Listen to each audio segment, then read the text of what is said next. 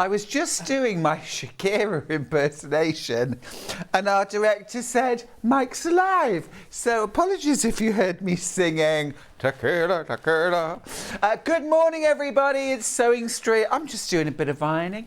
It's lovely to have your company. It is National Mountain Day. It is also, and I think more importantly, National Bakewell Tart Day. I'm so there for that. I'm also there for our early bird. Yeah.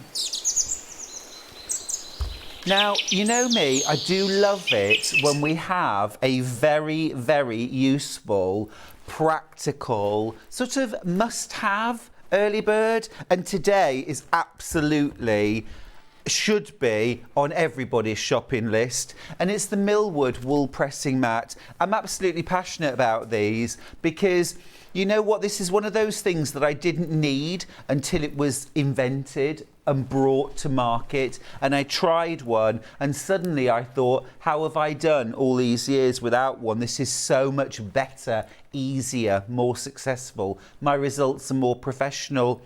It should be $24.99. Let's crash that price, Hannah. Let's crash. It is $17.99. Now, when I bought my first pressing mat, it was £50, and it was very slightly bigger than this. So this is an amazing deal. It's the lowest price we've ever been to. We've been to $19.99 before now as a manager's special, and I remember that, and I thought that was fab. Thousands have gone at that price, but today, $17.99. This is the day. If you've never tried a wool pressing mat before, stick around. I'm going to tell you why they're so important. If you have bought a wool pressing mat before, you know you need another. They are something that over time you're going to replace, but certainly as well, pretty much all of my essential equipment, I've got 3 or 4 of them. Now this is from Millwood. It's 11.5 inches wide, 16.5 inches in length. How and when are we going to use this? Well, let me explain. First of all, what's so great about a wool pressing mat? They're very thick, solid. They're still really lightweight and portable, much more portable than trying to move even a mini ironing board around. They're just fab to have next to you on your work surface. They absorb heat, so they stay really nice and warm. So for example, when you're pressing your fat quarters, your scraps, your bits and bobs, you get the most deliciously flat and professional, even where there are creases. Do you see how beautifully that massive crease just came out? And that's because, for a start, you've got a very firm pressing surface. Most ironing boards actually are a bit squishy for ironing fabric on. You can end up getting marks from the framework of the iron impressed on your fabric, but not with your pressing mat. Look at that, even those really deep and stubborn creases, they're just gone. Obviously, the wool pressing mat absorbs a lot of heat and holds that heat, which means that the pressing process continues after the iron's left the fabric. It's continuing to warm and heat the fabric.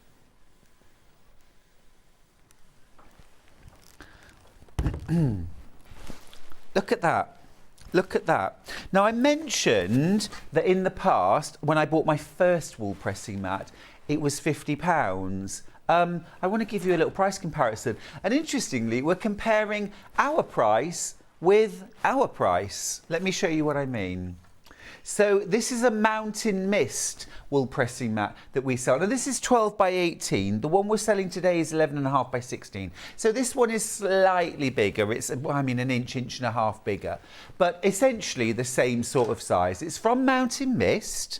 It's a brand, you know, it's a different brand. It's a different brand. This one's Millwood, this one's Mountain Mist. It's $52.99. And that's sort of the price that I paid. And this was somewhere in the region of maybe 4 or 5 years ago when there was, I think, the sort of initial excitement around wool pressing mats who are very, very new. This is from Millwood. A lot of my sewing notions are from Millwood, a great brand. So when we're prepping our fabric, definitely on our wool pressing mat, we're going to clear those creases. This is not treated fabric, by the way. There's no Starch Savvy. There's no Mary Ellen's Best Press. I'm just going to press a hem now. So again, something we might do in dressmaking, in bag making, just to show you again how having that really firm, heat retaining surface gives me the most delicious crisp press. Now, don't take my word for it. Let's look at some FIFO reviews. Have been waiting to get this at the best ever price. Value, great. This is Barbara in Surrey. And Barbara, I feel like I need to apologise because it was the best ever price at the time. We've never gone as low as $17.99, but today we have. Now just look at the beautiful crispness of that hem that I've just pressed, just running the iron over once. It's crisp, it's clean. There's no other marks on the fabric from the ironing board. We've just got perfection. Terry from the United Kingdom reviewed on FIFO. Excellent quality pressing mat and a must-have. Was that last bit great price?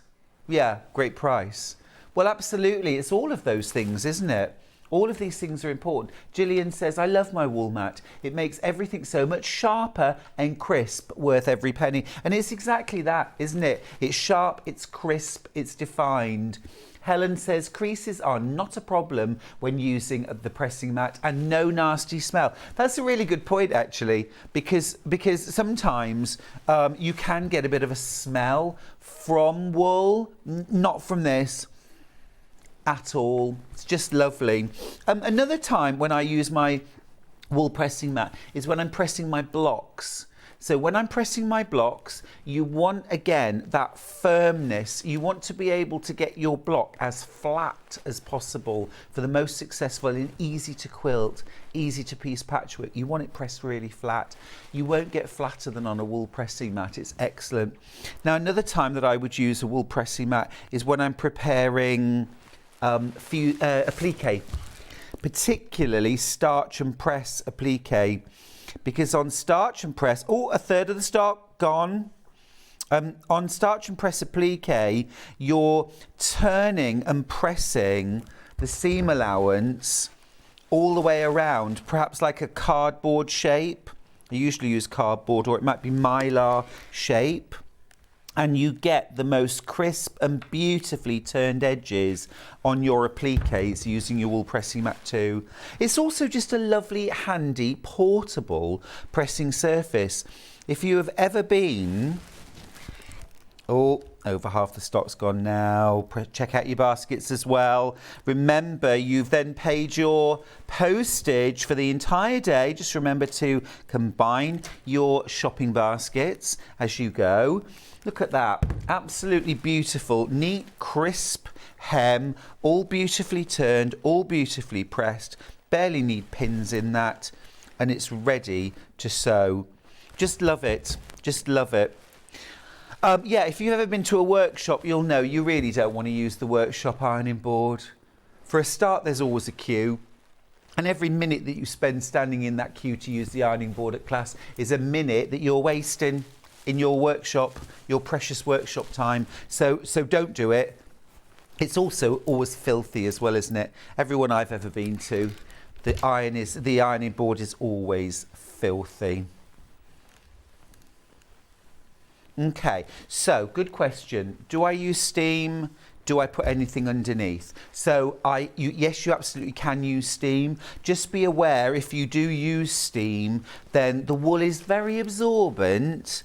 But if you're using a lot of steam for a lot of time, that could go through the mat and create a bit of almost condensation. I mean, certainly there isn't any heat coming through on the back of that against my table, but I think over a period of time you could get a little bit of dampness.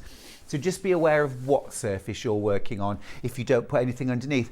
If you want to put something underneath, I would say, you know, you can get those little like reflective pads, like the sort of foil reflect. That would be quite good to put underneath just to reflect some heat. If you've got a piece of, yeah, you know, if you're working on your like mahogany dining table at home, I would definitely protect that. Definitely protect that. But on something like a melamine, like work surface like this, then I'm just going to put it straight on there. And yeah, absolutely fine. I mean, it's a slight warmth on the back, but not the heat that's on the top. But, you know, like I say, you could use a bit of something like polytherm underneath it. So you saw me put that crease in, and now I've taken the crease back out again. So it was lovely and crisp. And now I'm just ironing through just to get rid of, and it is amazing actually how beautifully flat and neat that is. This is the lowest ever price for a wool pressing mat. It should be $24.99. Our selling price today is $17.99 because it is our early bird. Now don't ever say I don't leave the place neat and tidy.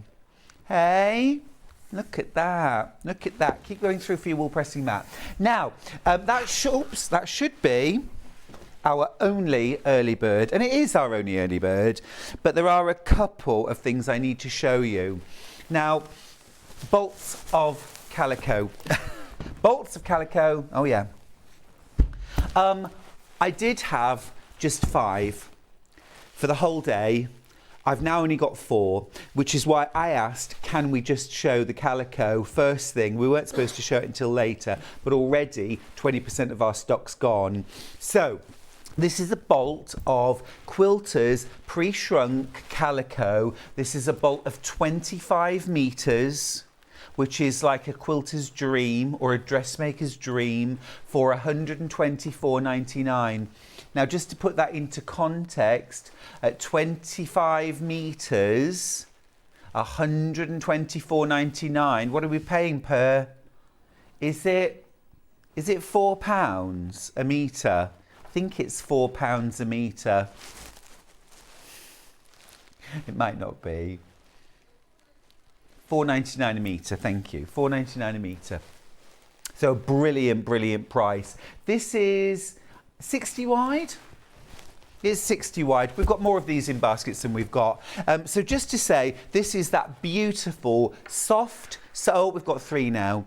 Soft, supple, fluid calico, yeah? So not stiff, starchy, hard to work with. If you've ever used sort of cheap unwashed calico, you'll know what I'm talking about. This feels beautifully soft. Oh, we've got 2 left.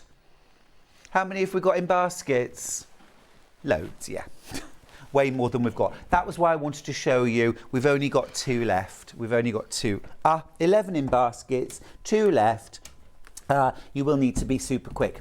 All right, there's 1 left. There is 1 left. Now, again, not an early bird, but something so important that I wanted to show you right at the top of the day. So this is the Elna 570A Excellence sewing machine.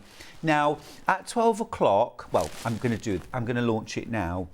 We're launching some amazing deals on Elna machines, and we're going to be looking at the 550, the 560 and the 570A. The reason why I've got the 570A, look at these price comparisons. The RRP on this sewing machine, there's no surprise, okay, when you see this, but look, we're selling it today for $549. The Elna price is £769. Our price today is £220 under the RRP. Now, ordinarily we would sell this. We don't sell this machine for £769. We always give you the best price.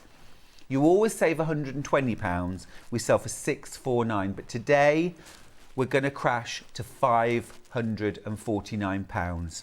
Now, obviously, I'm going to go through the machine in a lot more detail at 12 o'clock. I'll show you everything about this machine. But if you want to do your own little bit of research between now and then to see what the machine offers, you can do that, and you can get your machine before we even come to air at 12 o'clock. It's £549. We've crashed it. You've still got 5 split pays. 0 interest. Yeah, you can't quite see the price, can you, there? It's £549. It's kind of split in two, isn't it? But it's £549. The split pays, by the way, 0 interest, no credit check. There's 5 split pays, so each one is going to be £109.80. So pay £109.80 today, get your Elna 570A home. You're saving £220 off the RRP.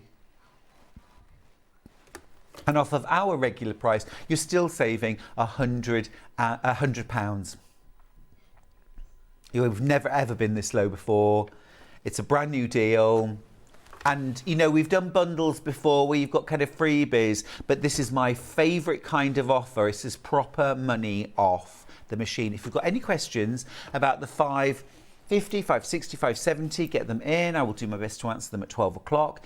If you've got any questions about split pay or how that works, you can call our call centre. But essentially, no interest, no credit checks, no forms to fill in. It's literally an option when you check your basket out. So, very exciting. Just keep in mind, £549 today. RRP is £769, so it's a whopping £220 off the RRP. Our regular selling price, of course, we're transparent, is £649. So we're already £120 cheaper than the RRP, but today we're taking an extra £100 off that, so a full £220 saving from the RRP. Well worth looking at. We'll have a full tour of that at 12 o'clock. Okay, time to do the menu, I think. Let's do it. We've got a full busy day, actually. All right, so to start with this morning, I'm going to be joined by Jules Fallon with the Imogen top and dress. These are gorgeous, wearable favourites, I think, soon to be your favourite top and dress. At 9 o'clock, Sarah Brangwyn's here. You may have noticed that gorgeous blue quilt hanging behind me. It's the block party quilt, and I am always up for a party. That's already flying out on pre-order. At 10 o'clock, Jules is back with the hero trousers. I'm loving those. At 11 o'clock, it's the diamond quilt with Sarah Brangwyn. That's the one that's hanging behind me on the second desk. You'll see that in just a second. And then at 12 o'clock, those amazing Elna sewing machine deals. What more could you want? Now, lots of good mornings. Oh, actually, just to say, at 12 o'clock, we've also got a cover stitch machine, and I had a fab conversation this morning actually with Jules about why cover stitch machines are so important. And Jules said to me, you know, really, in an ideal world, everyone would have sewing machine, overlocker, cover stitch. There is so much more that you can do with it than making t-shirts. So stick around. We're taking money off at 12 o'clock. Now, a few good mornings. Pam says, good morning, lovely Stuart. Judith says, good morning, Stuart. Pam says, oops, I was watching yesterday's shows. I said good morning to Delphine as well. That's okay. Hel says, good morning, Stuart. Happy Friday. Claire says, good morning, Stuart and all. Sandra says, morning, Stuart from sunny Glasgow. Whoop, whoop. Steph says, morning, Stuart. I will be spending this morning with you today, if that's okay. Tea or coffee? It's more than okay. And I think now, Yorkshire tea, please, Steph. Jan says, morning, Stuart and everyone. Wouldn't be without my wool pressing mats. Totally agree with you. Laurie says, good morning, Stuart. Such a good price for the wool pressing mat. I use mine all the time. Have a nice day, you and the team. Thank you so much, everybody. Let's launch straight into our fabulous, fabulous Imogen top and dress with Jules Fallon. Now today, let me grab the pattern straight away. It's from Sew Me Something, a brand I know well, a real favourite, Now, so we've got 2 size ranges of pattern. We've got 6 to 20 and we've got 20 to 34. And what's so fabulous about this pattern is such a flattering shape and style, but also you've got top and dress options. So this one comes in UK sizes 6 to 20, so a really good range of sizes there in one pattern. It's for confident sewers, but I'm going to talk to Jules this morning about, where that confidence, where that skill is needed, because you know what, I think whatever your level of sewing, if you're prepared to do, watch a few videos, do a few test runs, actually if you're committed, there's nothing that even a beginner sewer can't have a go at. Do you agree with that, Jules? Absolutely. Yeah, Jules, it's wonderful to have you here. Welcome. Thank you. How are you? I'm good, thank you. Have you had chance to relax after festival? Just about. Because you were busy. We were, actually. It was great. Yes, really enjoyed being there this time. Fabulous, yeah. So good as well to see dressmaking at the show, because, I don't think many of us do one thing. We all like a bit of a dabble. Do you know, I think that's so true, actually. We get lots of people who do all kinds of different crafts that still like to do sewing as well. Yeah. And dressmaking is just quilting, but with bigger seam allowances. So, I love that. I want it on a t-shirt. So, for any of our quilters who haven't done dressmaking or have done bits and bobs, but not much, is the Imogen top and dress, is it something they could get involved in? Absolutely. It's a really nice, easy one to start with. The little notched bit on the neckline is the only tricky bit. But then again, it's just what we say to people all the time is sit down, have a cup of tea, piece of cake, good. Read the instructions first, and then it'll all make sense. I love that. I love that. Tea, cake, sit and read. Take a moment. Absolutely, yeah. Get some calico, do it in isolation. Yeah, have a little go for a sample first, and then that's brilliant. Yeah. I love that. I love that. Now, so that is the sizing 6 to 20. That's our first pattern size. Beautiful high quality patterns these as well. And lots of different options within the dress and the top. We'll talk with Jules a little bit more about that in a second. Now, our second size option is for size 20 to size 34. Okay, so you've got a second size option there. Jules, I always ask this question, but I think it's an important one, and you are the designer. If I'm a size 20, I'm covered on both patterns, but which is the one I should go for? Okay, what we've done is we have two different base sizes that we work with. So we've got a 14, which is the kind of standard size, and we've got the 22, which is for the curvy size. So the difference between those is almost where we've got extra flesh. Okay. So if you find that you are maybe slightly more petite, or you have a fuller bust, or anything like that, or you're slightly fuller on the hips, then the curvy is definitely the way to go, because they've got slightly different sets of measurements. Got you. So if you think about your side measurement, for example, if you've got a little bit of extra padding on the hips, then that's potentially going to shorten your side measurement. So it might mean that your waist is in a slightly different place. So that's why it's important to kind of think about your own shape rather than just what's on the measurements. Right. Yeah, true enough. Yeah. True enough. So if you're a size 20 but curvy with it, go with the 20 to 34. Yeah. Perfect. Love that. Okay, thank you. Okay, so pick your size and away we go. Ellen's just got in touch to say, I've just made Jules' Ferdy dungarees. Oh, there's a lovely. Yeah. Love a dungaree. Love a Ferdy. Well done. Ferdy, sorry. Well done, Ellen. Georgina's got in touch to say, morning, Stuart, Jules and the team from a sunny Rugby. Oh, nice. Not far away. No, it's not far away at all. Fab. So those are our two size options. Now we've also got some fabric bundles. Now, the fabric bundles that we've got are enough to make the dress option. And just to be clear, the dress option has, you've got long sleeves. Can we do the short sleeve with the dress? Absolutely, yeah. You can mix and match it up as much as you like. Yeah. Perfect. But the fabric bundles that we've got will make the largest size, the longest length, and with the long sleeve. So good to know, you've got basically every option in the pattern is open to you with these bundles. Let's start. Yep, let's do denim. Now I had this denim on, this printed denim on yesterday, and It sold out, and I know lots of you missed out on this yesterday because we sold out of it so quickly.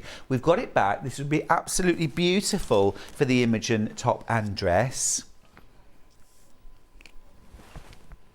Absolutely gorgeous. It's a lovely soft fluid. This isn't denim that you'd make jeans out of by any means. This is kind of dress weight, shirt weight, cotton denim, overprinted with this beautiful light floral pattern. Amazing price as well, $26.99. I'm going to hold this up. I'm going to invite Mr. Wolf into set. Grab that for me, Michael. Thank you. It's a lot of fabric. That's loads. It's amazing for $26.99, Jules. That's really good, isn't it? Yeah. That actually, the dress would look amazing in that fabric. Doesn't that look pretty? Really lovely. Really nice. We sold out yesterday. Lots of you missed out, and that was because we had to save this back for today because we thought this would look really great with Jules' Imogen top or dress. So you get 3.5 meters of this printed dress weight cotton denim. The base is, I would say, a sort of medium blue denim. Third of the stock's already gone. It's overprinted with this gorgeous kind of floral sprig in a white. Really soft, really flexible. Half the stock's already gone. $26.99 for that. Perfect for the largest size, longest length, longest sleeve on the Imogen dress. But also, you know what? This is very stashable. It Are is. you a stasher, Jules? You know, I can't tell you how big my stash is. Really? Mind you, it's they good to say that know. buying fabric and sewing are two entirely separate hobbies, aren't Completely. They really are. Oh my goodness, fewer than 20 of the bundle left. We had lots. We'd held back lots because we thought it was such a lovely option and such a great value option as well. And a good, I mean, it's a gorgeous style, the Imogen. Great for every day, Yeah. but also great for dressier occasions. they? Absolutely, yeah. If you make I'm it up thinking in that would make a really nice top, wouldn't it? Yeah, that would be nice, yeah. Could you wear that with jeans? Absolutely. Can we do double denim? I think so. Or you could even wear it with white jeans. Oh, white jeans, delish. Yeah, look at the picture. It would be really nice for the top or the dress. It's absolutely smashing. Okay, there's more of those in baskets than we have available. Let's do a second option. Now, this is a linen blend. I'm very keen on fabrics like this. I just think they're sort of easy, relaxed elegance. This is in a gorgeous kind of lime wash, putty, stone sort of colour. That would be really nice, actually. I could just see that with a black rib around the neckline and the cuffs. Ooh, Which could look I like quite that. nice. Now, it's 65% viscose, 35% linen. It's got a weight to it. It's got the viscose wobble, hasn't it? Yes. It's got that lovely sort of fluidity to it. It's 133 centimetres wide, thank you. Yeah, and got a lovely texture to it, a bit of a slub, a bit of a texture sort of embossed into the fabric as well. I don't know if the camera can pick that up, but yeah, really lovely. Yeah, it does. It has an expensive look. Yes. Classy, chic. Armani kind of look. Armani kind of look. I think you could definitely wear this in Rome, couldn't you? Drinking a very strong coffee in a Yeah. piazza with some handsome chap with a cashmere sweater thrown across his shoulder. It would probably be light lemon or pale pink. I want your life. I want that life too, Jules. Goodness me. I'll be up to my knees in mud in a pair of wellies by the weekend. That's my life, but I enjoy that too. But this is very chic. It would be actually Imogen, perfect for holiday wear, isn't it? Yeah, that would work really nicely for holidays too. Easy, relaxed, elegant, beautiful. Just need to let you know, this bundle, gone. Michael, get it out of my sight. Can't bear to look at it now. If I can't have it, I don't want to see it. All right. Anyway, this linen viscose mist, absolutely Gorgeous. $39.99. I've got, the light one, this one. That one's gone as well. Thank you, Michael. Stick around, love, because I think we'll be getting rid of these as well very, very quickly. They're beautiful.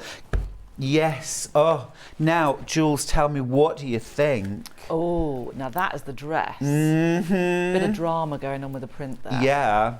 If you've got a late summer wedding coming up, Yeah. wouldn't that be beautiful? That looks really nice. We're going to open this up so you can really get a full view of what 3.5 meters looks like, and the scale of the print too.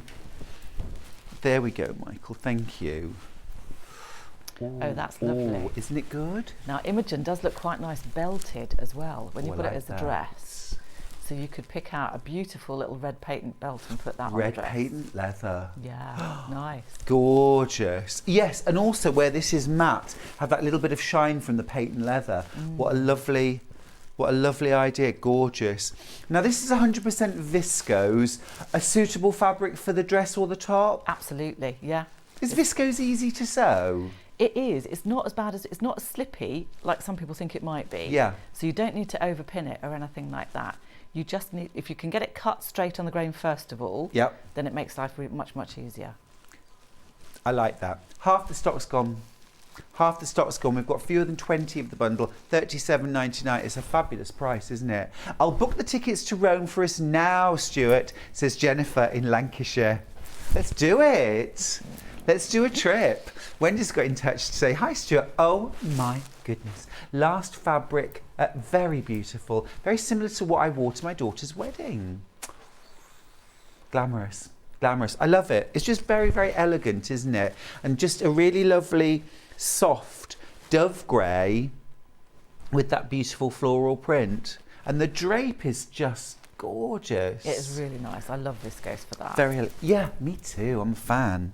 I'm a fan. Or if you're stashing it, you know, lovely little sort of kimono style jacket. I've not done a very good job of folding that. You see what I'm like with fitted sheets. Ball them up. I've made several Imogens and wear them like posh t-shirts. I would like clarification on the front placket, please, says Donna from Cheshire. Well, that's exactly what we're going to talk Exactly what we're going to be doing Yes. today, isn't it? Donna, don't go nowhere. One last bundle and then we're heading over. Right, this is a gorgeous, this is pretty too, isn't it? Absolutely beautiful. This is cotton lawn and beautiful, beautiful handle to this. I love cotton lawn, actually. Oh. Yeah. Do you have a little feel of this? Jules, just come over for a sec, 'cause I want to have a look at the top and the dress anyway. But just have a little, because I do that's feel really nice. That's lovely. It almost feels silky. silky. Yeah, Cool. We like that. I like that. It's very pretty. Very pretty. And again, for something that you could wear, you know, it's a little bit more formal, a little bit more sort of dressy, but still with that kind of lovely relaxed fit of the Imogen. Gorgeous. Quarter of the stock of that's gone to $37.99. Now, Jules, could I ask you to come to the centre? We'll just do a little bit of a tour around the Imogen, please. Cool. So I'm going to just make a tiny bit of space for you. And then if you want to come around the back, perfect. Thank you. There we go.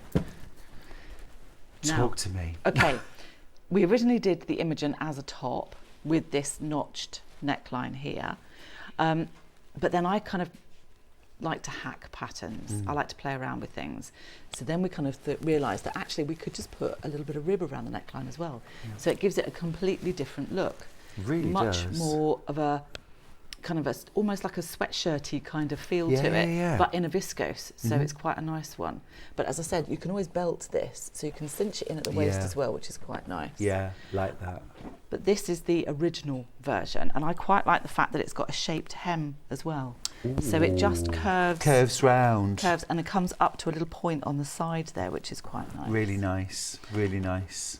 So you can have it short sleeved or long sleeved, whichever you prefer. It's really easy. We've got length and shorten lines on the sleeve to chop it off if you want to. The notched neckline isn't actually as tricky as people think. It's just about matching things up and being accurate, which if you're a quilter, Yes. you're going to be doing that kind of thing anyway, aren't you? That's what we do. Absolutely. And then you've got the double neckband just to finish everything off. Now you could, if you like, doing, you know, I know people with quilters like to tuck under the binding and hand sew it all in place. So you could do that here if you wanted to. We've just done a factory finish. So we've just overlocked it and then we've done a sink stitch or a top stitch through the neckband. Nice. Looks beautiful. Looks beautiful. I'm getting so many ideas with this. I was thinking, wouldn't like almost like an obi style belt? A really wide one. Yeah. Really nice. Nice. Yeah. Would you show me how to do the neckline? Let's have a look. Could we? Let me just grab the patterns and bring them over so I've got a bit of reference. Yeah, because it's often there's like one bit of a pattern which kind of takes it from beginner into intermediate, and that's probably the neckline, isn't it? It is, but there's nothing to worry about. It's really straightforward to do. Details on screen, by the way, are for the pattern in a 6 to a 20. We'll keep those there for now. Oh, perfect. There we go. Second size, 20 to 34. Brilliant size range as well. Yes, we want to be as inclusive as possible, really. Brilliant. Yeah, absolutely. We're working our way through the back catalogue, regrading everything. Oh, cool. So yeah, we're starting Which is a with big job. It is. It really is. Yes. Brilliant. Okay, so the one on screen, 20 to 34. So neckline, we've got the front of the bodice. So we've got a little bit of a shape here already, and then we've got the two placket pieces that have a little dot on them. So on the pattern of the bodice, you've got two little dots at the base of that kind of squared off V shape, and then you've got two little dots on the placket piece. So you can make sure that you get it round the right way. So it says neckline at the top and the dot goes to the bottom. So that's nice and easy. And what we want to do is we want to do the top stitching on the top.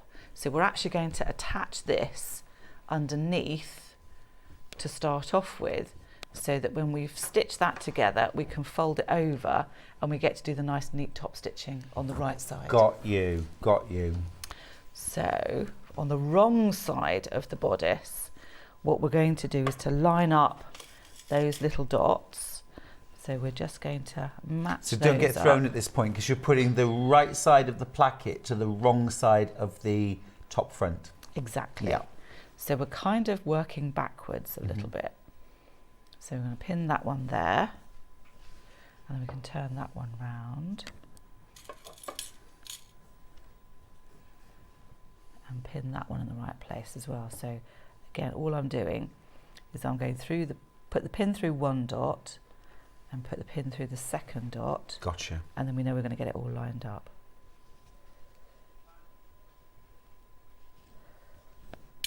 T-pin won't help, but one of those will. There we are. So we've then got, we've got those two bits pinned in place. Now what we're going to do is stitch. So we want to just sew to those dots. Right from the very top? From the top down to the dot on both sides. Cool. Is that 5/8 of an inch? No. No. No. 3/8. Yes. Or in new money, a centimetre. Cool. I'm very old money. That's Jules. fine, don't worry. Very much old money. Now I'm going to do, now again with quilting you have quite a short stitch, don't you? Yeah, we do tend to. So I take it up to about 2.8, which is a bit more of a dressmaking, kind of makes it easier to unpick if it does go wrong. Great. Which is always a help. We were talking about that yesterday, actually. You know, some people really feel, I used to feel like unpicking was, you know, a sort of admission of something. But I mean, we all do it, don't we? Oh, no, unpicking is good for the soul. Yeah. It really is. Try and remember that. That's another T-shirt one, isn't it? Yeah. I think I did read it somewhere, though. I can't did. claim it, no. So all I'm going to do is just line up all those edges.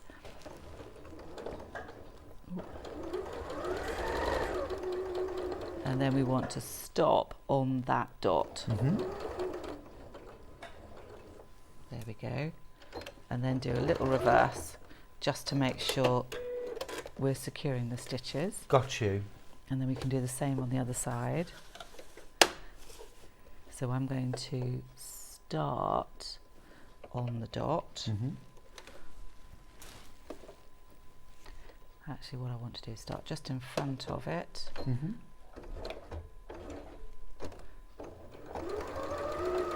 And then you just reversed back to, just so it's a little bit reinforced. Exactly, yes.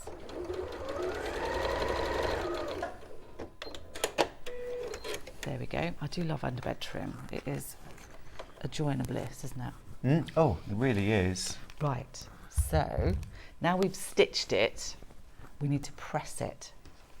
So it's important to kind of, I don't know, how often do you press? Because you just kind of quilt and then push it over to one side, or do you press it as you go? No, I mean, definitely my practice is to set my seam first of all. So Yes. once it's sewn, set it. Yes. Then press it either open or to one side. Yes. With the iron again. Well, it's finger press first actually. After I set the seam, I finger press and then I iron press. Perfect.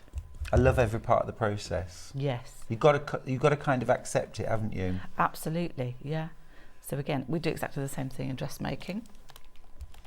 So we set the stitches into the fabric, and I've just folded over that little placket piece.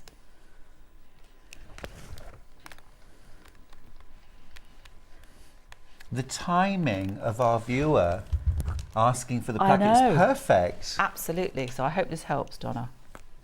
Now we've stitched it, but we can't turn it through properly because we need to cut into those corners. So this is where really sharp scissors. Yeah.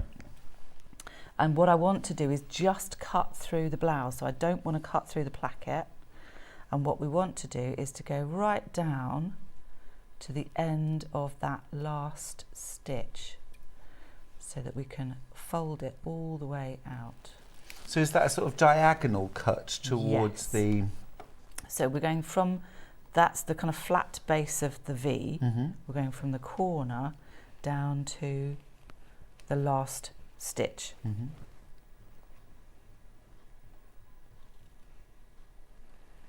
Which is also that dot that you marked. There we go. So now we should be able to pull that through to the right side. There we go. So that's going to sit nice and neatly now. We've pulled it through.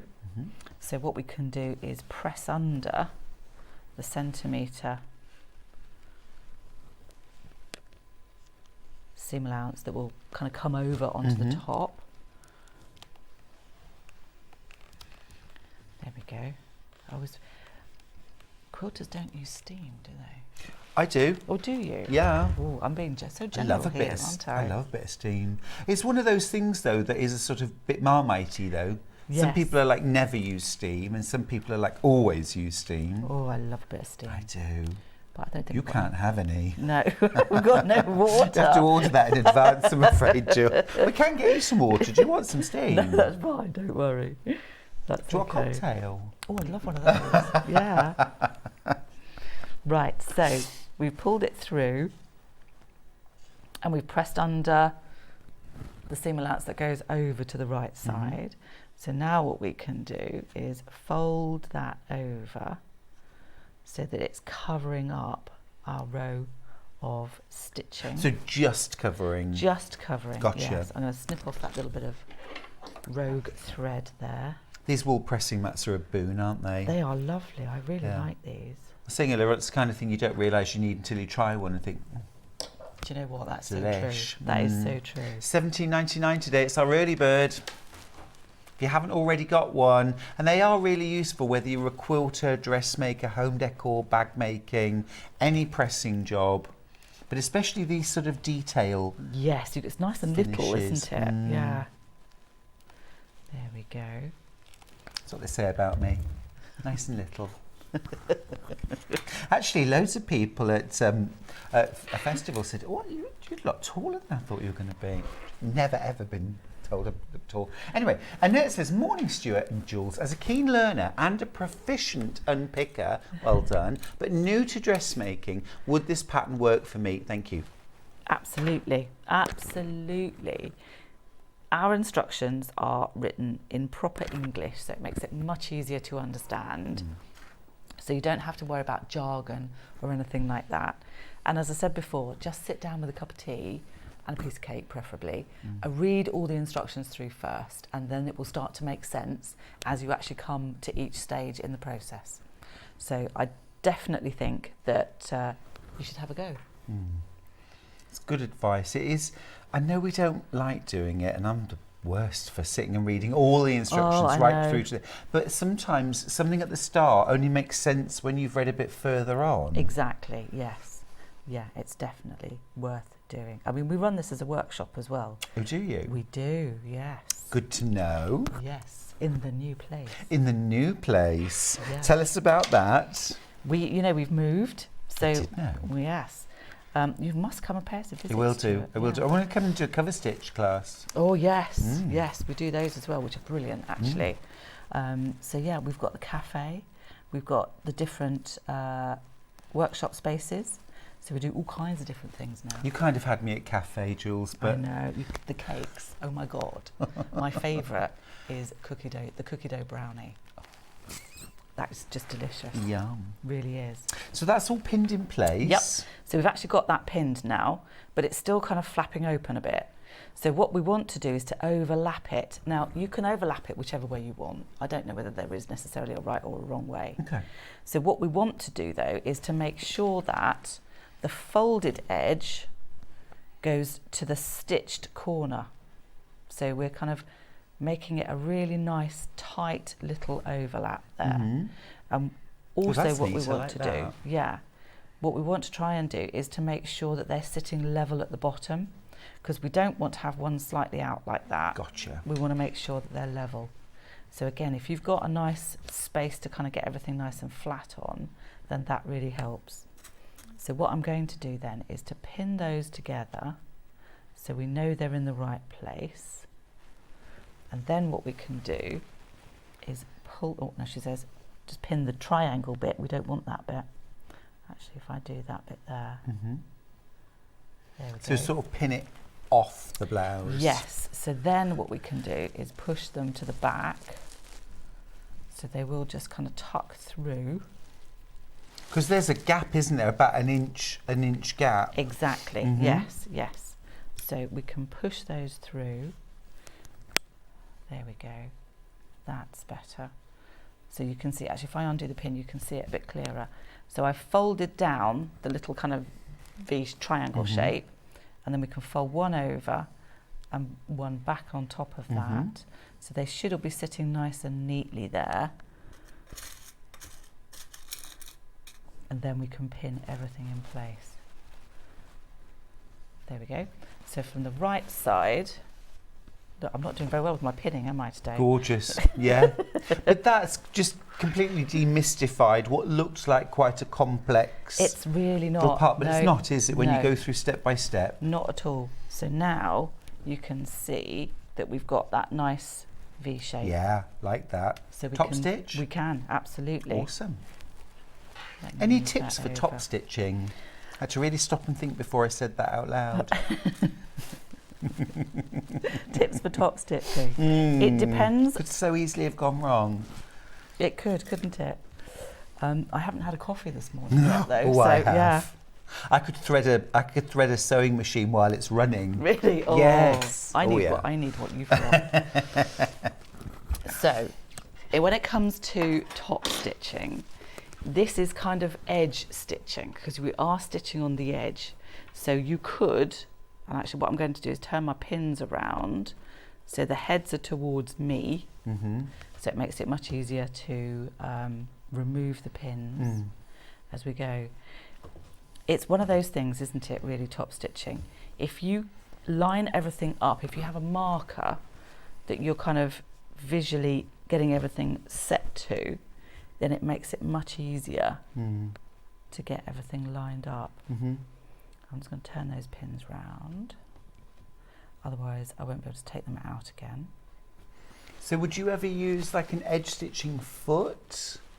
For this, I don't think I would, because we're not going down one edge. Right. So if you've just got, You're I've got a bump turning. because we're turning. Yeah. So here, what we're going to do is go down one side on the placket. We're going to do a stitch over onto the blouse, stow across the bottom on the blouse, and then come back up the other side of the placket. Understood.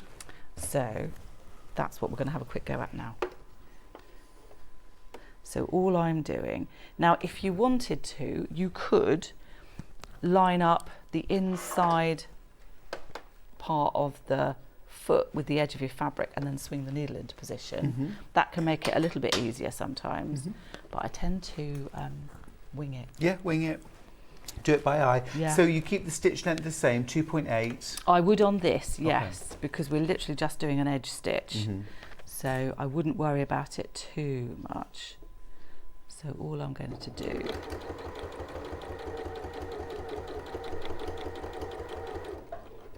there we go. And as we get to the bottom, we can just make sure everything's sitting. And I suppose the thing as well is, just take your time. Absolutely. A few stitches at a time. If you've got a new process like this that you've not done before, it is always worth, as you said earlier, just cutting out the pieces and doing them in calico first, just so that you've kind of worked the process through. Yeah. Exactly. I mean, everything we make is a sort of a practice in some kind of way. It's absolutely. But you don't have to. It doesn't have to be the first time you've ever done it. No. There we go. So now we can come back up the other side of the placket. And we've covered in all the raw edges. So it's all nice and neat. Oh, it's smart. I love that. There we go. Then we can just give it a little press, and that just sits nice and beautifully. Oh, thank you. I'll just pop that there for you. you. Oh, lovely. There we go. Oh, this is the iron that lifts itself, isn't it? It is. There we are. So that sits really nice and neatly now. So once you've done that bit, you can then go on and make the rest of the blouse.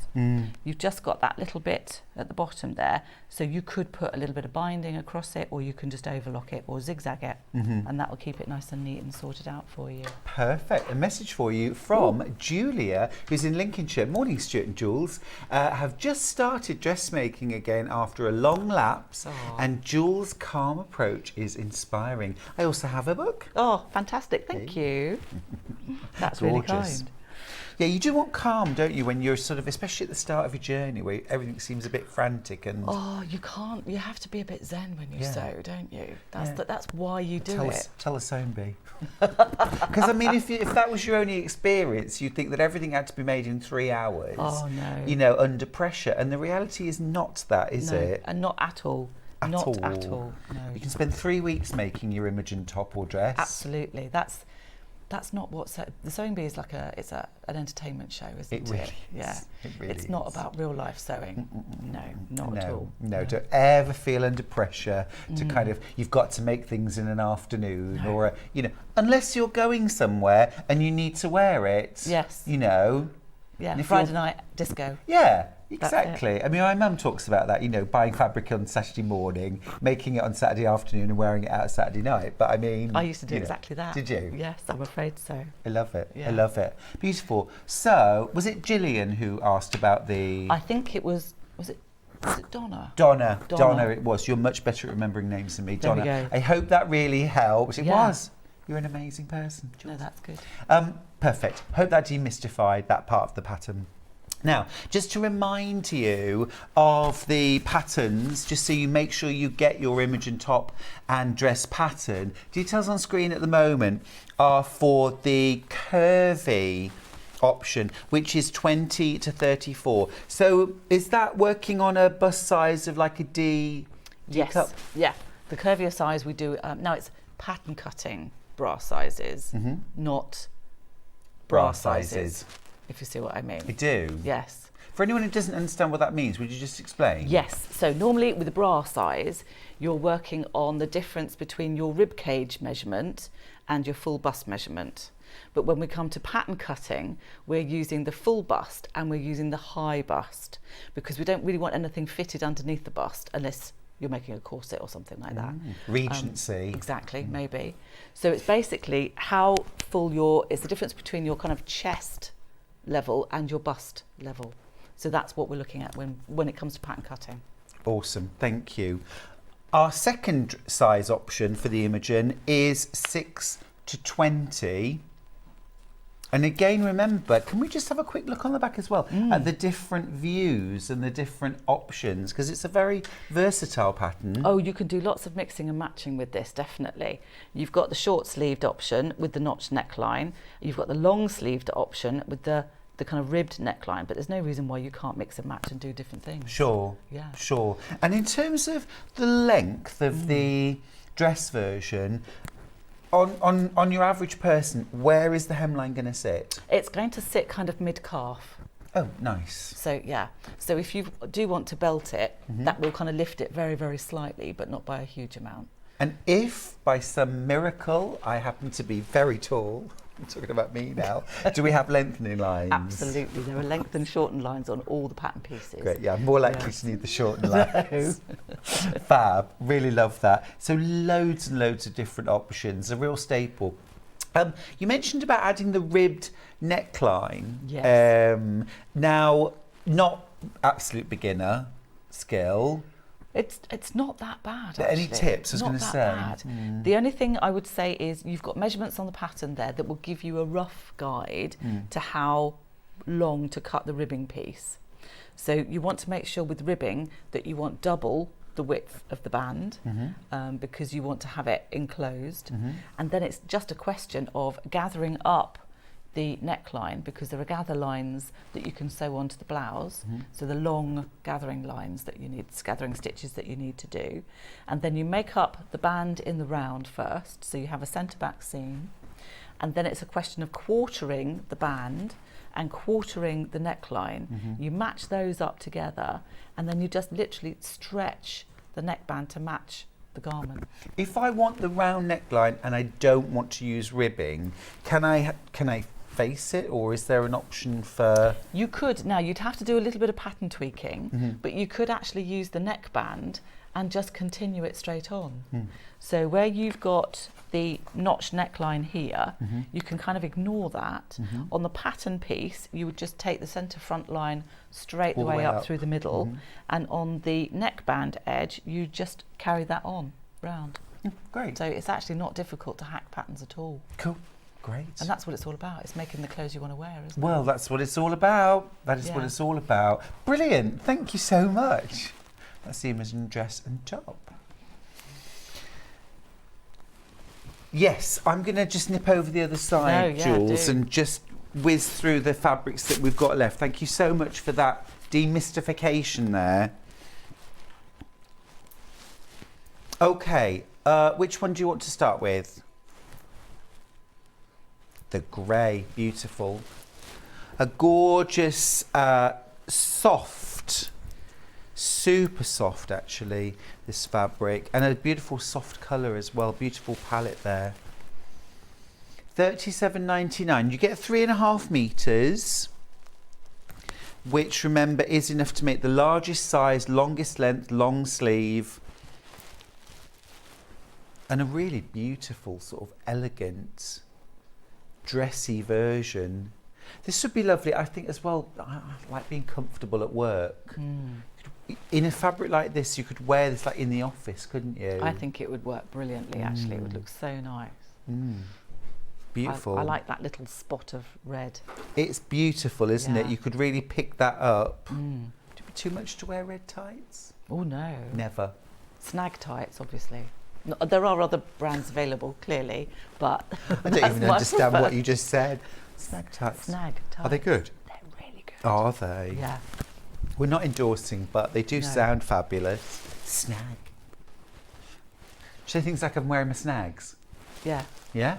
Great. I love it. Right, this next one is a cotton lawn.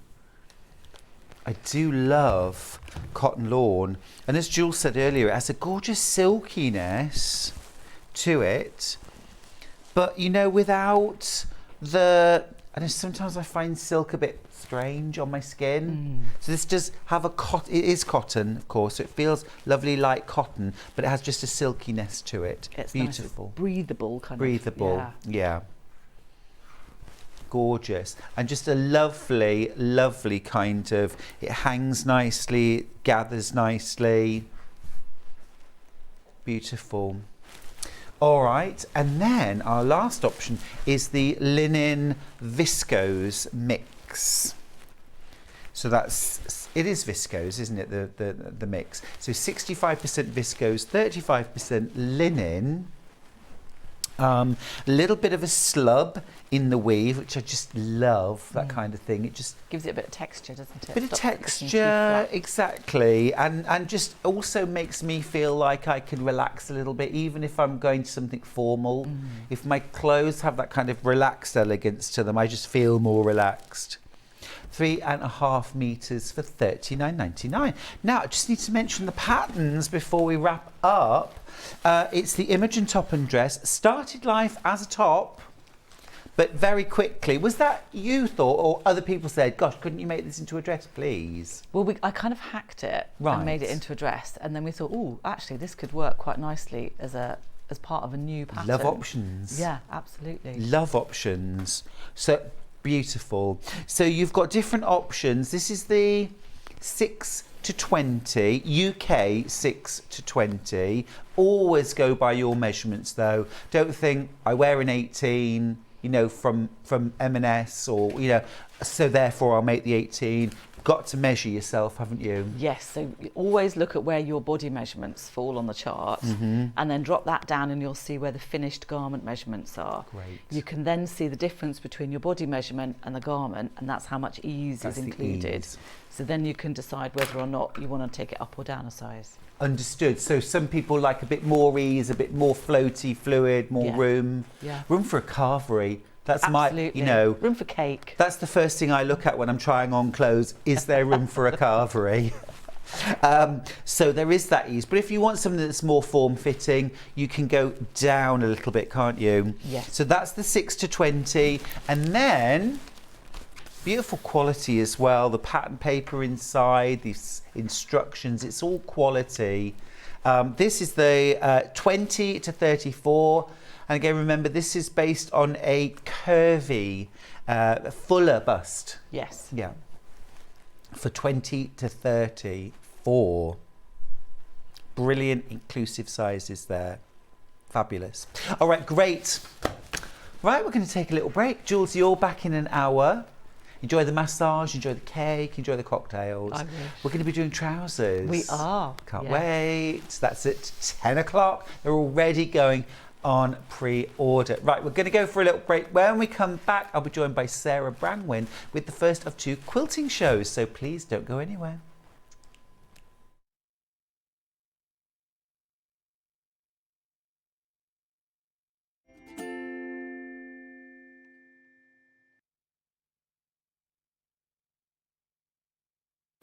Hello everyone, my name's Cara Ackerman and I'm absolutely delighted to be here at Sewing Street. I actually originated from Hertfordshire, then went down to Hampshire, and then it ended up in the East Midlands. I've been in the East Midlands for about 40 years now, which seems crazy, but 36 of those I actually worked with DMC Creative World, which was wonderful. I really, really enjoyed that. And then I decided to go freelance, and that's how I got introduced to Sewing Street. I love doing anything to do with textiles, so embroidery, cross stitch, patchwork, done a bit of quilting, bag making, toy making. Oh goodness, there's loads and loads of things. What I love doing is just trying something new, and I think one of the tips is don't be frightened of trying something new. You always learn from it, and you know, don't be scared of making mistakes either. We all learn from the mistakes that we make. Little bit about me that you might not know, and that's a bit of a surprise. I once went to the garden party down at Buckingham Palace, the Queen's garden party, for some work that I did with Marie Curie. I was so lucky to go there, and just a wonderful time. So I hope to see more of you on Sewing Street, and I hope to try lots of new crafts with you. So see you again soon. Bye bye.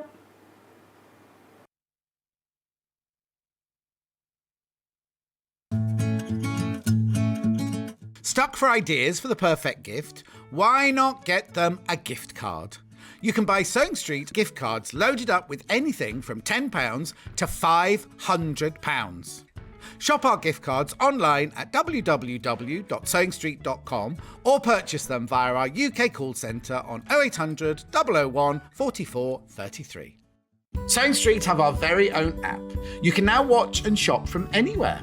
Simply download the app from your app store onto your smartphone or tablet, then log in or create an account, and you're done.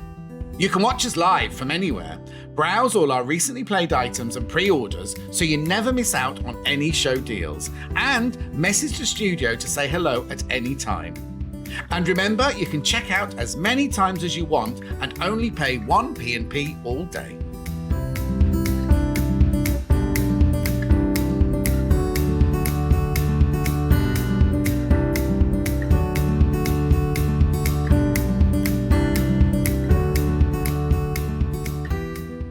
Are you a fan of Sewing Street? Why not join our growing Facebook fans pages? Just search Sewing Street Fans on Facebook and click Join Group. Never miss out on the latest news and updates from our presenters and guest designers, special offers and plenty of chat with your fellow fans. Share photos of your makes, ask for advice, interact with your favourite guests and presenters and be a part of the ever-growing sewing community. See you there!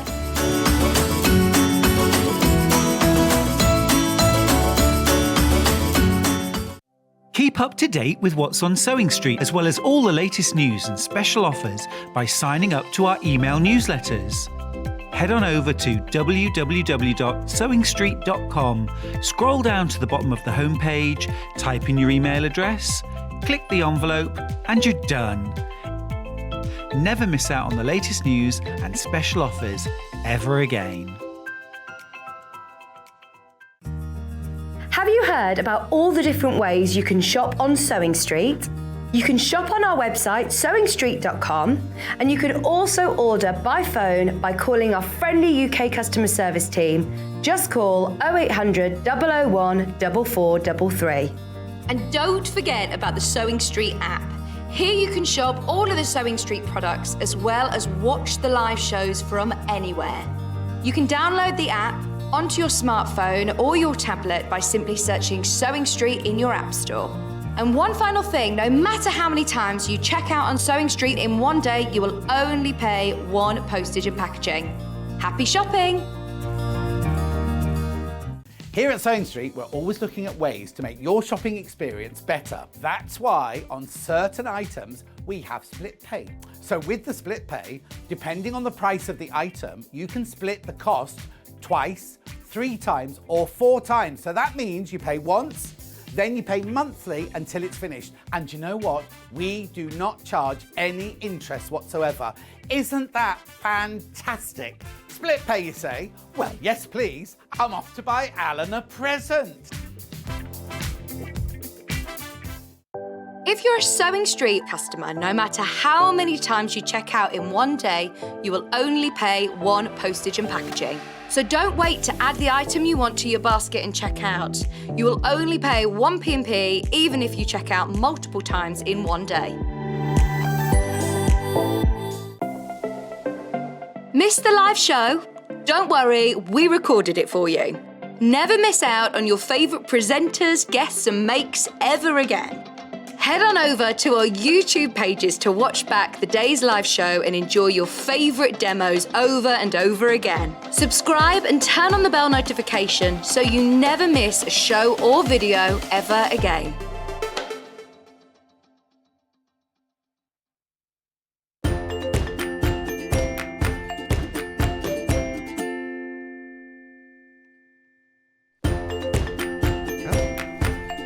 Da-da-dum-dum. I do love that music. It gets me right in the mood. It's wonderful to have your company on National Mountain Day. Mountain Who Day? knew? Who knew? Who knew Sarah Mountain Brangwyn? Day. Sarah Brangwyn, everyone. Hello. Now, you might be more interested. It's also National Bakewell Tart Day. More my thing? More my thing. Yeah. Have you ever had a Bakewell tart in Bakewell? No. Totally different. Have you ever had my mum's Bakewell tart? No, but I think I need to. When are you in next? It's normally something I'd ask at the end of the show, but suddenly I need to know when you're back. I don't actually know. We'll have I'll to give find you out. my address. They do post well. Now, have you seen the fabulous quilts hanging in the studio? One behind Sarah. Now, that one will be coming up at 11 o'clock. It will. Loving that. Absolutely loving that. But also, this one. Now, this has really excited me. Having just got back from Festival of Quilts, where, you know, once again, my mind was opened up to quilts that go beyond the block, that take quilting into a different direction, more improv quilting, a bit more abstract. And this comes along from Sarah, and I'm thinking, oh, I need to make this. And I think you might need to as well. It's called Block Party, and literally, Sarah, anything with party in it, I'm there. Apart from political party, which I turned up at once. There were no drinks, there was no food. I left within 5 minutes. Yeah. But we've got the Block Party quilt pattern, brand new from you. Yes. Tell me about the inspiration. Okay, so a lot of people, you know, when we try to do something completely random, it feels a bit daunting and a bit scary. And so I wanted to create something that had that improv feel to it, and that could be something that people could replicate really easily and have a pattern to follow, but come up with something that looks improv, basically. Exactly that, isn't it? Yeah. So so it's made up of vertical strips that we're going to piece together, and none of the seams match going across the quilt. Love that. So it's actually really beginner friendly if you aren't used to matching seams or you get really stressed in matching seams. And it's got that lovely improv vibe to it, but it isn't improv because inside the pattern there's this huge diagram to actually show people how to put it together. So actually every patch you're cutting to a size from the pattern and fitting it together. So if you like that structure, it's all there. Yes, and if you are free and you kind of get into it a little bit and you're thinking, I'm quite enjoying this, there is a little bit of fabric left over from the cutting. Have I mentioned my lovely cutting diagram? Well, you mentioned it to us, but I mean not on air, and I think it's worth saying. So on the back page of the pattern, there are these really lovely cutting diagrams, because I know how daunting it can be when you get your piece of fabric and then you've got to cut out all these different size bits. So we really paid a lot of attention to that when we were putting this pattern together, so that it's easy for people to see how to cut. So you've got these cutting diagrams, and there are some spare bits of fabric left over.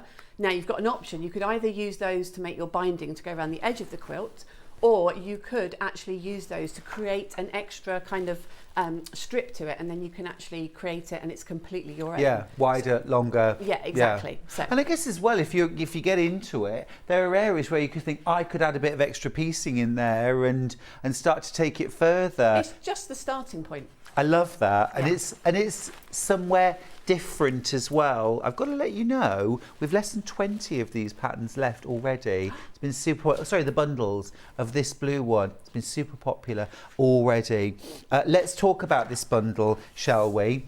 You're getting Sarah Brangwyn's Block Party quilt pattern.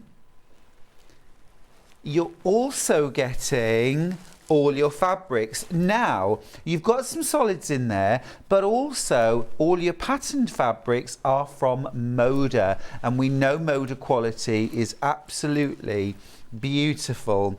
So you've got a selection of different blues, different creams. It's got a gorgeous vibe to it. We've got some Starlight Gatherings in there.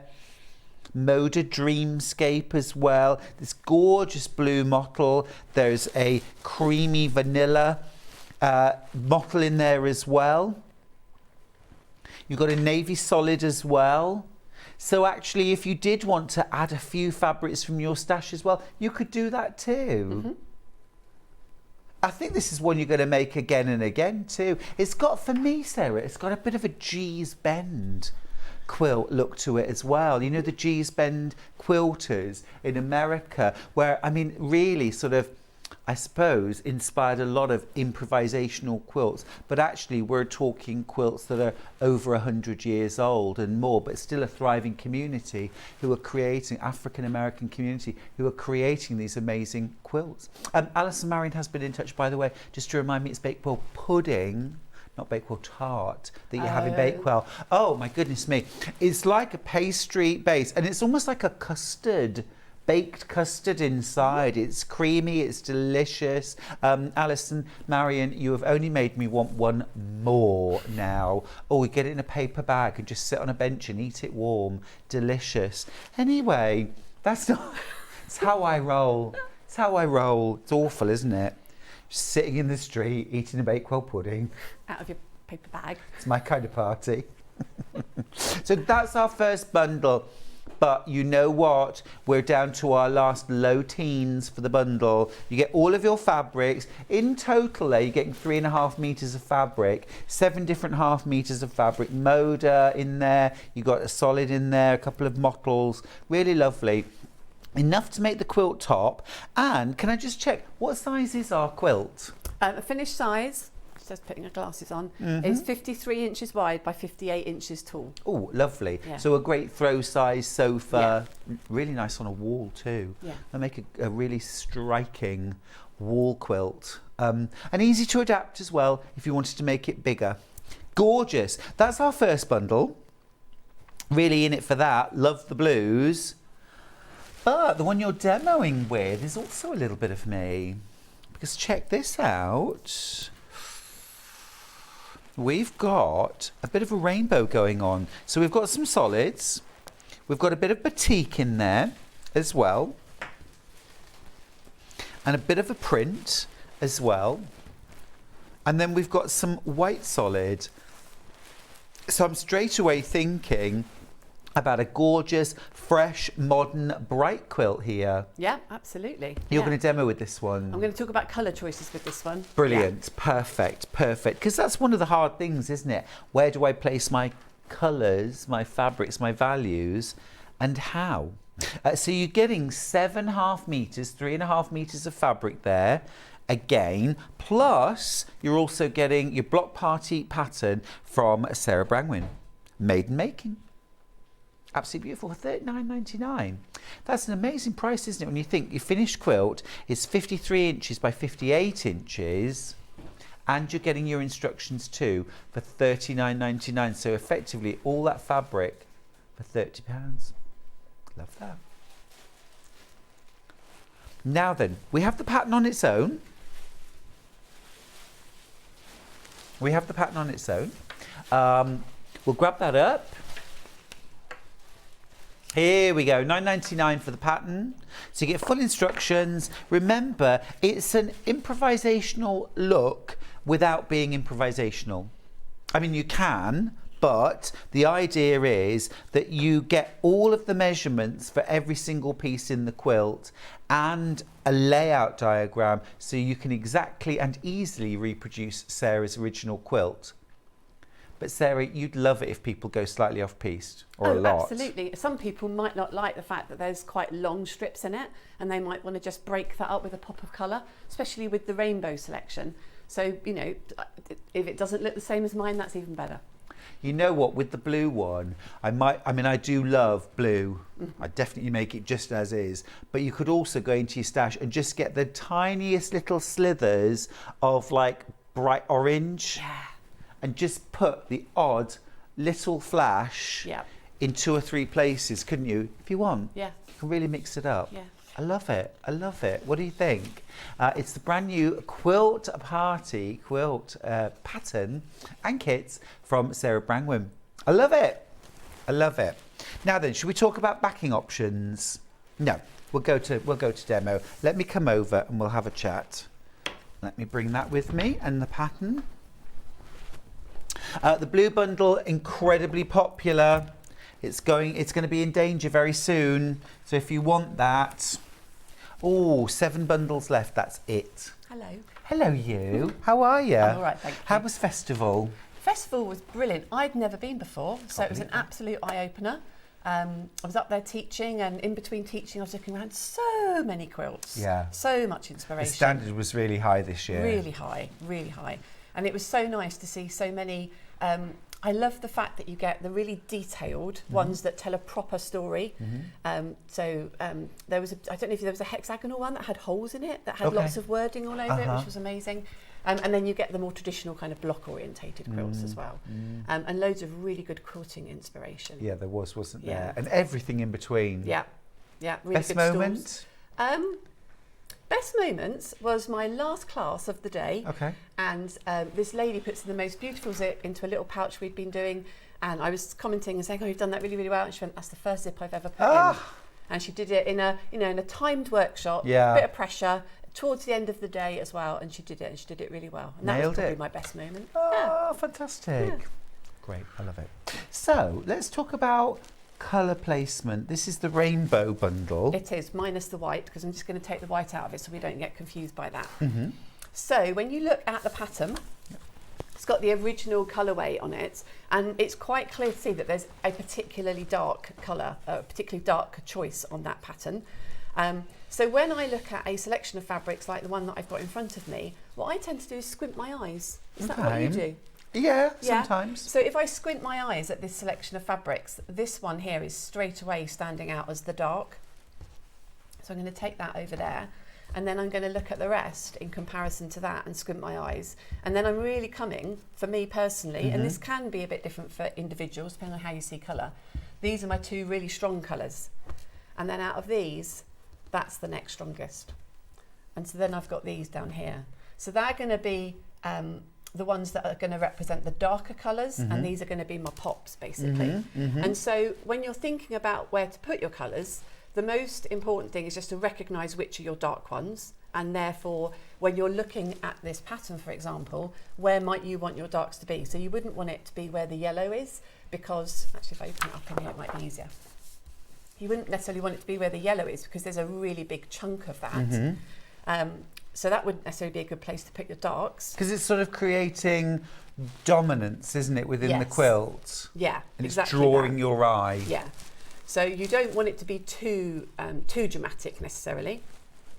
And there is one thing to note as well, is that because it's quite a busy quilt, and in this there's obviously a different selection of colours like we've got here rather than just the blues, you've got to think about where colours go next to each other, if they're going to jar a little bit at all. So I have made a note of it on the front of the pattern, but the blue and or the yellowy green and the blue, they're the two that actually sit next to each other the least, because they only happen to sit next to each other over here. So if you've got two that you think, you don't really, you don't really want them together too much, then they would be the ones to choose for the blue and the kind of the greeny colour on the pattern. Yeah. But I mean, you can see on the pattern how well dispersed the colours are. So if you assign each of your colours with each of these colours, they will have the same spread across the quilt, exactly. don't they? Yeah. And sometimes for me, if a fabric is going to look odd in a quilt, it's because it only appears there. You know what I mean? And nowhere else in the quilt. And you think, why is that there? Yeah. But because everything's spread out over the surface of the quilt, I think almost however you put them in, it will come together. Yeah. Sometimes you just got to trust the process. I think you have. Yeah. You just got to go with the flow. Yeah. So find the most dominant, the very darkest, and work from there. Yeah. Find your lighter tones. Yeah. And then look at the plan. Yeah. And just look at, say, for example, where we've got big chunks of colour, like on this light blue here. If there's one that you really like and you'd like to see a lot of it in one place, then choose that colour. And that's where you can put your personal preference into it. Yeah. Great. So you'll allocate your fabrics to each one of these colours on the back, and that'll be your cutting diagram. Fantastic. Now, I know that people get really scared about complicated cutting, so we've tried to make it really simple by showing you how to cut your half metres up. But the most important thing with this quilt is that if you go wrong with the cutting, it really doesn't matter. There's spare fabric on each of the colours, and say you cut a bit that needs to be, 6 inches by 4 inches. and you cut 6 inches by 3 inches, doesn't matter. Just stitch another little bit onto the end. Because you've got loads of seams going on in it and you're not trying to match stuff up, you can just add little bits on if you end up going wrong, because we all do make mistakes. Yeah. Well, I noticed as well, like on this bar here, because of the length of it, you've actually joined 2 pieces of the same fabric anyway. Yeah. So for another joint to be somewhere else in the quilt is not an issue. No, it wouldn't matter. So it takes all the pressure out of it. It Yeah. becomes much more fun. And that could even be somewhere where you put like a 1/2 inch finished pop of something else, Yeah. if you don't want a solid bar there. Yeah. You know, the one thing I'm looking at this quilt, and the quilter rather than the piecer in me wants to get stuck in quilting this. Okay. Because one of the things when I teach machine quilting, a lot of what we do is either in square or rectangular blocks, or it's in strips. So the fact that you've got all these linear spaces to quilt, it could also be your quilting sampler as well. Absolutely. Loads of lovely ideas, Yeah. which we're going to talk about a bit of quilting, aren't Yeah, we? we are. Now remember, we've got 3 options. We've got the rainbow bundle with pattern, we've got the blues with pattern, but you can also get the pattern on its own. So we've got the details on the screen right now. This would be a great showcase for fabrics. It could be some cafe would look amazing. Yeah, Cafe would look amazing. Especially if you like, you can put cafe against cafe against cafe, like cafe does. Or you could do cafe with some solids or some tonals, some batiks. This could also be a place where this could actually would make a really gorgeous memory quilt as a base, wouldn't Yeah, it? it could, yeah. Just very, very versatile. Now, I need to let you know, the blue bundle, I've got 3 of those left. Yeah, it's going to be popular. We love blue. Yeah. We love Everyone blue. loves blue. We've got 6 of them in baskets, but only 3 left. So check out your baskets on that. If you've got the pattern in your basket, also please check out, because patterns always are the thing that is the danger zone. We've all got a stash to use. And it's a great stash buster. It is. Yeah. And also as well, you know what? Wouldn't that make the most striking and different baby quilt? I think it'd make a really lovely baby quilt. Yeah. It's got a real I wanted it to have a bit of a contemporary vibe to it without being too much of a thing, if that makes sense. Yeah. And actually easy to quilt. Yes, because it's not too big. It's not too big. And also because so often with, I think with block quilts, there's a pressure on the quilter often to sort of quilt the blocks and, you know, pay attention very much to the piecing, and it's dictated by the piecing. Here you've got some lovely sort of just spaces to quilt. Yeah. But none of them are massive, and you've got that linear quality which really appeals to me. Much more achievable on, you know, if you're, again, beginner orientated, it's much more achievable to try and quilt a smaller zone than a bigger zone, and to do something that's linear than trying to do something that's necessarily all over. Yeah, completely. Gorgeous. Right, what else are you able to show us? Right, so with regards to this quilt, there's a lot of cutting and a lot of simple, straightforward piecing. And as I say, you don't have to worry too much about matching seams, because there are no seams that match all the way across the quilt at all. So it's really beginner friendly. And it's also one of those speedy makes. So if you are an experienced patchworker, it's a quick make, because you can just cut all the pieces. Now, when you're cutting all the pieces, sticky notes are your best friend. So literally they're all labelled with their size and their number. And what I would recommend that you do is, as you cut them out, you put a sticky note, and I use a pin as well. A pin, oh yes. Don't trust the stick on fabric. And literally label all of your pieces, and then you can literally sit and have a stack for each row and just easily kind of piece it all together. Yeah. And when you come to piece this, what's your sort of piecing strategy? What's the order? How would you put that quilt top together? I would always run, because with our long seams are coming down the quilt, so it's literally columns. Yep. So we're going to do columns. So that's why we've labelled it across the top. You're going to make all your columns A through to L, and then you're going to stitch those together. And do you sort of start at one end and just keep adding, or do you split it up, or when you sew the columns together? I would sew approximately half and approximately half, so that you're not getting too much going through the throat of your sewing machine and making it too fussy, and then sew the two and then halves like do a together. final middle seam. I like that. I like that. In terms of pressing, again, because there's no matching seams, you can just press all your seams in one direction. It's really not going to matter again. So it makes it really quite a mindful project because you haven't got to think too much while you're doing it. I think it's great. We have lots and lots of questions actually about where would be a good place to start if I've never quilted before. And actually, you know what? I wish we'd had this pattern I knew yesterday, because we did have a couple of people email in to say, I need an easy quilt to start with. What could I start with? And actually, I don't think you could go wrong. No. I don't think you could go wrong. Jennifer's got in touch with me, Sussex, to say, good morning, lovely quilt. Would look lovely in Tim Holtz fabric. Do you know Tim Holtz fabrics? Yes, I do. Yeah. Oh yeah, love a bit of so Tim. many brilliant ranges out there. Yeah, because he's got that sort of comes from a paper crafting background, and it's a bit so I think naturally you'd move away from the blocks. Yeah. Gorgeous. Yeah. Okay, great. Okay, super. So cutting out. So the thing that I think sometimes it's a straightforward cut and sew together. But the bit that I really wanted to show today was the binding. Okay, because great. often we don't get to the end of the project when we do our demos. So I just wanted to talk about the binding. So I've got a teeny tiny mini quilt here. When you're working out your binding on any quilt, what you really need to do is to measure all four sides of your quilt, obviously, because that's going to be the perimeter, and then you need to add a bit on.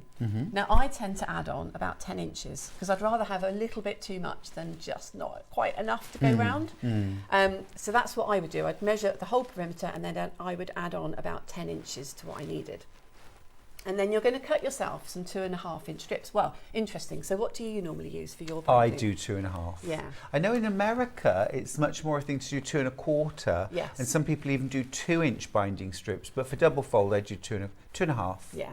So my favourite method of binding is the double fold method. So you're going to cut your 2.5 inch strips.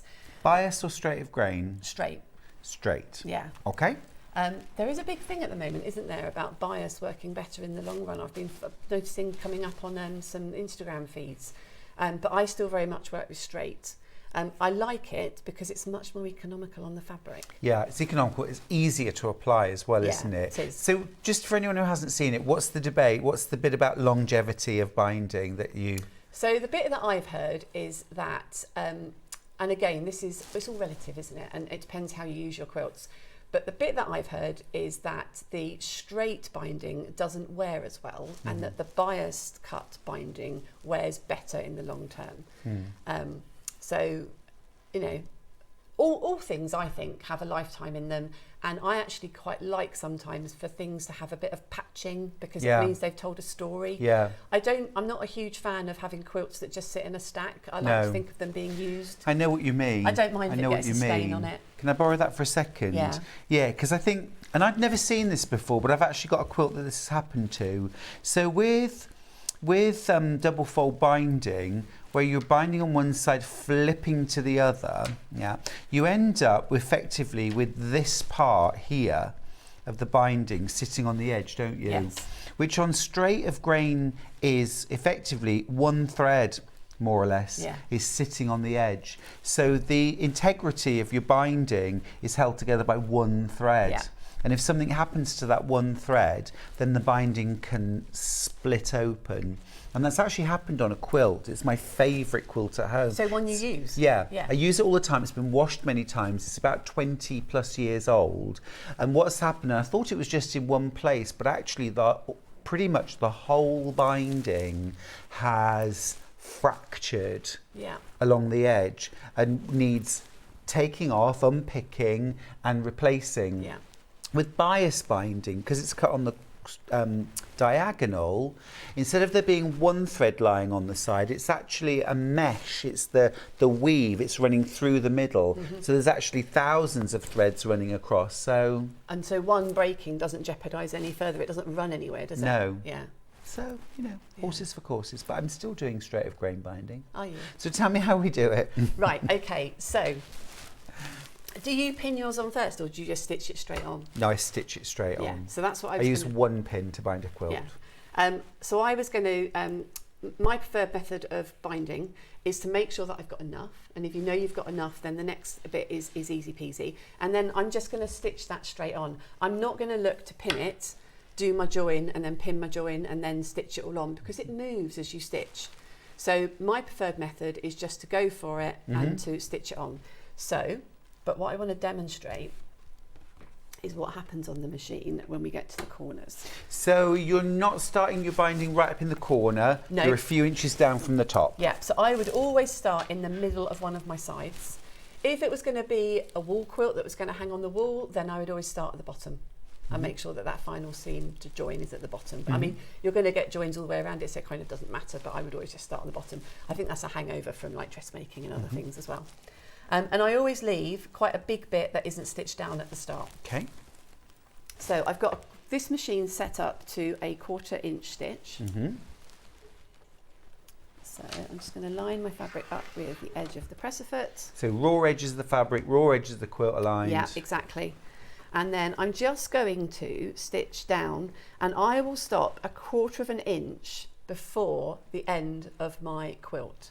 Okay, now actually let me just, so on, depending on what presser foot you're using, I don't know if this will be able to be picked up on camera, but on this presser foot there's actually a little a circular dot just about here where I'm pointing with the scissors, and that is a 1/4 inch down from the needle position.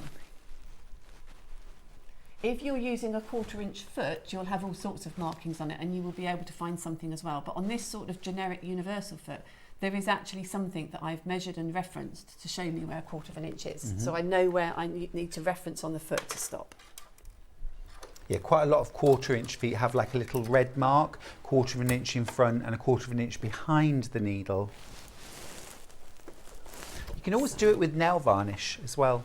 You can measure a 1/4 inch from where the needle strikes, put a little dot of bright red nail varnish or something like that, or black.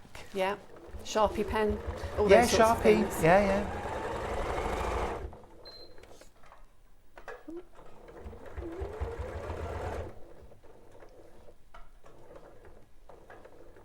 Now, this might be different to what you do. So when I get to the point at which I'm going to stop, I twist my quilt so it's on the diagonal, and then I stitch off to the corner. So you've stitched off into the corner? Yeah, so I've actually gone off at a diagonal, just off into the corner. Is that something you do? No. Oh, interesting, okay. No, I just do a little back stitch. Do you? Yeah. I don't know. See, I don't know why I've ended up doing this, but I quite like it. So we always stitch each side on separately. So that's my first bit stitched on. I've then got to do my mitered corner.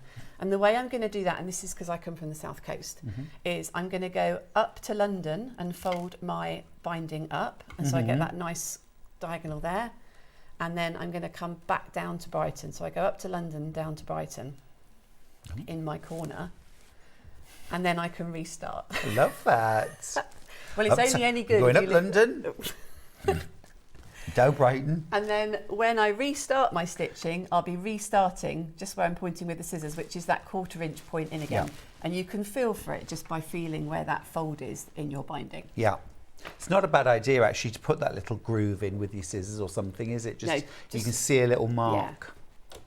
And this is where I mentioned about having a 1/4 inch mark behind the needle as well as in front, because it's the 1/4 inch mark behind the needle that you're going to line up with that corner to start a 1/4 inch in from the edge.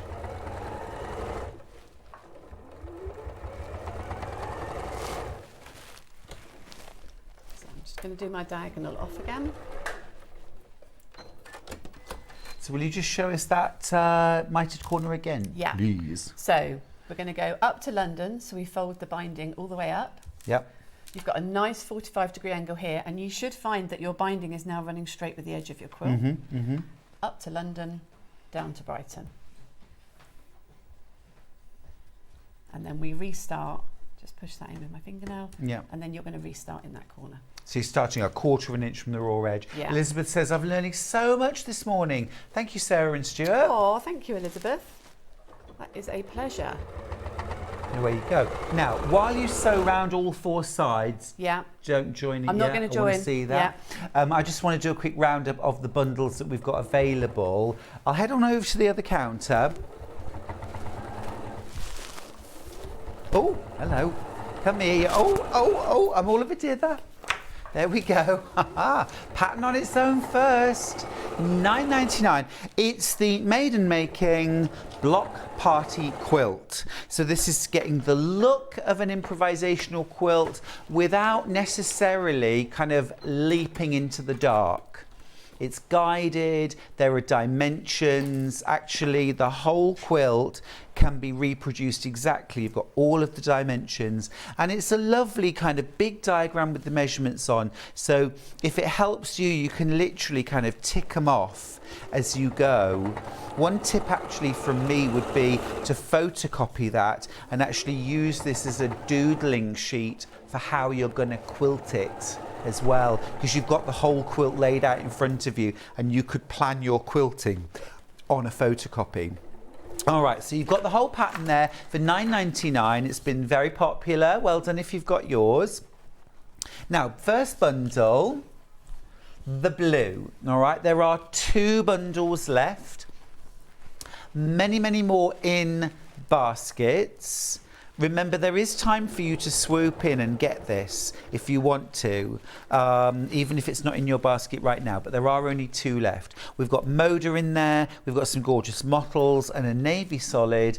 These are the fabrics that Sarah used for the quilt that's hanging behind me, which has got a wonderful kind of G's Bend vibe to it, an improv vibe. But remember, your pattern actually sets out all of the sizes for everything. Now, the pattern includes your cutting, your piecing instructions. Now, when it comes to the binding, refer back to this show. And Sarah's given you a step-by-step for how to bind the quilt. It's such a useful skill. We don't often get to it. So there is also a link in the pattern. Oh, brilliant. So there's a link. That'll take them to our binding handout so they can download that as well. Fantastic. So you do a bind, so you can print that off? Yeah. Love that. I love that. That's brilliant. What great value. Now, so that's the blue bundle. If you want the rainbow bundle, which is very much a bit of me, that includes some solids. There's a batik in there. There's a gorgeous lilac-y print and some white solid as well. Particularly, that would make a gorgeous rainbow baby quilt. Modern, fresh. Quarter of the stock of that's gone. But what a gorgeous, fresh, modern, contemporary quilt. Maybe you don't want all those colours in your quilt. Maybe you want to focus in on the warmer colours. So use those plus some stash. You could make a second version, mix in your stash. You know, they are gorgeous, aren't they? You could easily make this quilt bigger as well. Wider, longer, bigger, butcher. All of those things are possible. Well, I mean, you know, yeah, I think so.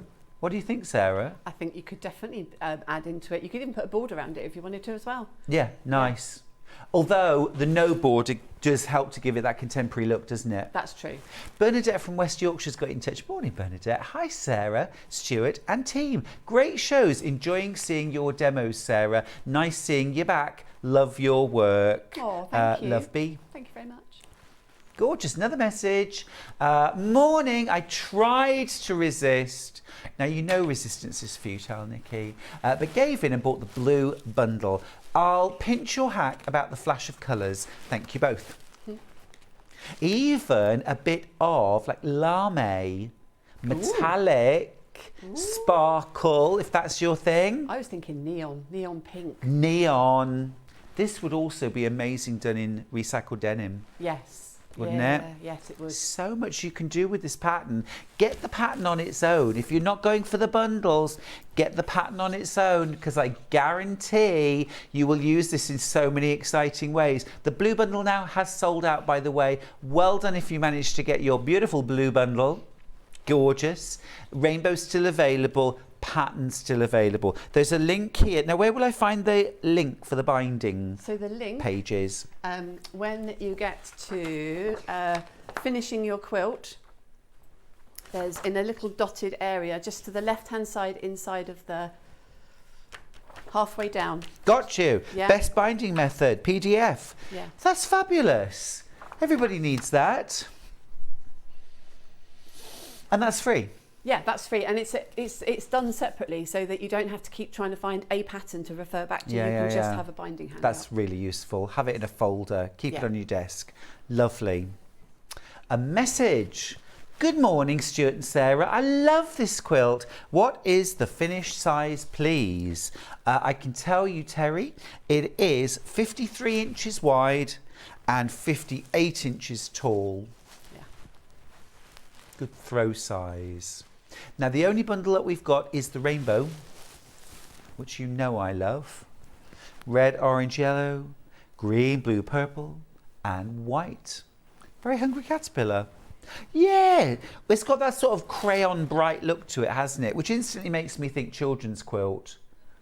Baby, toddler, young child, older child. Picnic throw. A comforter, picnic throw. Yeah. Nice. Oh, nice as well. Yeah, because I mean, quick to piece. Yeah. As well.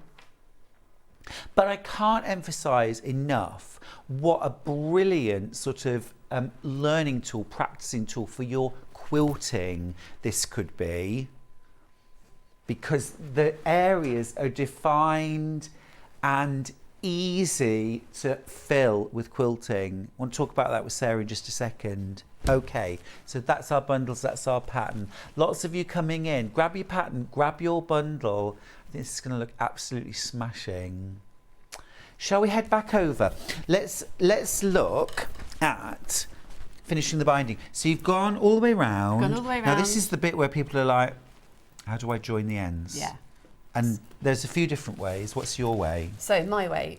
You're going to want an overlap in your binding which reflects the size of the strip of your binding.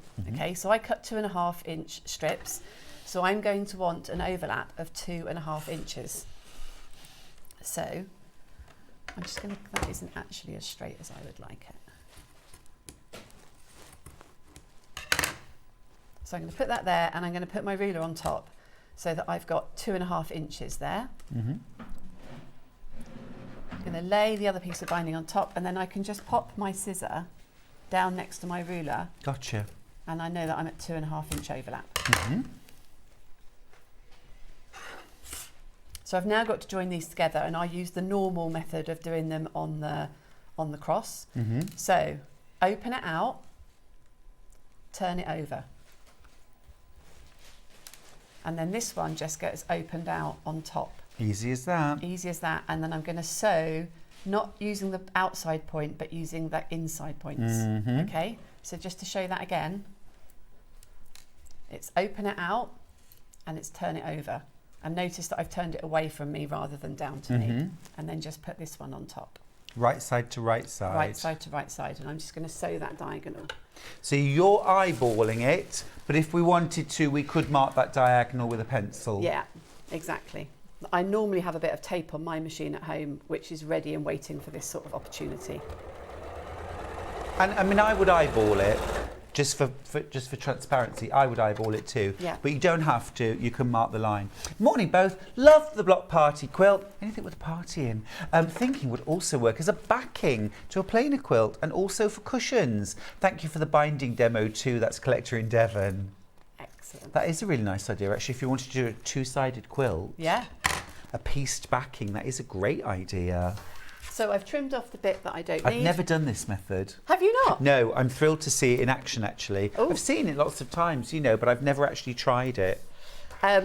So I've just trimmed off the excess. Yeah. Can pull it back. I would. This is that iron on. Yeah. No. No.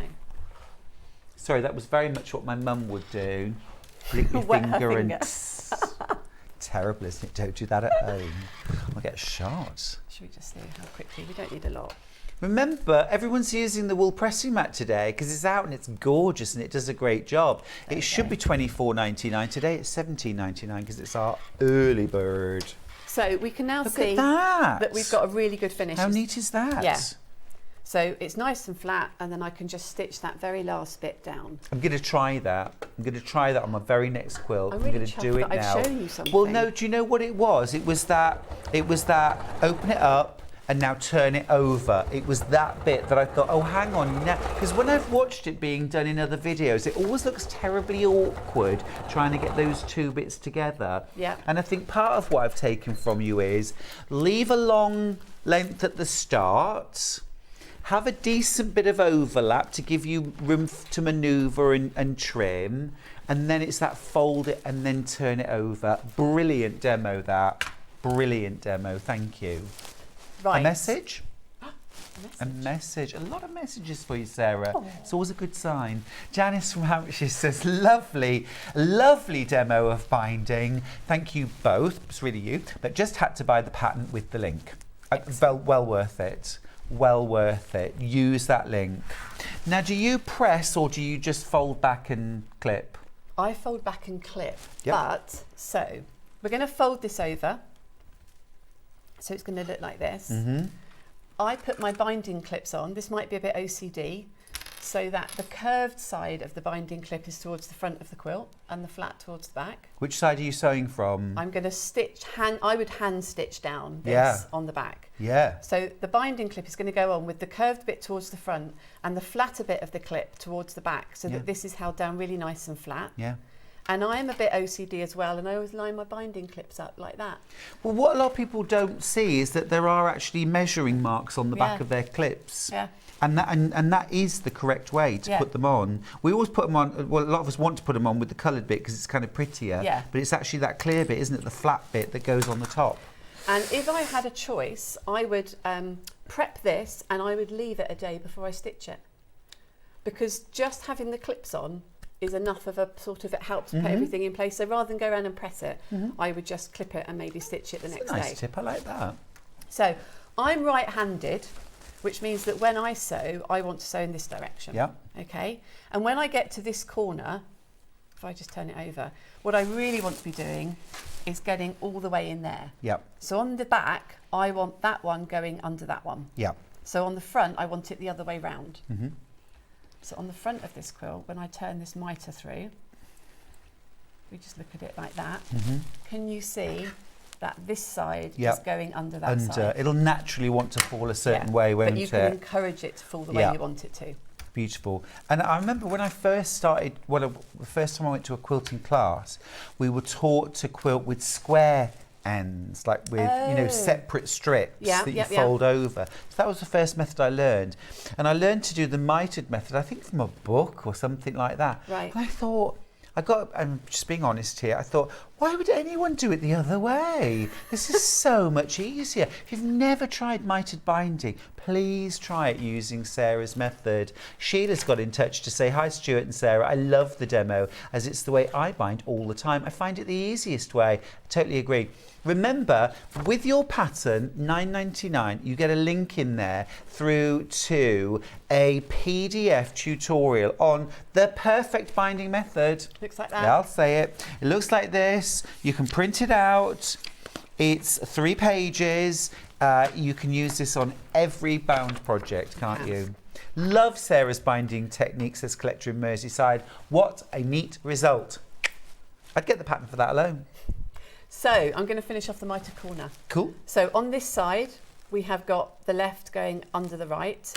On this side, we want this one coming down under that one. So we can stitch all the way down to the end and then bring this over the top. So I use a pin and I bring the pin all the way down to the edge of the fabric and then I bring it up like that. Oh, she says. What a nice tip.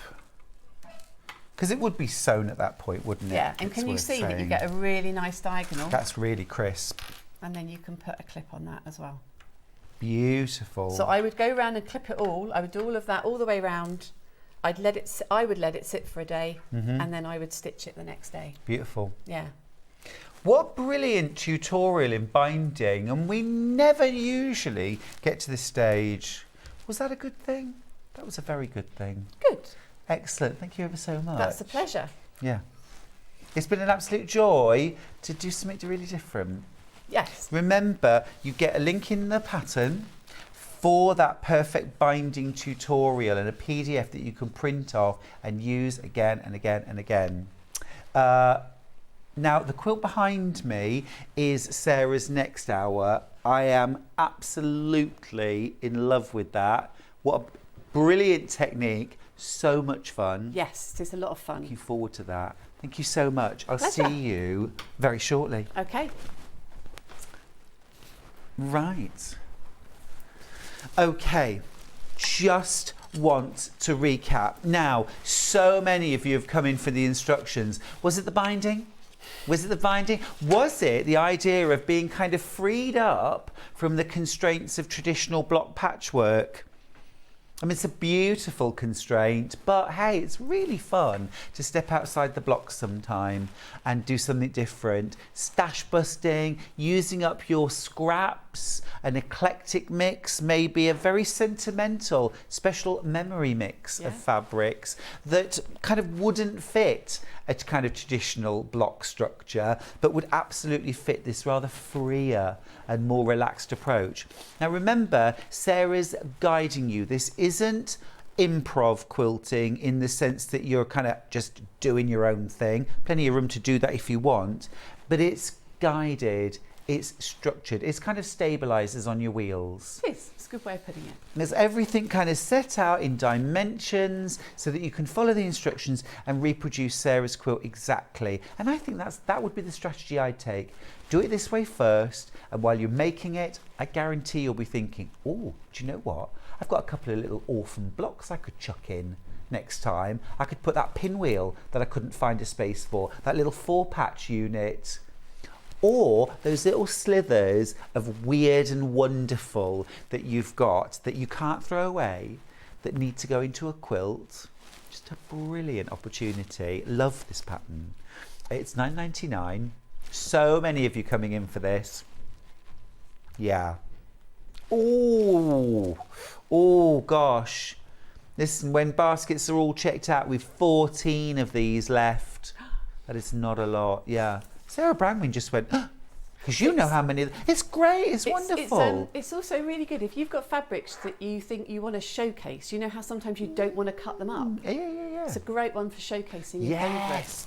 A big print. Anna Maria Horner does some really wide, borders that could go in as well. And you could even, once you've pieced all of that, you could add a bit of applique. Yeah. Maybe broderie purse style from a big print. Have a bit of a, I'm getting all kinds of ideas now. Stop me, somebody. Now, the other option we've got is for the rainbow bundle. A great base to springboard from. You get the pattern with that all-important link to the Perfect Binding PDF. You also get 7.5 meters of beautiful bright fabric.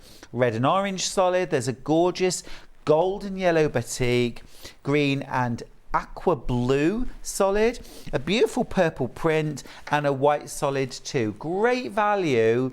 This is plenty of fabric to make the quilt top with a scrappy binding. Or, you could use these scraps to maybe create a slightly larger quilt. Maybe you've got some other scraps at home that you want to pull into the quilt. Yeah. I often start with a base like this, go to my scraps and then pull out, 2 or 3 other reds, 2 or 3 other oranges. Do it that way. Slot them all in. Slot them all into your base. Use this as your base palette. Stand back, take some pictures, walk away, have a cup of tea, come back. If there's anything in there that shouldn't be, it will misbehave right there in front of your eyes and you go, do you know what? That is coming out.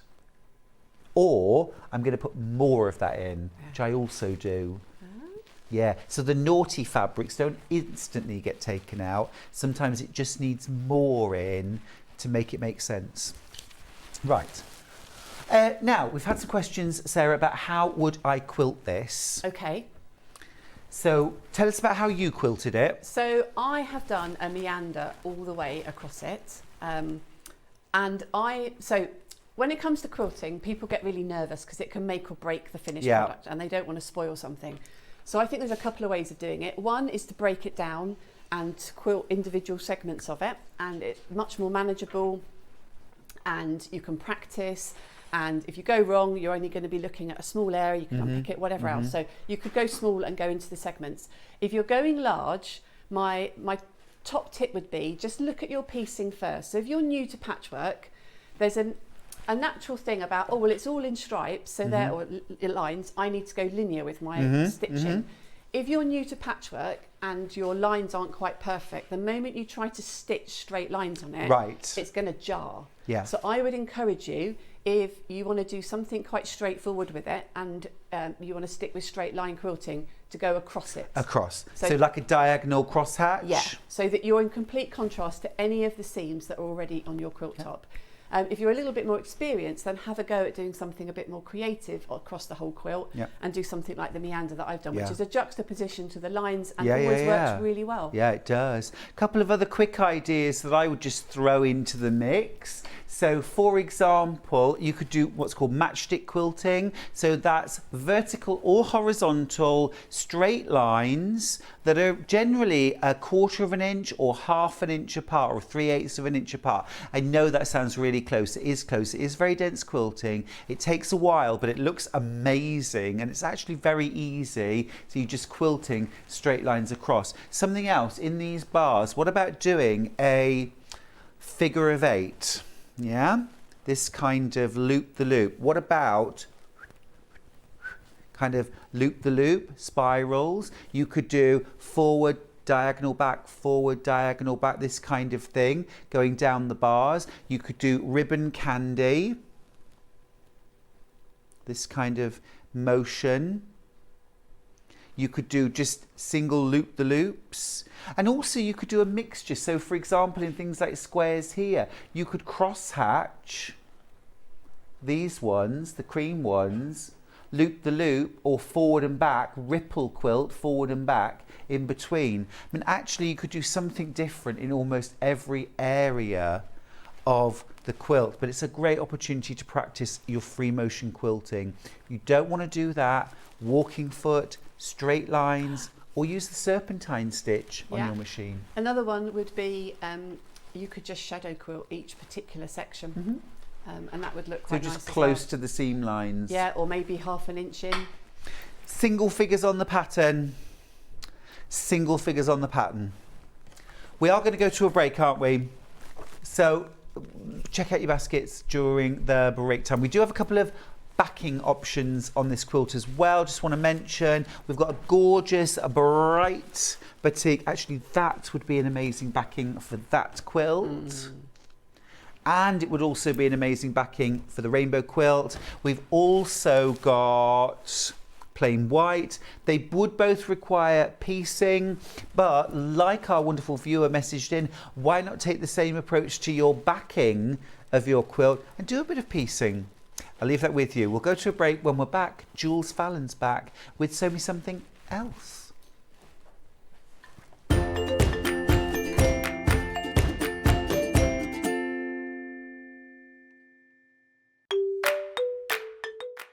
Hello, I'm Jane Greenoff and I'm stood in the barn here at Pink's Barn in Gloucestershire, England, which is where I live with my husband, and I stitch. I think I stitch in my sleep. I've certainly been stitching for over 30 years now, and by stitching I'm talking about counted cross stitch or counted embroidery in general terms. I also collect old samplers, and I've got one to show you here. Now, this smashing, it was actually stitched in 1796 by a little girl of 8 or 9, and it's absolutely charming. So I collect antiques. I love to draw and create antiques for the future, and look forward to seeing you all on Sewing Street sometime in the future.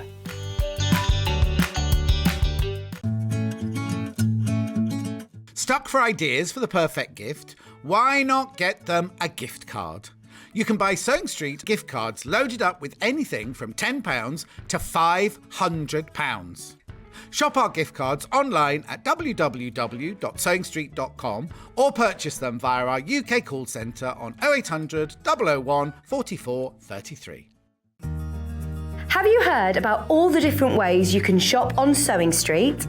You can shop on our website sewingstreet.com, and you can also order by phone by calling our friendly UK customer service team. Just call 0800 001 4433. And don't forget about the Sewing Street app. Here you can shop all of the Sewing Street products as well as watch the live shows from anywhere. You can download the app onto your smartphone or your tablet by simply searching Sewing Street in your app store. And one final thing, no matter how many times you check out on Sewing Street in one day, you will only pay one postage and packaging. Happy shopping! Sewing Street have our very own app. You can now watch and shop from anywhere. Simply download the app from your app store onto your smartphone or tablet, then log in or create an account, and you're done. You can watch us live from anywhere, browse all our recently played items and pre-orders so you never miss out on any show deals, and message the studio to say hello at any time. And remember, you can check out as many times as you want and only pay 1 P&P all day.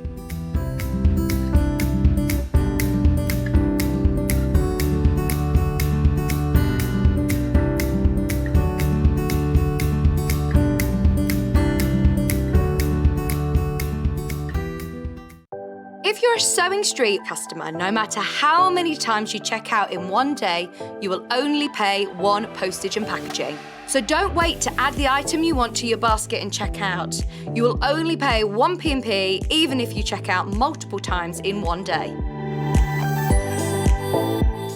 Here at Sewing Street, we're always looking at ways to make your shopping experience better. That's why on certain items, we have split pay. So with the split pay, depending on the price of the item, you can split the cost twice, 3 times, or 4 times. So that means you pay once, then you pay monthly until it's finished. And you know what? We do not charge any interest whatsoever. Isn't that fantastic? Split pay, you say? Well, yes, please. I'm off to buy Alan a present.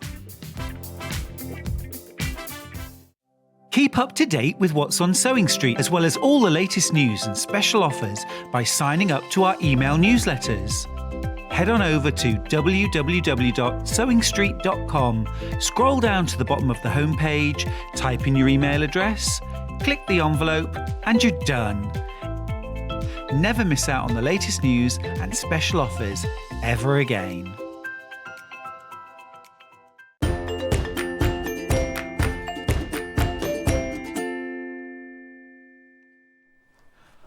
I've been excited about this hour for the last few days because this hour we're doing trousers and we almost never, Jules, Fallon, do trousers. Really? Well, not as much as I think we should. Yeah. For the amount that we wear, I mean, I wear trousers almost all the time, but these Yeah. are women's trousers. Yes, they are. But yes. we, you know, I mean, I have a few friends that never wear anything but trousers. I know, I think people get a little bit worried about fitting trousers, but there isn't really anything to worry about making trousers. Right. These are very, very simple to put together. When you think about trousers, really, you've got a back leg and a front leg, and that's it. That's it. Really. And a waistband. And a waistband and maybe a couple of pockets. Uh-huh. But otherwise, yeah. Yeah, construction, actually not that hard. No. I mean, on Sewing Bee, I made a pair of trousers on the second episode, Yeah. having barely made any clothes before it. So Jules is absolutely right. The making of a pair of trousers is not a difficult job. No. The fitting of a pair of trousers, they do need to fit in a particular way. They do need Will we to talk fit. a little bit about that this hour? Yeah, About yeah. making sure you get the fit right. Because your expertise in that area will help so much.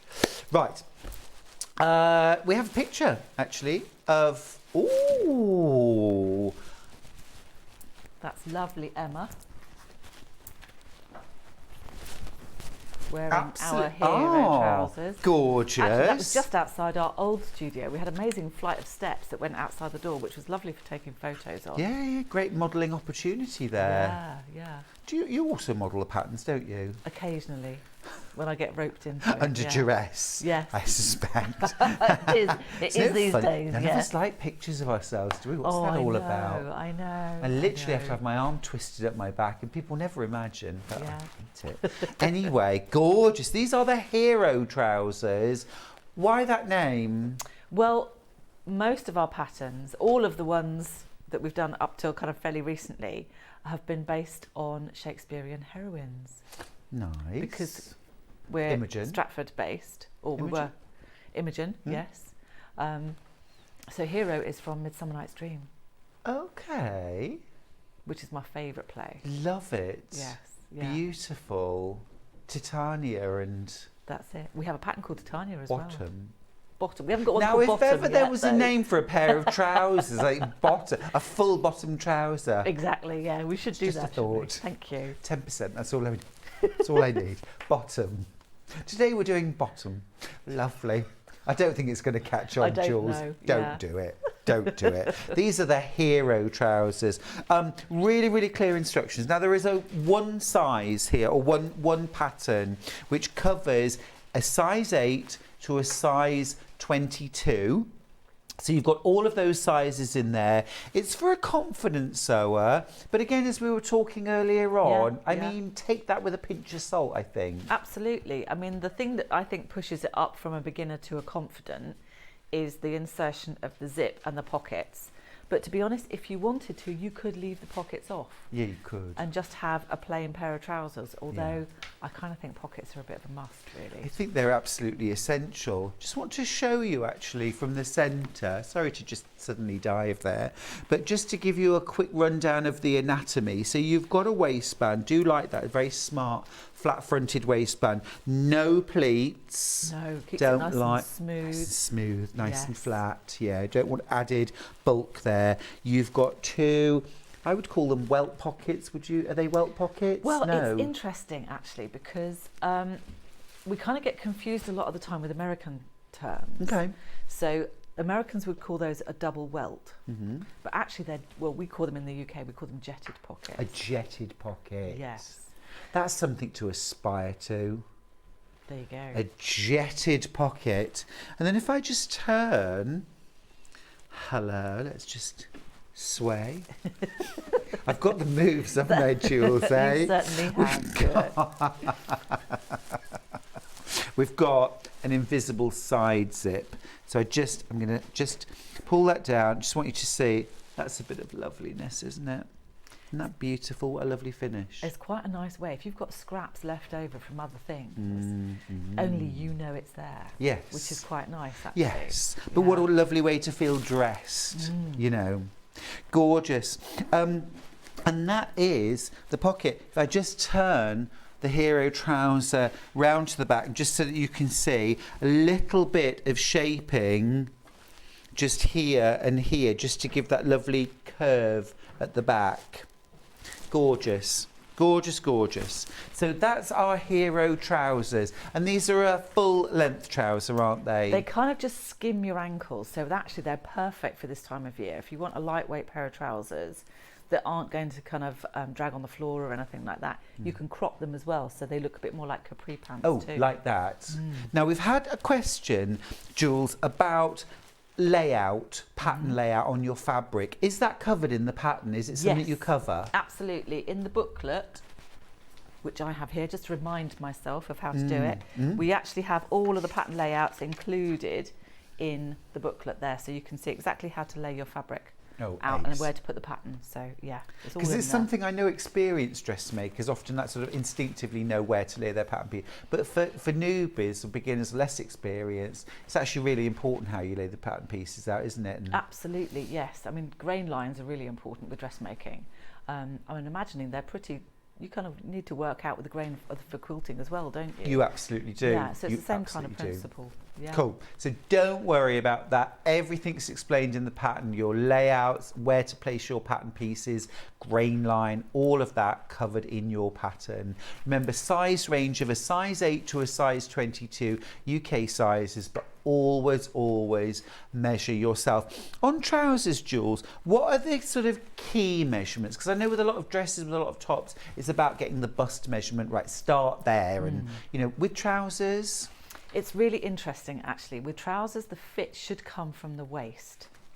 But obviously, you're going to need to make sure that your hip measurement is in the right place too. But as our bodies change, there are more measurements that are more useful. So if you think of where your hips come, then sometimes if you've got like me now, I have a belly. So actually you probably want your low waist measurement or your high hip measurement to kind of encompass the belly that you have as well. Yes. So you've got, if you kind of imagine your hips kind of deals with your bottom and the high hip deals with your belly. And then you've also got your waist as well. So those are the three key ones to work out roughly what size to make. But then you've also got the crotch depth as well, because with trousers we have to think in a kind of a bit more of a three-dimensional kind of way. But that I would always... Yeah, because the front and the back are linked up through that crotch seam. Yes, yes, yes. So I would always recommend making up a 12 first. Such good advice. Yeah. Get yourself some calico. Absolutely. It does save time in the long run. Yeah, yeah. Do you know, that's such a good way of putting it as well. It's the three dimensions, isn't it? Yeah. You're thinking a little more holistically. Yes. Yeah. Not just a front and a back. Yes. But what joins them. Yes. So you've got an up and down and a round, and you've got a through as well. Yeah. Is that the rise? Yes. Well, the rise is, if you imagine you're sitting on a chair, so from the bottom of the chair, from the bottom of the chair up to your waist, that's the rise. Got you. Or your crotch depth. But then you've got the crotch measurement as well, which is another one. This is why we run workshops on how to fit trousers. Yes. Yeah. So get your pattern, but also think about a workshop. Yes. With Jules. I'm already thinking I need all the workshops with Jules. But isn't it good to have these, let's be honest, frank conversations about bodies and about measurements and how we change? Because sometimes we just think, oh, it's me, I'm just not making this right, what am I doing wrong? Yeah. But you know, I don't have the body I had at 20. Who does? It's changed, and it's not just about, you know, being heavier, it's actually where the weight is, Exactly. Yeah. where the padding is now has changed. Yeah, definitely. Thank you for that. Yeah. Thank you for that. Grab your pattern. Now we've got the pattern. Brilliant. We wear trousers such a lot. We need a good trouser pattern. Here it is from Sew Me Something. Now we've also got some fabric bundles. And these are all bundled to make the largest size of trouser. Okay. So where shall we start? I've got some drill and I've got some denim. The denim. Let's start with the denim. Love this denim. It's nice, isn't it? It's a really nice weight, actually. It is. It is. This isn't jeans weight denim. No, it's slightly lighter, isn't it? It is. It's not as light as the sort of denim that you might use for a shirt or a dress, but it's not the heavy denim of a pair of sort of like sturdy farm jeans, should we say. What is it? It must be about a 7 ounce or something like that. Feels like a 7 ounce. I don't We're know. calling it an 8 ounce. Oh, 8 ounce. Oh, I wasn't far off. You weren't. Just That's an not- ounce. It's an ounce amongst friends. And it is in that gorgeous medium sort of light blue washed denim colour. Absolutely gorgeous. There's a little bit, just a little bit of give in this, which is quite nice in a trouser, isn't it? Oh, yes. A little bit makes it of a bit more give. comfy. Yeah, a bit comfy, but absolutely gorgeous. Nice opportunity actually to use your cover stitch machine for that bottom hem. Maybe use the chain stitch Absolutely. to create a gorgeous hem. Yes. See, I was listening, Jules. We were talking earlier, weren't we? Yeah. Am I your best student today? Love that, aren't I? Hannah just said, oh, you're a little creep.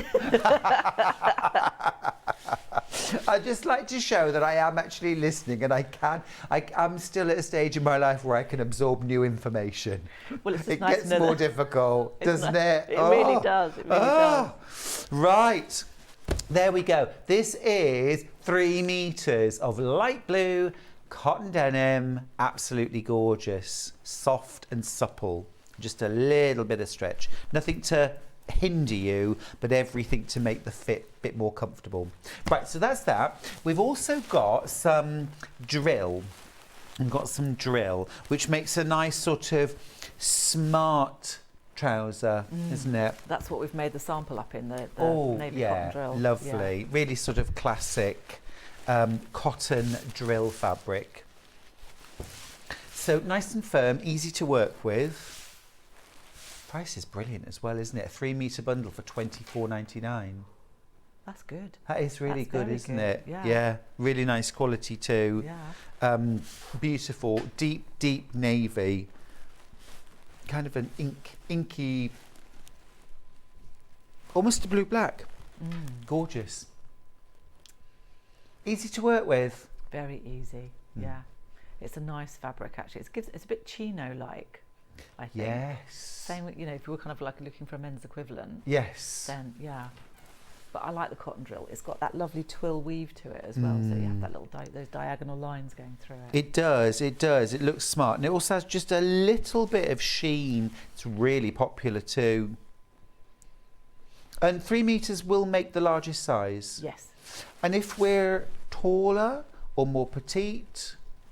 Again, you can work out where you want to lengthen, shorten. Yep. So it's not a question. You always want to, with trousers, you want to chop the leg and drop it down rather than just add it onto the bottom. For sure, for sure. Oh, thank you, Michael. Oh, hey, you'll like this. We were just saying what a great price this is. Hello, little price drop. £21.99 now. Oh, there you go. For this.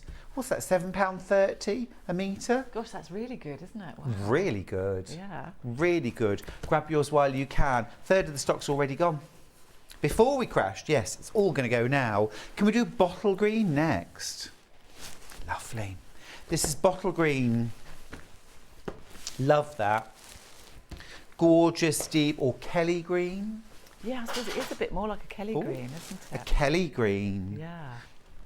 Very nice. It does have a very slight sheen to it, doesn't it, Drill? I think it's more about the weave. It's the diagonal weave that sort of refracts the light a little bit. The price is crashing, £21.99. I can't believe that. That's very good. Thank you very much. £21.99, an amazing price.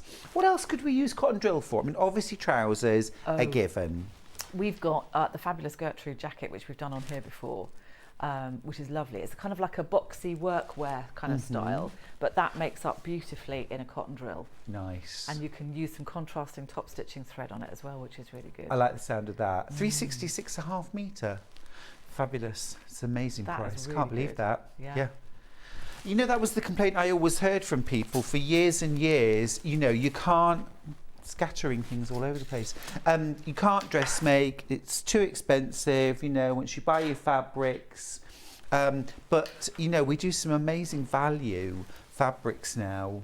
But with dressmaking, it's more about cost per wear. Well, that's a good point. And if you love it and you know you're going to wear it, then it's going to be much greater value, isn't it? Yeah. You can put the love and the time and the effort into making something. Absolutely. You know it's going to last. And I think lots of people now are moving away from the sort of fast fashioned throwaway. It's more about making things that are going to last and you're going to love and wear. Yeah. I think that's what it's all about. If you're going to invest your time in making something, you're going to want to make it last, aren't you? Yeah. Much more sustainable wardrobe. Yes, definitely. Beautiful. 150 centimetres wide, by the way. Do come in and grab these. It's 366.5 metre, £21.99 for 3 metres of wide cotton drill fabric. Washes and wears really well. Fantastic. And also, as you say, great for jackets. Yes. Half the stock of the bottle green has gone. Our last bundle is wine. Should we do wine? I'd love to do wine. I'd love to. We can do wine. But now remember, the only way you can get this bundle, or get the saving rather, is to go for this bundle. Oh, now then, I really like that colour. A little wine. Goes with your shirt. It does, actually. Absolutely. Wine goes with everything I wear. Actually, it does. Jules. That's so true. Are you a red wine person or a white wine? I'm a quality red wine. Quality. Oh, just a minute. Hey, a quality. Go on, tell me. Cheap. I just have the worst hangovers with cheap red wine. Yeah. Can't do it anymore. Can't do it. So, yeah. Favorite grape variety? Oh God, I don't know. As long as it's like red and in a glass or a mug. That'll do. As long as it costs more than 20 quid a bottle. That's Jules fine. will have it. Yeah. Nice, good. Little Malbec.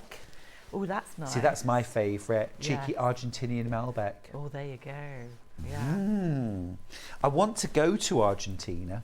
Do you? I want to go to the vineyards. I want to drink Malbec in Argentina. Well, now that's the pipe dream, isn't it? We've done Italy. Now it's time to do Argentina. South American wines are just you as with good. me? I'm there. Good. Yeah. Now then, we don't have that kind of wine, but we do have this kind of wine. This is beautiful cotton drill, 150 centimetres wide. You're getting 3 metres. Bargain price, this is £3.66 a half metre, which is, it's like the price of a fat quarter. That's mad. And you're getting 100% cotton drill. What does drill mean? I What's think the it's drill? just the weave. The weave. Yeah. Like a drill that you would sow seeds in. Well, I suppose it must have been, I don't know, maybe it was used for uniforms or something like that. Okay. It's quite a close, tight weave. Yeah. So it's not quite as tight as a gabardine, which has that kind of water resistance, which is why people use it for Macs and stuff. But I'm assuming it maybe had similar properties, and that's why it was used. Yeah. It definitely make good outerwear as well, doesn't it? As well as the trousers. Yeah. Great for jackets. Bomber Perfect. jacket or something like that could look quite nice. Love yeah. a bomber. Yeah. Say. Right, just want to recap the pattern before we get to demo. So the pattern today is the hero trousers. I thought hero because, you know, the kind of, you can always wear them, they'll always work. Well, yeah, there is that too. There is that too. Yeah. But also hero from A Midsummer Night's Dream. Yes. 1/3 of the stock of this pattern has now gone. Its size is 8 to 22. I have a question for you from Marilyn. Ooh. Hi, Stuart and Jules. Do the trousers sit on the waist or the hip? They kind of sit in between. So they don't sit high on your natural waist, but they're not kind of like hipster jeans either. So actually the top of the waistband comes 4 centimetres below your natural waist. Now, people would find it difficult sometimes to find the natural waist. I find it difficult to find my waist, period, Jules. You and me these both. days. You and me both. But actually, if you kind of put your hands on your waist. Put your hands on your hips. There we go, yeah. And bring your knees tight. Yeah, not quite there yet, Sorry. but it's kind of where you bend. So it That's should like be. my little teapot. I know, I need Come to on, get my choose little which arm song out. you're going to do, Jules, for goodness sake. But if your natural waist is, Still got my hands on my hips. so it should be halfway between your hip bone and your bottom rib. That's that squishy bit in the middle. God, I'm having to dig quite deep to find my ribs, Jules. You're not making this easy, are you? Oh, right, I've got there. Yeah. Right. So blokes, it's going to be much higher, whereas women, it depends on where you want it to. So that's in So theory. then 4 centimetres down from there. Yeah. So that's where the Okay. top of the trousers Gotcha. will Gotcha. sit, and it's got a nice curved waistband, so it sits nice and flat. But it's also easier to get a better fit, because if you've got a little bit of a tush and possibly a sway back, then it's really easy to kind of alter that pattern piece just to tip it in so that you get a nice fit through the back of the waist as well. Gorgeous. Beautifully, beautifully styled. Right, shall we get to demo? Let's do some sewing. Let's do some sewing. A jetted pocket. Yes, indeed. This sounds like the kind of thing they might do on the sewing bee. 'Cause Probably. it sounds a bit out of the norm. They're one of those little things. Normally you see them on the back of a pair of men's trousers. So you've got, you know, and quite often you can put a little button there as well. But we've decided to put them on the front of the trousers to make a feature of them. But there's no reason why you couldn't turn them around and put them on the back. No. Nice on a waistcoat too. Yes, indeed. Yes. So I've only got my little half trouser to show you how to do the pockets, because it's much easier to work on a small bit than But have if the you've whole never done thing. this before, do this at Absolutely. home. Do a practice one first, Yeah. because it will make life so much easier. Yeah. So on the pattern, there are a few pattern bits that I'm going to kind of introduce you to make sure that you know where everything goes. So we've got the trouser, then we've got the jet, which has the little box marked on it that we've transferred onto the wrong side of the fabric. And we've got the same box on the right side of the trousers. then that's marked on the trouser pattern That's piece? absolutely, yeah. You can just transfer that from the pattern onto your fabric. And then we've got the 2 pocket pieces. So one is longer than the other. Okay. Because we're going to attach one to the top line and one to the bottom line, but we want them to still have the same shape at the bottom. Makes sense. So they're going to sit on top like that.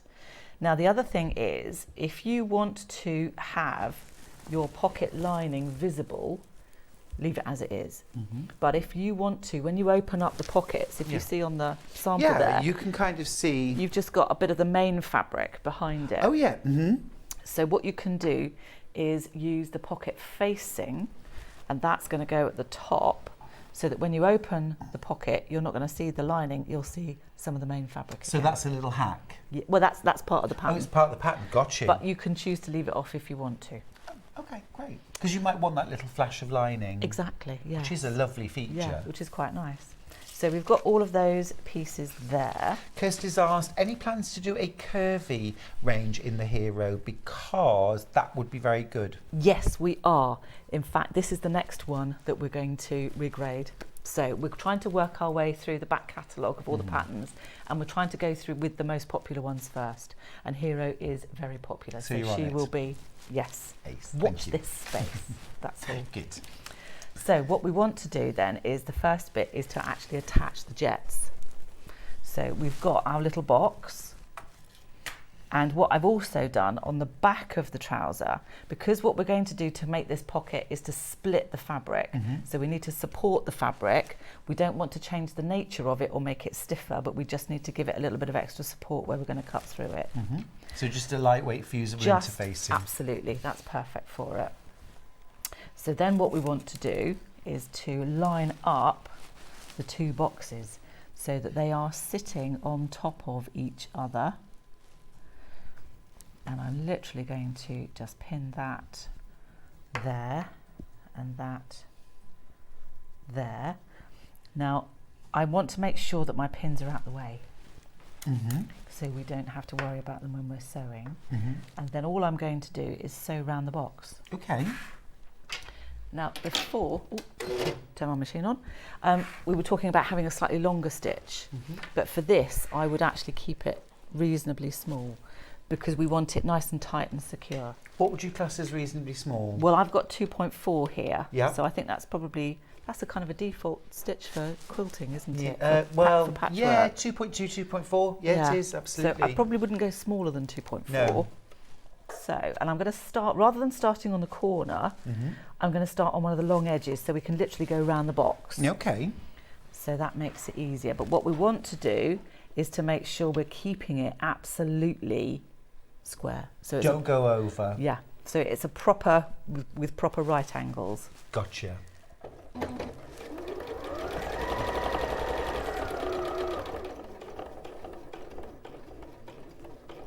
So you're slowing right down as you get to that. No, I'm actually going to, yes. So I'm making sure that I'm hitting it right on the button. Great. And we've got the pins well out the way.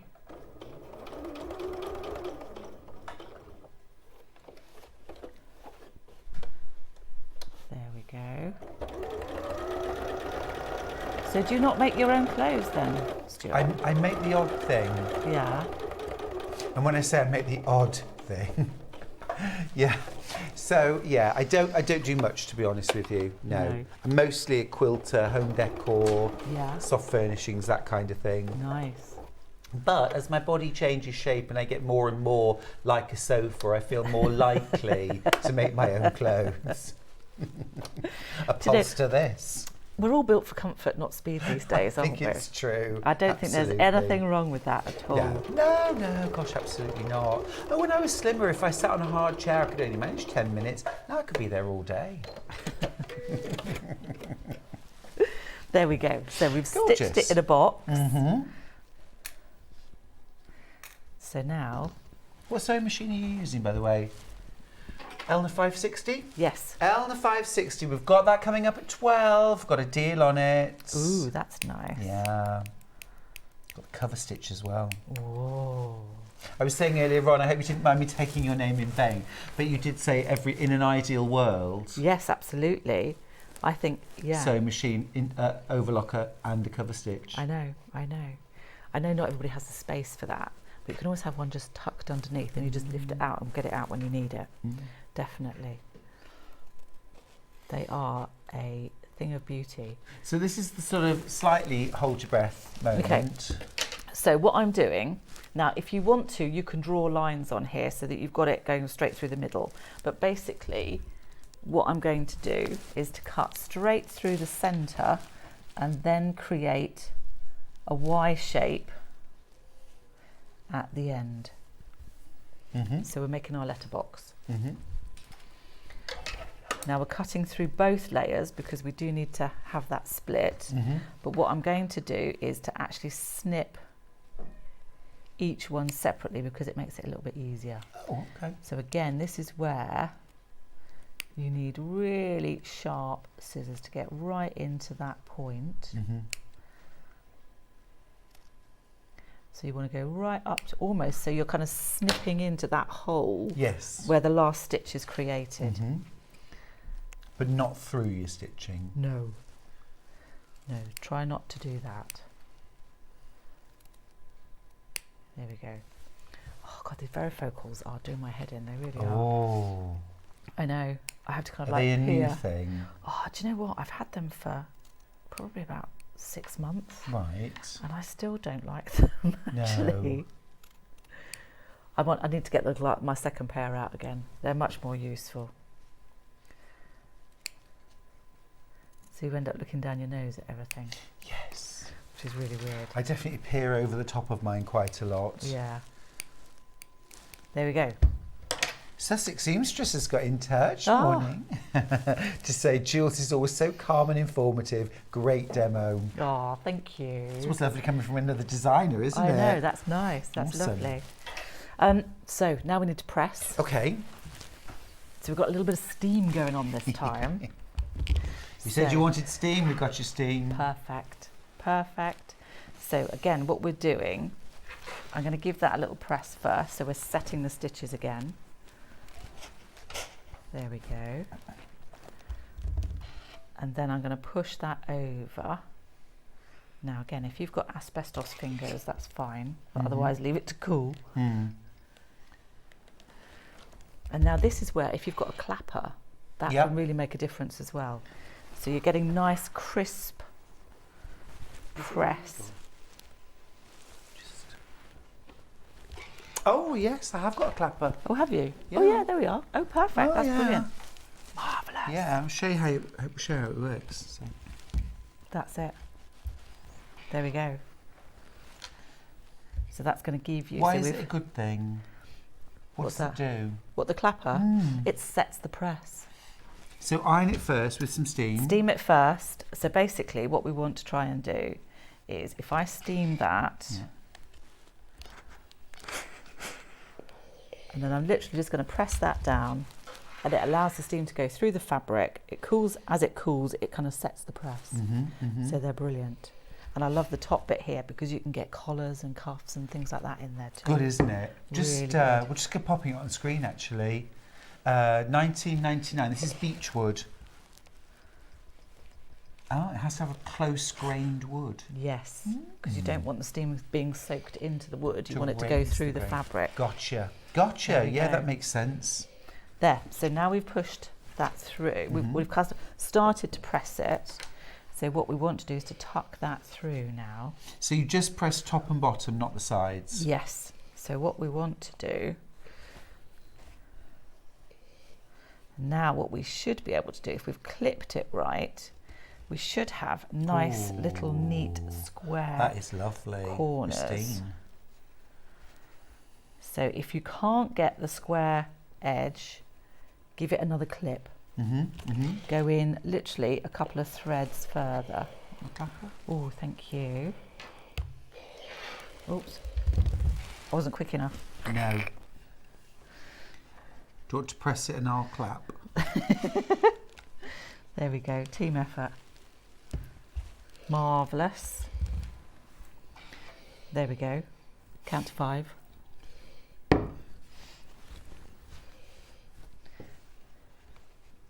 It does make a difference, though, It doesn't it? really does make a difference. It's all about having the right tool for the job, isn't it, really? Thank you. It's definitely tickling the gallery, Jules. Really? Our use of a clapper. Honestly, what are they like? It's a good job I can't hear what's going on. You learn to tune out after quite quickly, actually. Oh, I see. Now, what I'm also going to do, getting that little bit right in the corner there means that when you fold it back, you don't get that dimple. So also what I'm going to do here is to press open that little seam. So again, you can kind of finger press it to start off with.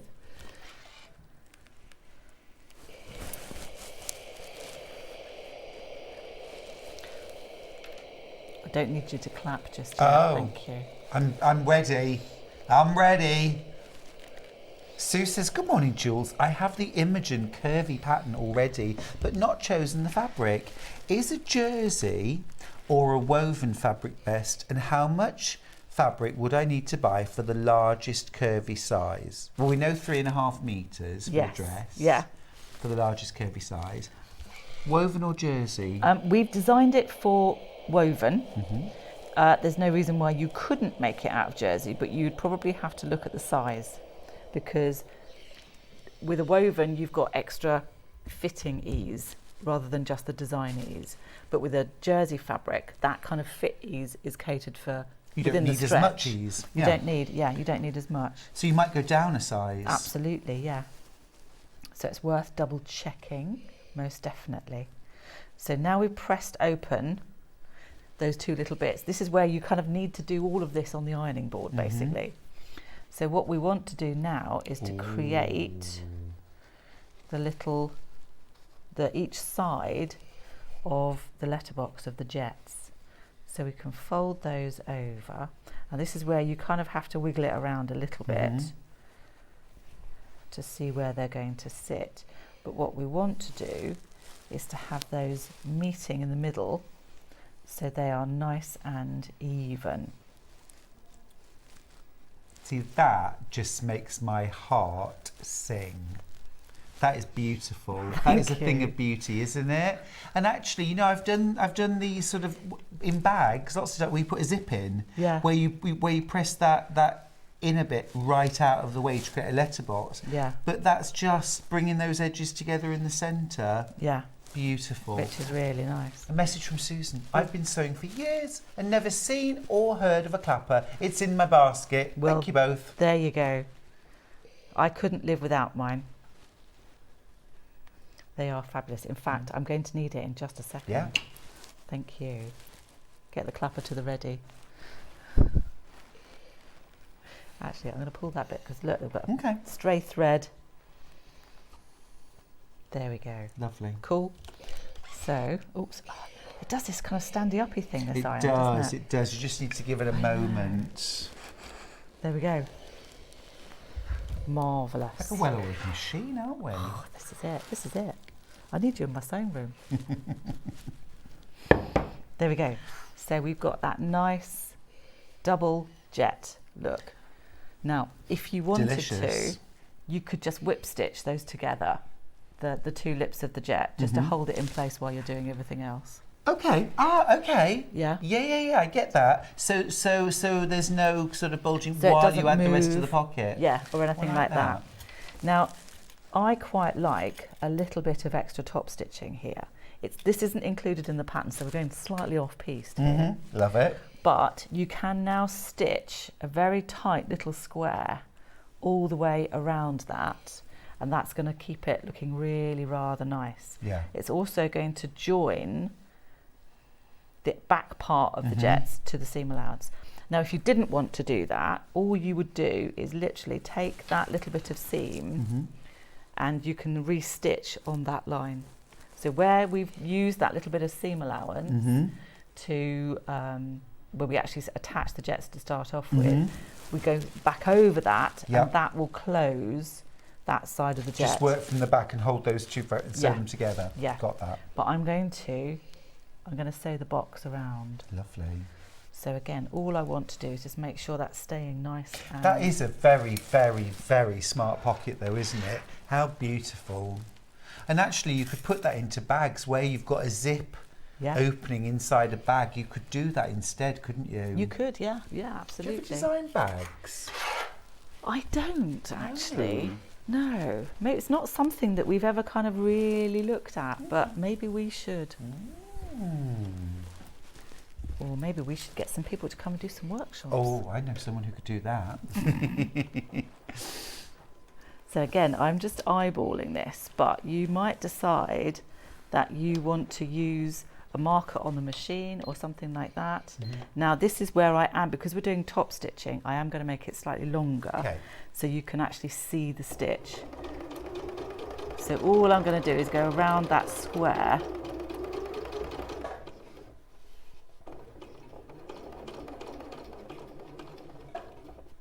Oops, no, don't want to go that far. There we go.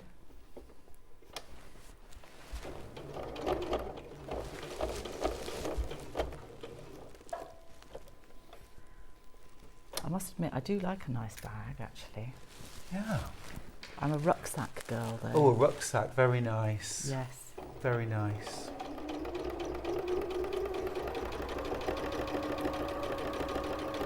I'll design one for you, Jules. Thank you. I shall pick a heroine. Which heroine from Shakespeare have you not used yet? Oh gosh, do you know what? I think we've actually kind of gone through most of them. One of Do you them, want the Lady Macbeth backpack? the Lady M. The Lady M. I think we've just named our first joint venture. There we go. Oh no, one of the somebody did point out to me the other day we haven't used Goneril. No. Which is possibly for obvious reasons. Exactly, which is the third of Lear's daughters. Okay. So yeah, I think we'll give that one a miss. Yeah. So we're on to all of the kind of the B characters now. Oh, okay. The lesser known ones. Yes. But we've actually started using women of note. Oh. Instead. Oh, I like that. Yeah. So, for example, Ada Lovelace. Lovely. She designed the computer, invented the first computer. I did not know that. There you go. Rosa Parks. Wouldn't get off the bus. So, yeah. There we go. Oh, beautiful. So we've done a little bit of top stitching there. Just spend a moment just to appreciate that. Absolutely gorgeous, isn't it? Absolutely gorgeous, and that's just immaculate. Lovely, lovely, lovely. So if you really wanted to push the boat out, you could do a little tiny button tab underneath here, and then have a little button, little triangular button tab, which would be quite nice. Yeah. Now, at the moment, this just allows access to check you're wearing pants. Yes, you could just see that you've got your knickers on underneath, haven't you? But otherwise... Phew. Must be Thursday. How do we turn it into a pocket? Okay, so what we want to do now is to add the pocket bits on. Can we do your next show together? So... Oh, not going to say yes or no. Of course. Of course. I was in pocket mode then. Of course you were. So we now need to add the facing to the top of the pocket. So all I'm going to do is I'm going to machine baste that top edge, and then I'm going to do a zigzag just across the bottom, just to keep it flat. Okay, and this is on top of the right side? Yes. So this is wrong side of the facing? To the right side. So basically both right sides are looking up. Yep. Now if you wanted to, you could actually do a little seam, but I think that tends to add a little bit of extra bulk. So that's why we just do that over the top. Yep. So all I'm going to do is line that up and do a machine baste, which is a really long stitch across the top edge. I got a message from Collector in Merseyside. That pocket is superb. I would have a go at this after seeing this demo. Wouldn't have attempted it before. Thank you. Oh, that's good. I feel like my work here is done. It's true, isn't it? That's why you demo. That's it, yeah. It's not as difficult as you think. So all I'm going to do, actually, I'm going to make that width a bit wider. So all I'm going to do is literally just to zigzag across. Now you can play around with how wide you want the zigzag or how close you want it. I wouldn't do a satin stitch. No. Because we're just literally holding that flat together. There we go. And it's got a little bit wiggly, so let's give it a press so we can get that back into place again. I like this pressing mat a lot, actually. Tell me why. Because it's nice, it's just cushioned and it's thick, but it's padded, and you know it's going to absorb all the steam as well, which is great. Great, isn't it? And it's not $24.99, it's $17.99. Oh, bargain. Got 20 left, that's it. Bargain, bargain. So we're going to start with the top one, because this is the longer of the two, is going to be sewn across the top edge. So this is where we have a minuscule bit of seam allowance, but we're literally going to sew that together. And are we sewing along the original seam line or just inside it? Just inside it. Okay. So if you've got, actually what's quite nice, if you've got a blind hem foot or an edge stitch foot, you can run that along the edge of where you folded the pocket over, and that keeps everything in the right place. So let's go back to normal sewing. I suppose this isn't visible stitching, so long as you're catching the edges together, fine. Yeah, it's all good. yeah. And you can always neaten this off with an overlocker as well.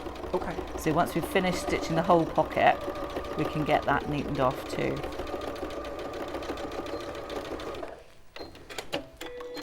There we go. So that's now stitched across the top edge, so that when we open the pocket, we've got a back. Lovely. So this is where you were saying adding that piece in Yes. means that now we see denim rather than lining. But if we didn't want that, if we wanted to see the lining fabric, just miss that stage out. Yeah, just miss out the facing. Yeah. So when we open that out, you can see you've got the pocket and you've got the facing there. So if you wanted to see that, just leave that bit off. So now we can do the bottom bit. So again, we do that in exactly the same way. So we flip that over, line up all those edges, and we can just stitch through that again.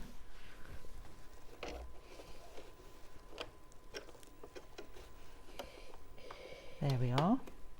Now again, if you wanted to use an edge stitch foot or anything like, or a blind hem foot, you're getting nice and tight. There we go.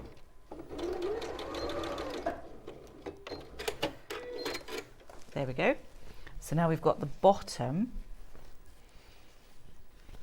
and we've got the top, and they should, with a bit of luck and a following wind, they should match up. And they do. Look at that. So what we can do, just to make sure that's sitting nice and neatly, is we want to just pull that down and give it a press.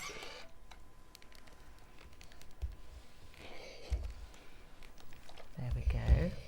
So that's going to flop back over.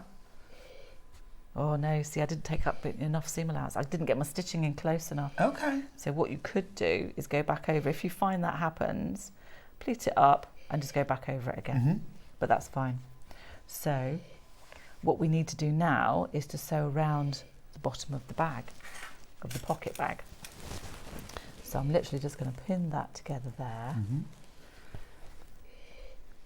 And fold that out the way. So we've just got the edge, so we want to go across that little bit here. Gotcha. And then all the way around the bag. So that little triangle that you'd sort of snipped out to get into the corners, this is where you're going to sew over the top of that. Because at the moment, that's a little gap, I suppose, isn't it? No, it's not. Well, no, it isn't, no, because you stitched around. we've stitched around everything, so that closes it up. Yeah. Now, there are lots of different, there are so many different ways of doing things.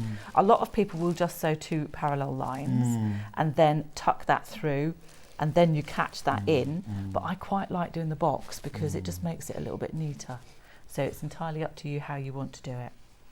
So all I'm going to do now is to fold that over, and then we can stitch all the way around the pocket bag.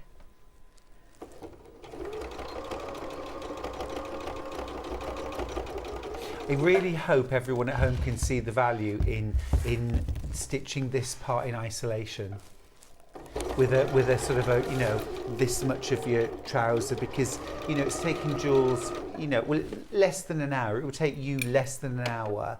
And I think when you'd finish doing this in isolation, you would feel supremely confident to go to the trousers and do it. Do you know what? This is one of the things we do. We do a diploma course which lasts for a year, and one of the key foundation elements of that is practicing all of these different techniques.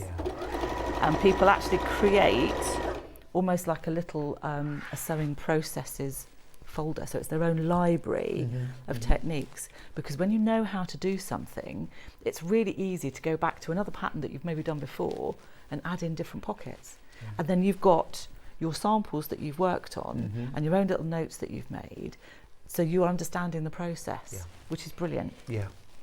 So true, isn't it? Yeah.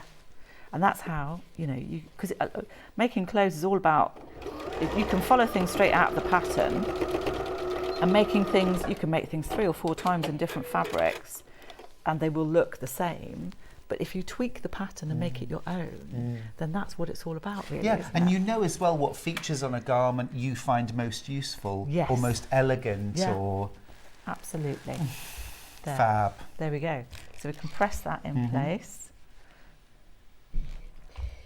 Now I've missed a bit there. Did you spot my deliberate error? Oh. That's because I'm doing tele sewing. Yeah. But your pocket bag will match beautifully, and then you've got your pocket. So you can then go round the edges here, so you can neaten off across the top. You can use that in an overlocker just to get that sorted. If you were lining a pair of trousers, I wouldn't worry about it. No. But if you're just going to have them inside your trousers anyway, then I would overlock across the top and overlock around the bottom, and that's just going to keep everything nice and neat. And there's your pocket. Oh, absolutely gorgeous. There we go. They're not that difficult to do at all. That's beautiful. Absolutely beautiful. Have you got your hero? Are you holding out for one? Everyone needs a hero. We really do. Everyone needs a hero pair of trousers. They really do. We just got in touch from Worcestershire to say hello both. Super demo on how to get this done well. Thank you for using some plain fabric for this bit. Really clear. Actually, that was something that Steph said earlier on as well about, you know, plain fabrics. It's so easy to see the technique. I mean, there's nowhere to hide. No, there isn't. But yeah, you get to see it. Yeah. So thank you both. You can use it in calico. They do your samples in calico, then you know you can see everything. Yeah. You can write on it then as well. Good reason for doing a toile. Yeah, absolutely. Thank you so much, Jules. That's good. I'm going to move over this slide. Oh, no. Read as we go. Hello, fab demo. Hubby and me have lots to do, but enthralled by the demo. That's Anna in Norfolk. Anna and hubby. There we go. It is. I mean, it's one of the things that people said to me about the first series of the Sewing Bee. Often, like men in particular, who'd never touched a sewing machine in their life and had no intention, but were fascinated by how clothes are constructed, and seeing how a jetted pocket is constructed is fascinating. Thank you. It's engineering, isn't it? It is really? engineering. Yeah. It's absolutely brilliant. Loved that. I've learnt so much in the last hour. Brilliant. Thank you, Jules. Your pattern. You're holding out for a hero. No more. Find the hero that's within you. And within this beautiful manila envelope, it's the hero trouser pattern from Sew Me Something. It's $24.99 and covers that really wide range of sizes from 8 to 22. 8 to 22. It's for a confident sewer, but hey, I truly believe that if there's anything in a pattern that you don't feel confident about, practice it in isolation and you will become that confident sewer. Exactly. Yeah, totally. It's all you've got to do. It's all you've got to do. Okay, there's your pattern. We've also got some fabric bundles. And each one of these fabric bundles is 3 meters and is enough to make the largest size. That's the 22. We'll start with the denim. A nice light but sturdy denim in a light blue. It's a washed denim, so it already feels lovely and soft, lovely and wearable. You get a 3 meter piece. Nice and stable, easy to sew. You'll get a great result with this. That's the denim. $28.99. Great value. Now, then, the cotton drills. All of these cotton drills have been crashed. You're making a great saving. You're paying $366.5 metre for these. So we'll start with navy. I've got 3 of these bundles left. So just show you very quickly before it's gone. You're going to pay $21.99 for 3 metres of cotton drill. Bernadette's message, thanks, fabulous demo. Yes, beautiful pocket, bravo, bravo, love you too. I did Midsummer Night's Dream at school, yes to bottom. Love Bernadette. Well, from your lips to God's ears, Bernadette, yes to bottom. I want that on a t-shirt. Yes to bottom. Just be careful where you wear it. Okay. Bottle, from bottom to bottle green. That's fabulous. Thank you, Hannah, and thank you, Bernadette. Bottle green. This is our bottle green. 3 metres of cotton drill. Again, a price crash. $21.99 is what you'll pay for this. It's almost a wholesale price, that, isn't it? Do you know what? It really is. I don't think we could do a lot better than that, to be perfectly honest. But yeah. Yeah, it's great. And if you're not making the hero trousers, what about your jacket? Yes, the Gertrude. The Gertrude jacket. The Gertrude jacket. That would work really nicely, yeah. Which Shakespeare play is Gertrude in? She is the mother of King John, or King Rich, one of the Richards. Richard, yeah. Queen Gertrude. Gertrude, I think. No, that's Elna. Oh. Gertrude. She was the nurse in Romeo and Juliet. Romeo and Juliet, of course. Yes. Of course. Romeo and Juliet, pair of star-crossed lovers. There we go. And then last of all, mine and Jules' favourite, wine. But good wine. Good wine. It's wine o'clock. It's not expensive wine, but we still love it. We do. It's $21.99 for 3 metres. We can wear this one. It's not a good look to wear the other kind of wine. Oh, you don't want to wear that wine. No. But you do want to wear this wine. $21.99 for 3 metres. Gorgeous. Okay. Thank you so much, Jules. That's been good. Brilliantly informative morning. That's been fun. And thank you also for using one of our hero sewing machines today, the Elna 570A Excellence. We are doing a very, very special deal today. The RRP from Elna for the 570 is £769. For the Elna 570A, £769. Keep that in mind.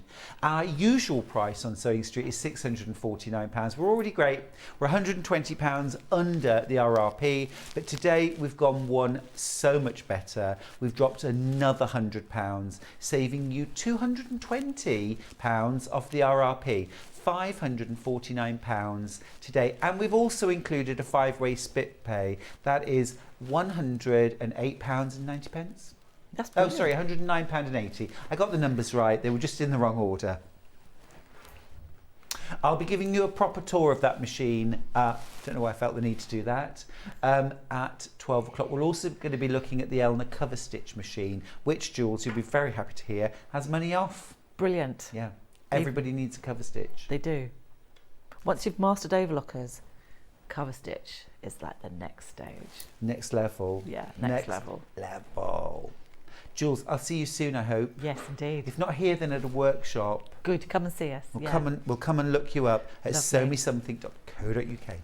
Right, we're going to go to a little break. When we come back, Sarah Brangwyn's back with that gorgeous jelly roll quilt. Don't go anywhere.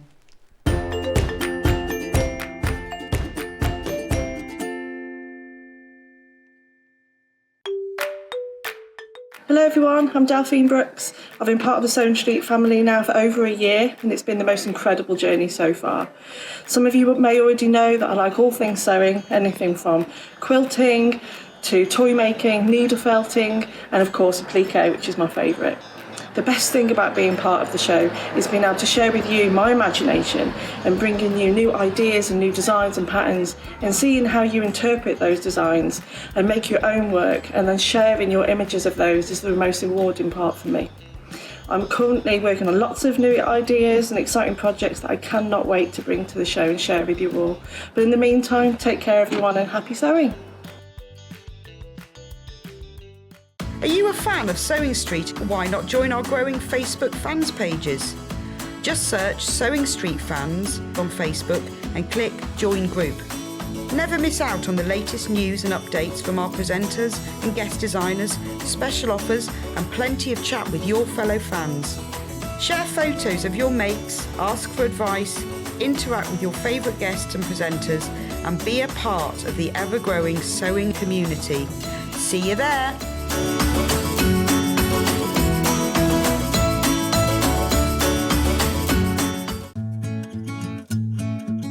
Stuck for ideas for the perfect gift? Why not get them a gift card? You can buy Sewing Street gift cards loaded up with anything from £10 to £500. Shop our gift cards online at www.sewingstreet.com or purchase them via our UK call centre on 0800 001 44 33. Sewing Street have our very own app. You can now watch and shop from anywhere. Simply download the app from your app store onto your smartphone or tablet, then log in or create an account, and you're done. You can watch us live from anywhere, browse all our recently played items and pre-orders so you never miss out on any show deals, and message the studio to say hello at any time. And remember, you can check out as many times as you want and only pay one P&P all day.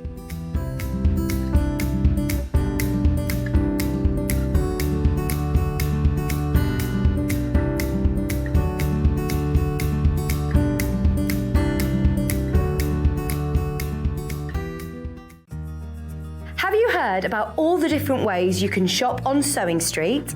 You can shop on our website sewingstreet.com and you can also order by phone by calling our friendly UK customer service team. Just call 0800 001 4433. And don't forget about the Sewing Street app. Here you can shop all of the Sewing Street products as well as watch the live shows from anywhere. You can download the app onto your smartphone or your tablet by simply searching Sewing Street in your app store.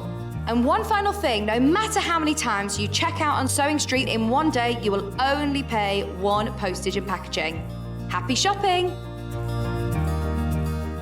Here at Sewing Street, we're always looking at ways to make your shopping experience better. That's why on certain items, we have split pay.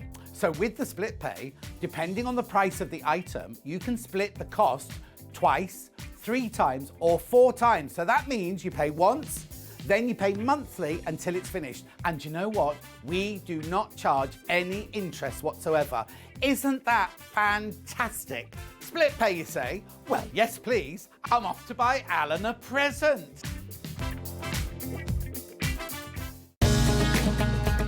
Follow Sewing Street on Facebook and Instagram to keep up to date with what's coming up on the show, as well as being the first to know about our amazing offers. Get involved with our competitions that are exclusive to social media. And pick up some top tips from us too.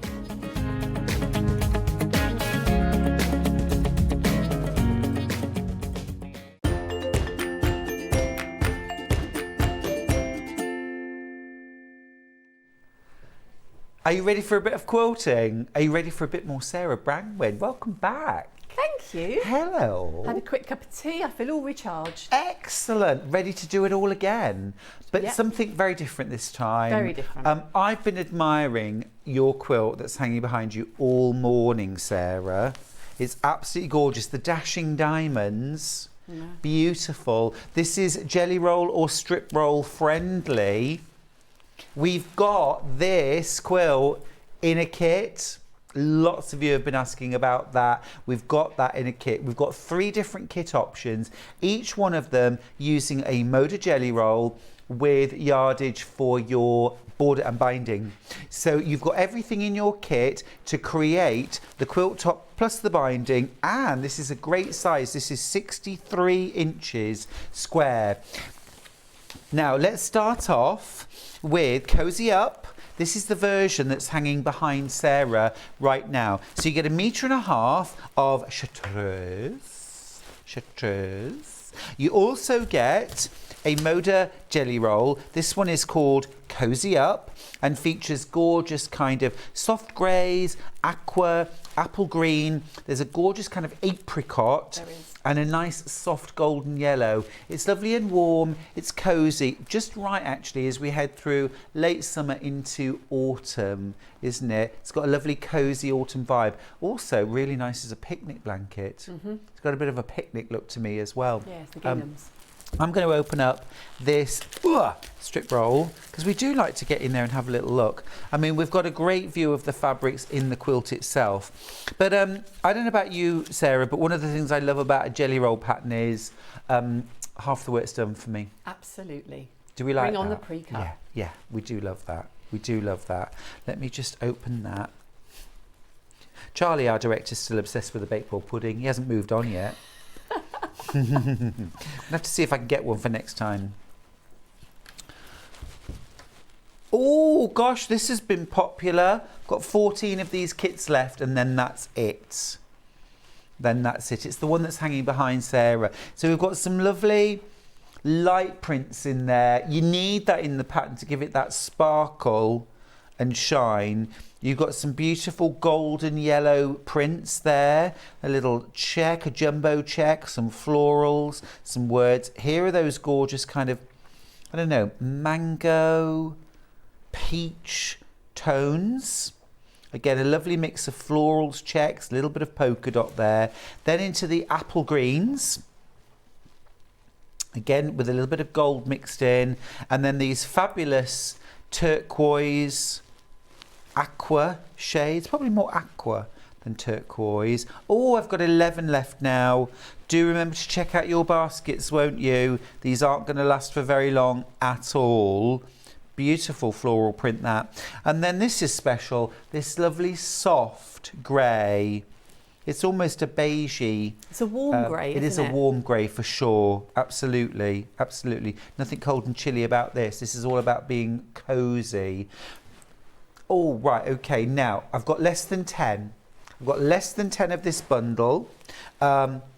14 in baskets, yeah, okay, so do check out. Doesn't add up well, doesn't add up well. You get your jelly roll, you get your 1.5 meters of chartreuse, okay? This is for your outer border and also your binding. Your finished quilt is 63 inches square, which is the perfect snuggle size. It is. Me, Mrs. Mills, Charlie. Just to explain, Mrs. Mills is a cat. She's not our neighbour. All right, but not that that would be a problem.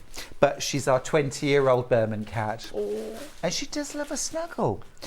You've also got the pattern for Dashing Diamonds. Now, we all need a good jelly roll or strip roll pattern in our stash. We do. Don't we? Yeah. Because we love our jelly rolls and our strip rolls. Can't resist a jelly roll when I'm out. Exactly. Yeah. But we do need a good pattern. So remember, you're getting your pattern with your fabric kit. Okay, I've got 5 of that bundle left. We started with good quantities of this, but you are loving this version of beautiful Dashing Diamonds quilt. Now, we're demoing today with Janet Clare in fabric form. This is Astra from Janet Clare. You get 1.5 meters of cream. This is going to give you your outer border. That's delicious and going to give a real sparkling outer border. You get your pattern, of course, and then looky look, here we've got the jelly roll. And it's from Janet Clare. This is her Astra range. And, well, Janet Clare does blues absolutely beautifully, doesn't she? Classics, aren't they? Really classic, really classic. This range of fabrics was inspired by Janet Clare and her family's lockdown activities, basically. They spent time outside in the evenings, gazing up at the stars, looking at the satellites passing overhead, the star constellations. Just, you know, as lots of us did, spent more time outdoors in nature, appreciating the space that we did have that we could move around in, or at least look at, and that inspired this range. She also spent a lot of time experimenting with indigo dyeing and also with sort of bleach resist and a kind of what do you call it when you remove the dye? Anyway, so this little rusty colour that features, this is the colour that indigo blue goes when you bleach it. That's where the colour comes from. It's a nice little detail, Isn't it just? I hang out with Janet Clare, you see. She told me that. Yeah, and look, and then so you've got those kind of greys, those slates, that sort of almost Air Force blue. You've got the really deep dark navies. You've also got a lovely selection of these gorgeous kind of creamy, warm ivory tones. Again, constellations, satellites. This one was inspired by, you know, a satellite orbiting the Earth. There's the satellite, there's the orbit. Absolutely beautiful, isn't it? And then you've got those soft pearl greys to finish off. So this is the one that Sarah's going to be demoing with. Totally different look. Very, very smart, very classic.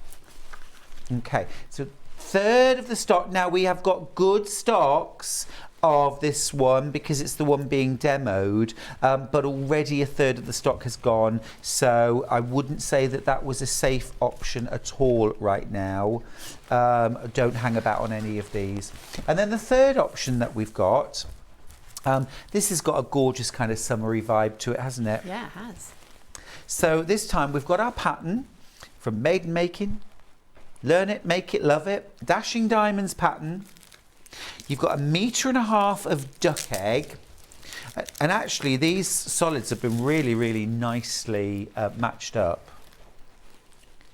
This is Moda Seashore Drive. Do you know, I was only looking at this yesterday, this range, and thinking how delightful it is. Ooh. I'm just going to show you this. This is from, yeah, this is gorgeous.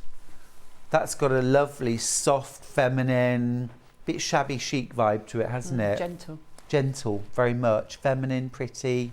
Lovely florals. So you've got some lovely creams and ivories there, little florals. You've got some chartreuse. Actually, it's almost kiwi or lime, isn't it? Yeah. Somewhere between green and yellow. You've got some beautiful soft peaches and corals. A beautiful selection of lavenders and lilacs. For me, that sort of floral checks, spots, it just instantly gorgeous. Country vibe, soft and gentle. Aquas. Agua con gas. You've got some turquoise. Actually, do you know what? You could get this and the Cozy Up, combine the two of them and create a bigger quilt. There's only one of the Cozy Up. Gosh. But one of you might have already bought the Cozy Up version, and now you're thinking, actually you could combine the two and create a big bed quilt using your pattern. And then you've got those lovely soft warm greys again.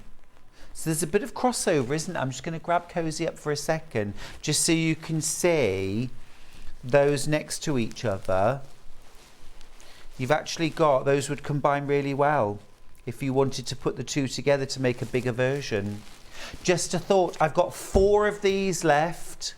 This is Seashore Drive. I've got 4 of this. I've only got 1 of the Cozy Up left. It's been very popular, Sarah. You've done it again.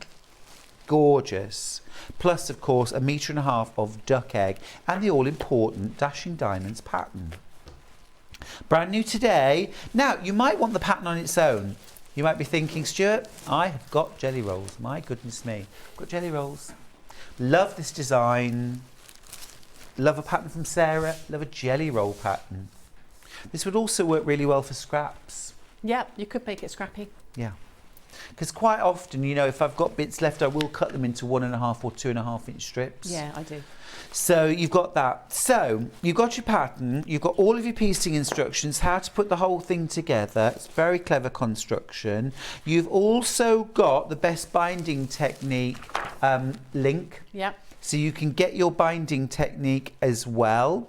Also a bit of a link here to some free how-to videos and easy sewing projects. So there's a lot of value in that pattern for £9.99. We have a question for you, Sarah. Okay. We have a question. Hi, what is the finished size of this quilt, please? Tricia. 63 inches. 63 inches Yeah. square. It's a square quilt. But of course you could adapt this, couldn't you? You could make a runner. Yeah. You could make it deeper, wider. Make it a bigger border if you wanted to. Yeah. Yeah. Obviously your bundle, your fabric pack that you're getting is for a 63-inch square quilt. In terms of the usage of the jelly rolls, do we have much left over, or is it really you're using pretty much all of the jelly roll to do the 63-inch square? You're going to use 40 of the strips. Oh, So there's normally like 42, 44 in a pack. Yeah. So there's normally one that offends somebody or one that's a bit too dark. So yeah, you're going to leave a couple out. Okay, fine. Yeah. But basically we're going to use the whole thing. Yeah. So if you did want to make this bigger and you're thinking jelly roll, then either combine 2 different jelly rolls, or 1 jelly roll plus some yardage cut into 2.5-inch strips, or mix in some scraps along the way. Fab. Just need to let you know, over 70 of these patterns have already gone. It's very, very popular. Well done. Well done if you got that. It's a good pattern to have in your stash because it really would work with any strip roll. Yeah. Yeah. Absolutely. It's not dependent on a particular amount of lights or darks. I mean, all of these jelly rolls have different quantities of lights, mediums, darks. Some jelly rolls or strip rolls don't have any lights at all. They're all darks or mediums. This pattern would work, wouldn't it? Yeah, it would, definitely. We've got some backing bundles, but shall we get to demo? Let's get going. Let's do it. I'm excited. Let's get started. Right, Sarah. okay. So when you get your jelly roll, remember it's going to shed a little bit. Jelly rolls always shed a little bit on your worktop, so just make sure that you're aware of that and sort of make it as clean and as tidy as you can. And then you're going to look through your jelly roll, and we're going to be sewing the jelly roll together in strips of 5. So you want to start pulling out sets of 5 from your jelly roll, and there's various ways of doing it. So in the sample that I've got here in front of me, I decided to go with darks at the edge and bring it into a light centre. But on the one that's behind me, and the one that you'll see shown in the pattern, we actually worked with, we had a blue on the outside going through to an orange on the outside as well. So those were laid out in a completely different way. So you can see that in the pattern, but you can lay yours out however you want. The most important thing to know is that when you come to your set of 5, it's the outside ones that are going to be your diamonds. So that's this bit here. Yes. Okay, good to know. Yeah. Good to know. And that's highlighted in the pattern as well, so you can't go wrong.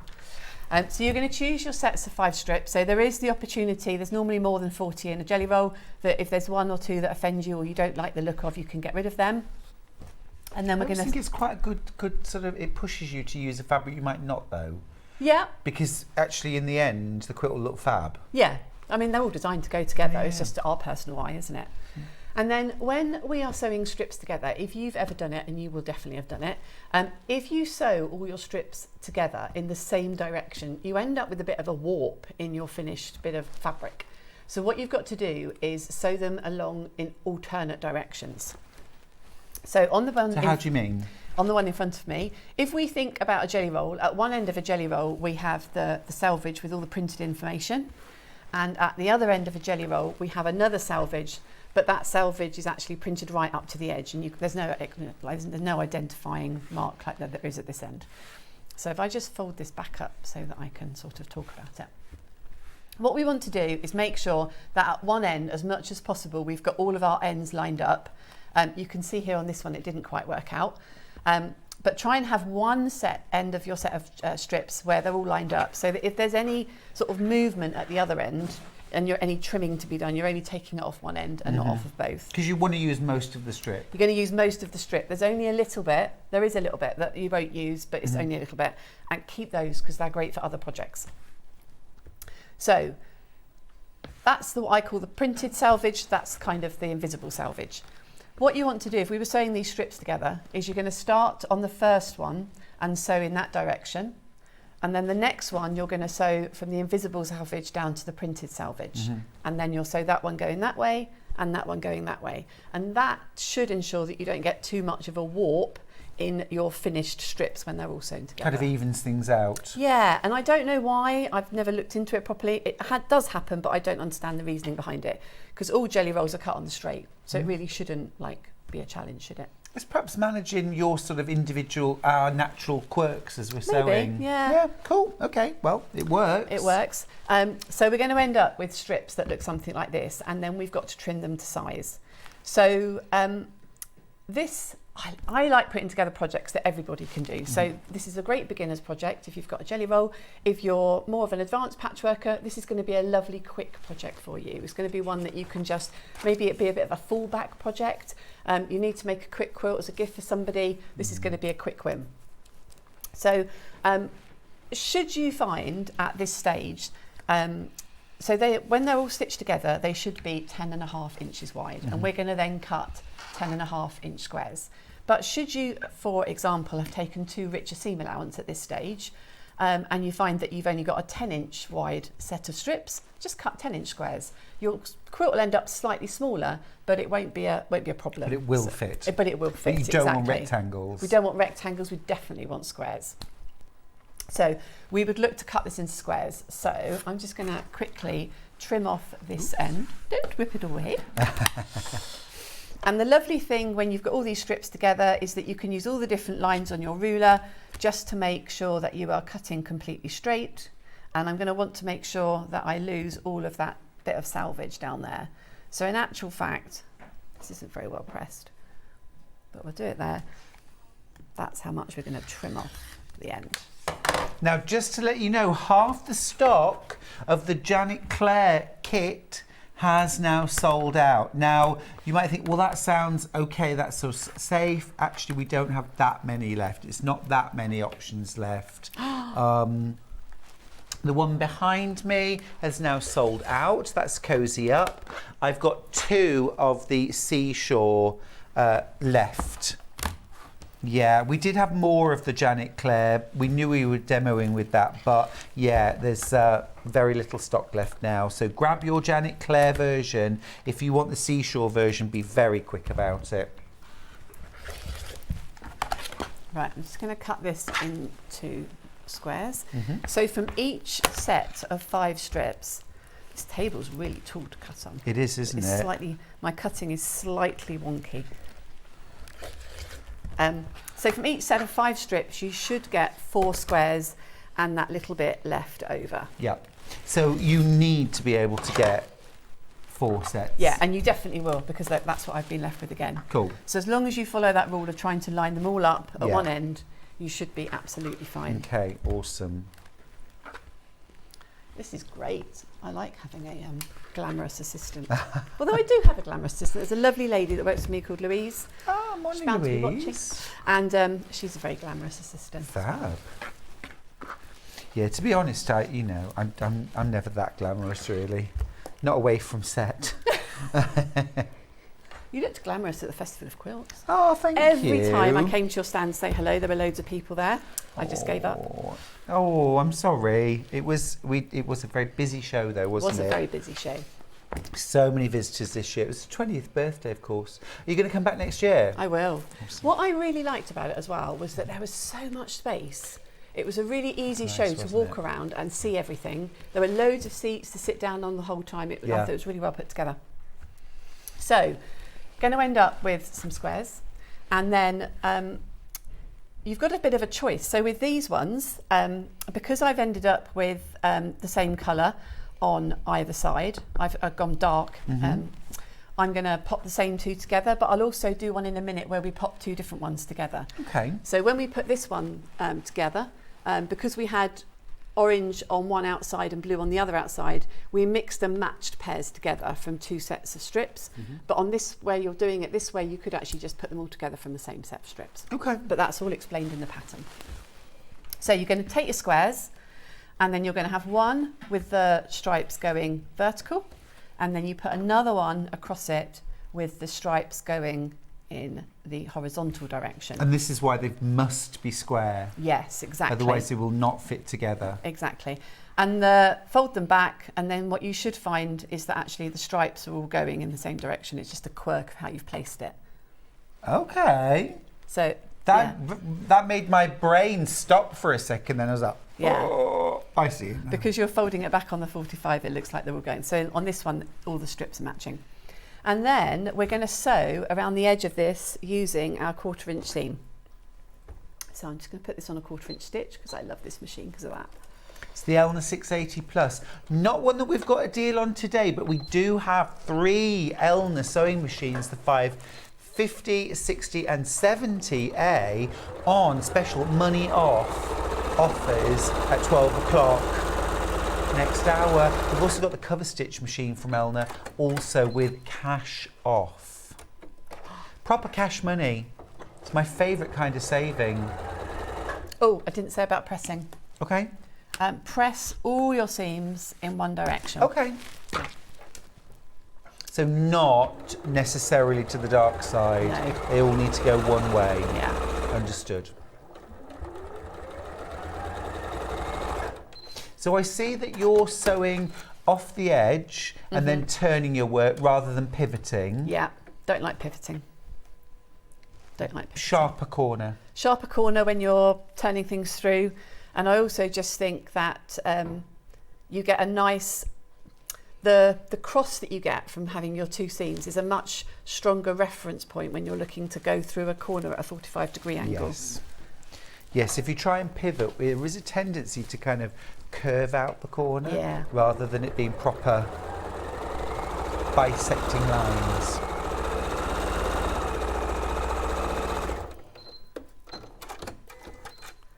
And then we'll just do the last one.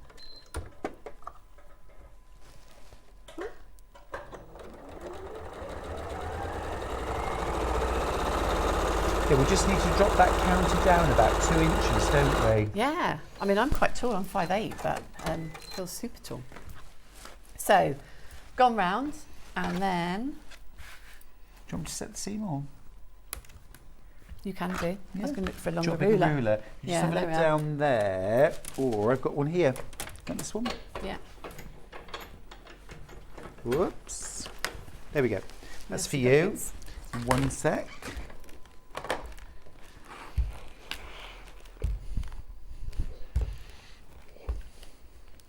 There you go, all yours. Thank you very much. And then what we're going to do is we're going to bisect on both diagonals. And so now I'll use those points that I've created as my reference. Could have used a rotating cutting mat. I tend not to move it when I bisect on both diagonals. I always tend to make the mat move. Yeah, move the mat. Yeah. Because trying to match up the edges is... Yeah. And then now, there we go. Ooh. Look at that. Now obviously we've cut through the middle. Yeah. And those cuts are now the outer edge. Yes. So these, all of the outside edge of these squares, they are now going to be bias. So we're going to need to be aware of that when we are stitching them together. Yeah. Don't want to handle them too much. No. And almost more importantly, when you're pressing them, you can't be too heavy-handed, can you? No. No, the lighter the touch, the better. Oh, I've got a light touch. I was going to say, maybe something like Starch Savvy? Yeah, starch would be brilliant. Oh, we haven't got any in stock. Are you a starcher? I do starch, but not all the time. But then there are certain times when I think it does make a difference. Yeah. So these 4 units now become the base for our block. Well, so I'm going to show you. Oh. So remember I was saying about we have pairs Yeah. that we match up from 2 sets of strips. So when you do when you put 2 squares on top of each other, because I had dark on the outside, I've ended up with a whole dark diamond, but it isn't a diamond of the same whole dark. So I need to make another pair to get another set of those and another set of those. Okay, you can't mix and match them You could if you wanted to. that. Yeah, so if you were scrapping, you definitely could. But if you wanted them all to be consistent, like you've got showing on this one here, then you need 2 sets. Yeah. Oh, So if you are I like doing options. it, if you're doing it, because every jelly roll you get a different range of lights and darks, don't you? You do. So some would work better like this because you haven't quite got enough of the same, and some would work, you know, like that. So you can do a second set? I'm going to do a second set. Awesome. Let me pop these units to one side. Just quickly.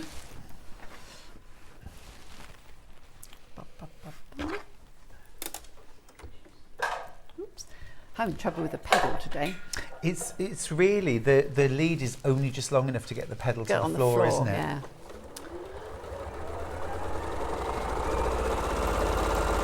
In an ideal world, Sarah, we would have those amazing electric hydraulic desks that you could raise or lower. Have you got one? I've got the manual ones at home, and we've got some in the studio, and they are so popular because when you're cutting out, they just save your back. Yeah. I was looking at them actually at Festival of Quilts. Yeah. The budget was a bit on the high side. You know, the price was a bit... Yeah. Mine are from IKEA. Are they? Yeah. The manual ones are really good. Okay. Right. Yeah.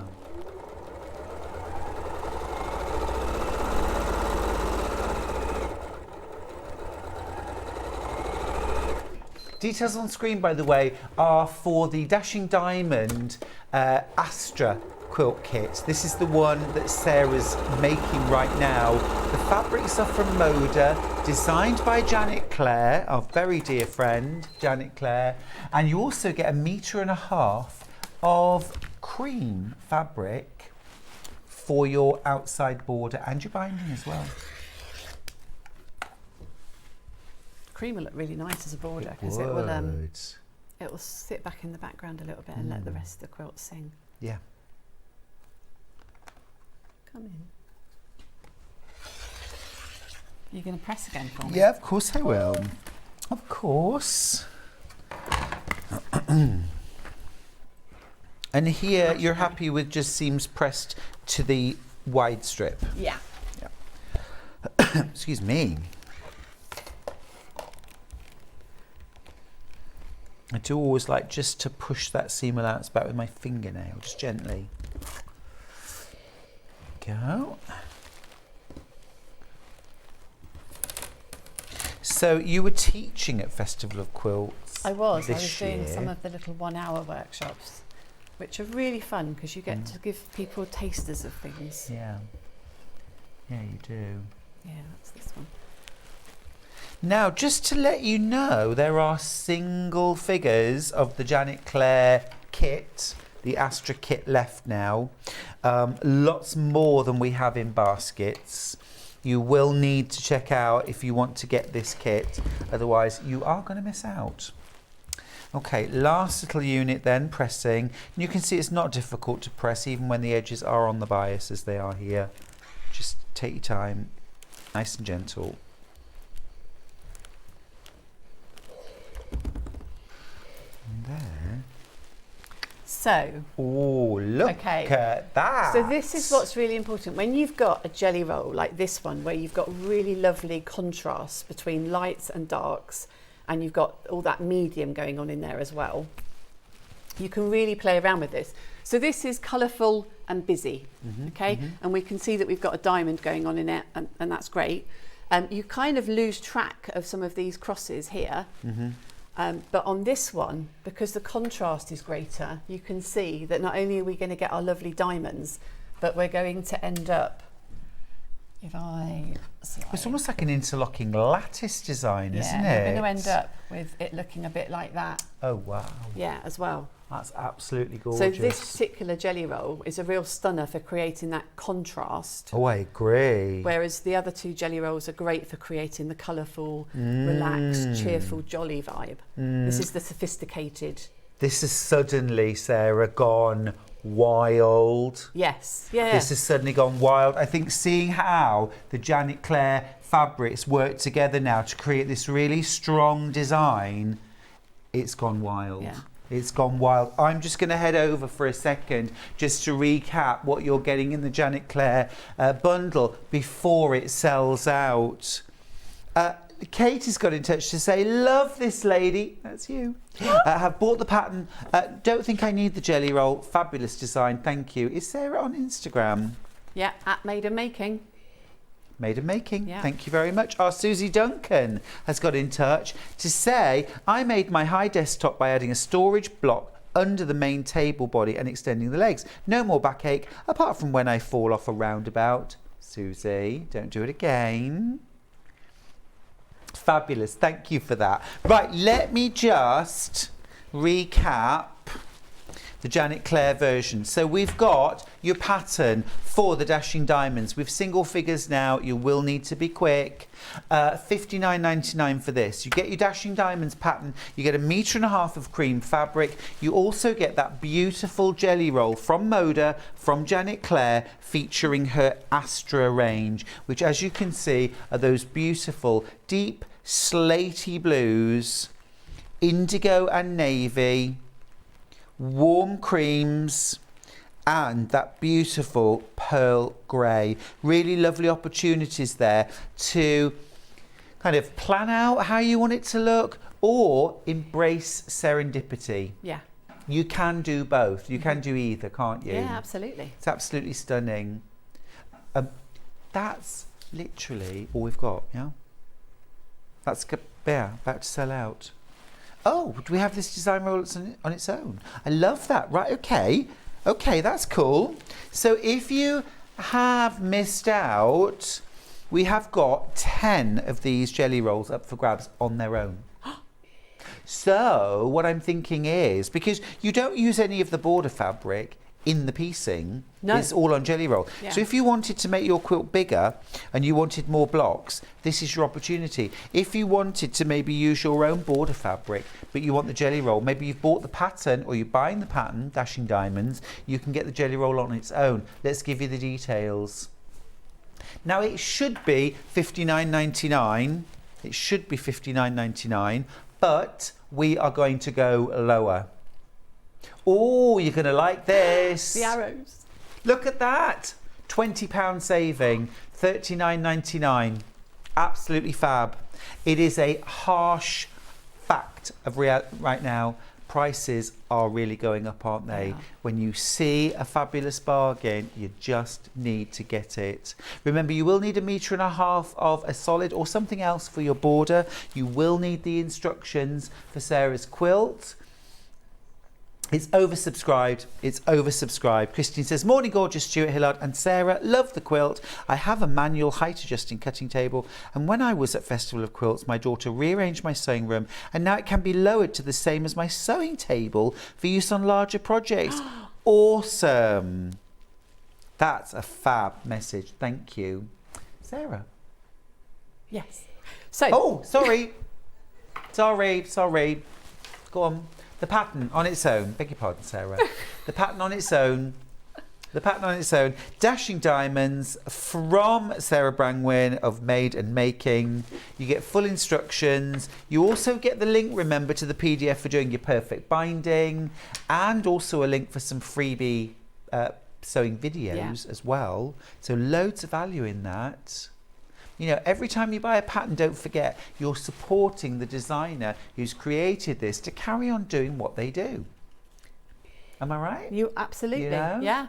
When people come into my sewing studio, we had a lovely bunch of people in on Wednesday. All my snippets gang were there, and I always say to people at the end of a class, we're only here because you come, and it's the same with products as well. These products only exist because everybody comes along and buys them. That's it. So yeah, if you enjoy seeing something, then you've got to support that, whatever that is. Yeah, it's absolutely true. It's absolutely true. Perfect. Perfect. All right, thank you, Sarah. Pleasure. And I totally agree with you there. Now then, do you have anything else that you want to show us demo-wise? All I was going to say was about the bias when we're stitching on the bias, Stitching just them in case together. people aren't Thank familiar you. with that. So, if I pull a piece of fabric, let me just get this on here. Right, so this is cut on the straight, and that sort of has a little bit of give in it, but not loads. These ones are now cut on the bias because they've been cut at a 45-degree angle. And so when we pull those, you can see how much that will stretch out of place. Yeah. So what we're going to do is make sure that when we're stitching these together, that we don't overhandle it. And there's a couple of things you can do depending on what options you've got with your machine. So you could put a walking foot on, and then that will help feed it from top and bottom and keep it nicely feeding through. If you've got the option to change the presser foot pressure on your machine, this is the sort of occasion when I might just reduce it down so that the push going through on the fabric as it's being fed doesn't actually distort it. Because with the best will in the world, you can lightly handle it and not press it very much, but it's all that's going on with your machine that's going to make the difference. For sure, for sure. Like that tip about lightening the pressure. And just to show you, for example, on the Elna 680, if you wouldn't mind just lifting the top lid, and you've got a presser foot pressure dial right here on the just top. Slide it into view. Well, we might be able to on overhead. That is perfect. Thank you, Sarah. And left to lighten and right to increase. Right to tight, left to loose. There you go. Perfect. That's all you need in life, Yeah, isn't it? it is really. It's good advice. Just don't forget to readjust it when you go back to your sewing, back to the default setting. But it does make a difference. So yeah, so I mean I can whiz these through, but that's Yes, really the most please. important thing. So let's work out which ones go together, those two. So it's on a setting of 5 at the moment. So I'm going to reduce it down to 3. Yeah, yeah. And that's exactly what you do also if you were sewing flannel fabrics together, which have a tendency to creep. So you reduce the pressure down to 3 as well. And that runs through lovely, doesn't it? Yeah.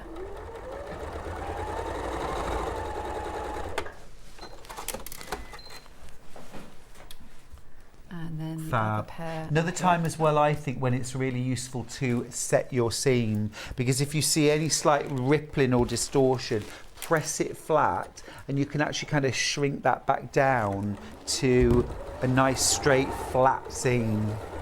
Just press one way, Sarah. Yeah. Okay.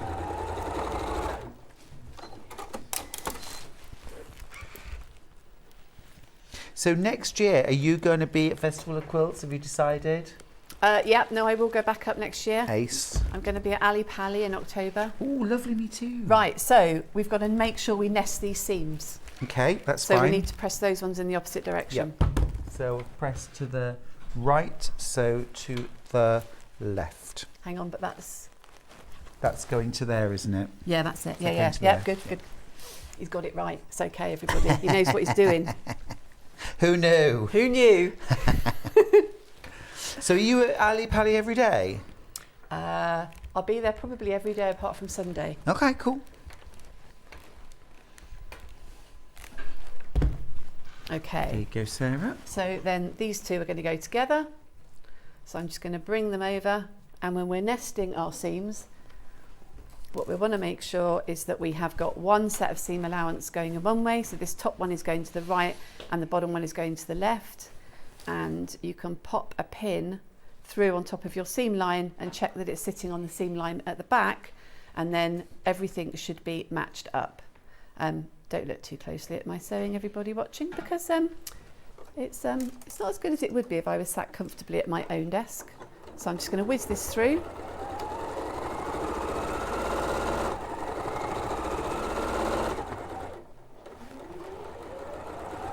Steph says, loving the quilts this morning, and the prices are good too. On the subject of tables, I've never understood why your poor guests have to sew standing up. I Or know. poor presenters. Come on, Sewing Street, at least invest in one table that can be set to the right height for the guests. The thing, what we would need, and we did used to have them, didn't we, is electric height adjustable, because we've got some guests who are 4'11" and some guests that are 6 foot, and you know, and it's also the cameras, because the cameras are a set height. It's actually really the cameras that can't be adjusted in a 3-minute break. So, Yeah. do you know though, having said that, I do a lot more standing up sewing now, and actually, like a lot of people work standing up at their desk, don't they, and have standing desks. It's actually better for you. I can do a lot of things standing up, but I have to say sewing, Yeah. even if it's just like hand sewing or I'm picking mid-class to Yeah. help somebody. If I'm sat on a stool, it's a lot easier. I have to sit down. Yeah, I feel that. yeah. Susie Duncan says, I always sew standing up. It's forced, you see. That's what it is. She also says, I have fond memories of shows at Ali Pali, then rolling down the big grassy hill. No more rolling, Susie. Will you not learn? When you sew though, so this is an interesting one I've been observing in the studio recently, a lot of people bring their slippers. Yes, or barefoot sewers. Barefoot sewers, yeah. I have to have my shoes on, but a lot of people like to sew in their slippers. Me too, Yeah. me too. Oh, need to let you know, all bundles now sold out. Yay! Well done, everybody. Well done, You've got them. everybody. Well done. We do still have a few of the Janet Clare jelly rolls on their own. No, we don't. So all of those have gone too. Let me just show you, now this wasn't my request, but Hannah is popping up, and I think it's great. My jelly roll, well, my strip roll. We haven't got them here in the studio, but we can put details up. So my most recent range, Blue Skies and Nutmeg, we have a strip roll, 2.5-inch strips. You get 40, so you will use every single one for this quilt. And it's a lovely soft collection of country blues, nutmeg brown, there's gorgeous kind of soft golden yellow in there as well. Lots of lovely cream, there's checks, there's a little chicken print, there's florals. Nice. Polka dots. Perfect then, basically. It would work really well for this. Yeah, it would work really well. And that is $31.99. What plain fabric, what border fabric? I think you could go a number of different ways. You could go cope and blue for the outside if you wanted to blue border and binding. You could go with ivory or cream, that would work nicely. You could also go with a sort of mustard yellow. What colour is this this backing fabric, please, Hannah? I'll tell you the backing fabrics in a sec as well, because we've got a few nice ones. Because this yellow would also work really nicely for a border. Is it gold? It's gold, yeah. That gold would work as well. Sue says, I always sew without shoes. I'm so bad. I have to apologise at class. I always get one person that says to me, I'm really sorry, I have to sew with my shoes off. I hope my feet don't smell. I was like, oh, it's absolutely fine. Don't worry about it. Be comfortable. I have feet like a hobbit. If I've missed a pedicure. Oh, bless you, Sue. I'm sure you don't. We love hobbits anyway. Right, backing fabrics. Do you want? Oh, okay, yeah. So before we move on, my strip roll, Blue Skies and Nutmeg. These are the fabrics. Okay. These are the fabrics. So obviously these are sort of squarer pieces. You get 2.5-inch strips, but they're all cut with a decal edge. You get 10 different prints, and you get 4 of each of the 10 designs, so 40 strips in total. And having 4 of each design also allows you to be quite decisive, if you like, in where you want to place the colours. So if you want quite a formal arrangement, it's very easy with that strip roll. If you want to mix them up, you can mix them up. So that's Blue Skies and Nutmeg, 42.5-inch strips for $31.99. And that would also work really well for Dashing Diamonds. Okay, backing bundles then. So we did just show you briefly the gold. Should we show that one more time? Just this is 4 meters of Rose and Hubble gold solid, gold coloured solid fabric. I don't want you to think this is solid gold. Wonder why. You will have to piece the backing. All right. So that's that. Peace and love. Navy blue. Navy blue, 4 meters. Very, very good price. These backing bundles as well. $28.82 for 4 meters of quilt weight cotton. Absolutely fab. So that's a lovely deep dark navy. This would work really well for the Janet Claire. It would also work really well if you're doing Blue Skies and Nutmeg. Yeah. Very, very nicely for that. The gold would work for Blue Skies and Nutmeg as well, or Cozy Up. The gold would work. Next one is Misty Blue. Misty Blue, which is actually green. Don't you think? Would you call that blue? I'd call that green. Green. Yeah. Yeah. Jade. Yeah. Jade green. Yeah. But it's called Misty Blue. But this would work brilliantly with either the Cozy Up or the other one that was Beach. Something Beach? Something beach. Yeah. That sea glass, that's what it reminds me of. Sea glass. Lovely. Yeah. Sea Yeah. glass. Kind of polished by the waves. Yeah. 4 metres for 28.32. Very poetic, sea glass. That's lovely. Yeah. Now, if you don't like joining your backing fabrics, and I think I might have mentioned this, I don't particularly. Do you not? Not really. It's the one bit I don't really relish. You should do it right at the beginning of the project. Yeah, that's good advice. Actually, I don't mind for something that's 63 inches square, as Sarah's quilt is. I wouldn't mind doing that. I'll be all right. But we do have some extra wides. Shall we go Willie Moe? William Morris. Nice. Isn't that nice? This would really work with any of the bundles that I've shown today. Or just get speculatively, this is $14.99 per half metre. Okay, so you'd need two. Yeah, you would, wouldn't you? No, you wouldn't. You'd need more than that. You'd have to piece it. You'd have to piece it because 2 units would be 1 metre, which would be 39 inches. And the quilt's 63. Yeah, so you would need one. Would 1.5 be enough? 39 for 20. 39. No. 69. Oh, yeah. 39. 59. Yeah, 69. Yeah, 1.5 metres. 1.5 metres, 3 units. That is right, isn't it? I don't know. I need a calculator. 1.5 metres is 60 inches, and the quilt is 63. No, 4 units. Yeah, 4 units. You'd need 4 units. Thank you. Sorry, we got there in the end. How many quilters does it take to work out the backing for a quilt? 2, apparently. Quite a long time. Yeah, I don't want to lead you up the garden path. Yeah, 2 metres of this rather than 2 units. So 4 units of that. 4 units. But that is gorgeous. It's very nice. Just to put our backing fabrics into context, by the way, I was looking the other day at a craft website just to see what they'd got. And I found some backing fabrics, extra wide backing fabrics that we sell that are generally around £11.99, £13.99, £14.99 per half metre. And these were £40 a metre. £40 a metre. And we are, so this one, for example, the blue circle, this would be ace with the Janet Claire. This, £13.99, that would be less than £28. You'd need 4 units. Thank you, Hannah. They'd do without you. How many? 4. Don't do 2. 4. The thing is, you could piece it, but I mean, that's the point of buying extra wide, isn't it? Not to piece it. But that's lush. That would also work with Blue Skies and Nutmeg as well. It's got those lovely blues in there. All right. And then one more. Oh, delicious.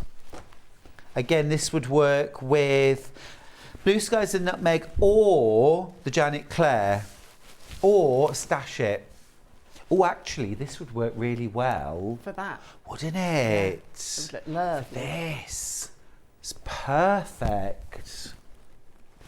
Really nice. All right, that's a kind of almost sort of horse chestnut leaves and sort of outline flowers and leaves. Beautiful. Again, 4 units. It's £12.99, which is less than £26 a metre. Rather than 40.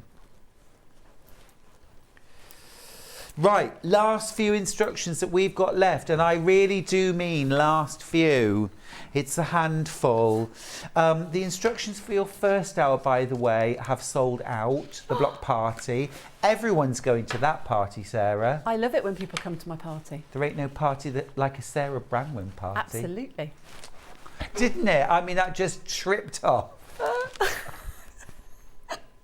And then your second pattern, Dashing Diamonds. More in baskets than we have.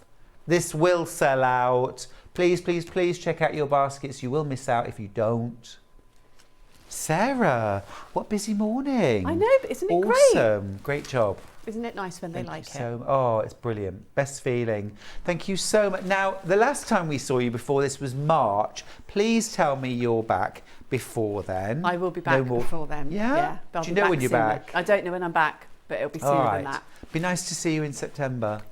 Just a thought. Just a thought. September or October, that's what I want. We'd love that, wouldn't we?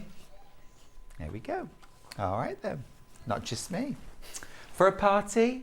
Could be another party. Could be another party. There ain't no party like a Sarah Brangwyn party. It's not working, is it? Let's go to break before I really do it. Bye.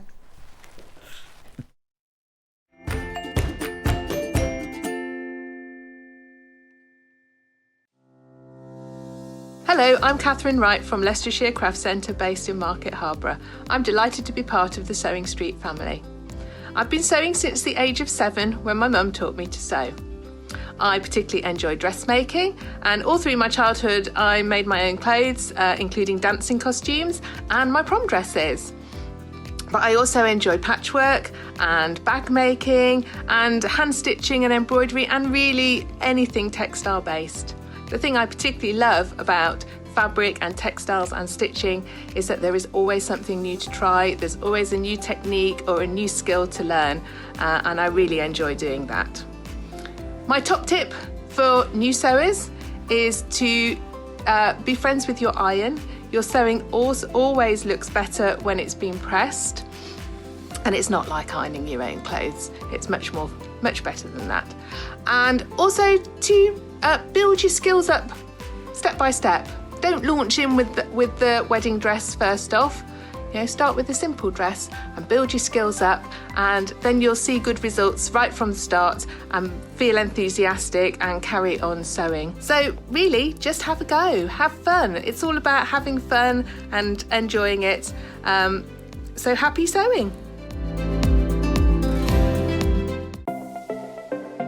Missed the live show?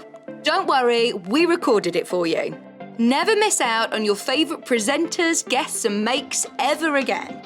Head on over to our YouTube pages to watch back the day's live show and enjoy your favourite demos over and over again. Subscribe and turn on the bell notification so you never miss a show or video ever again.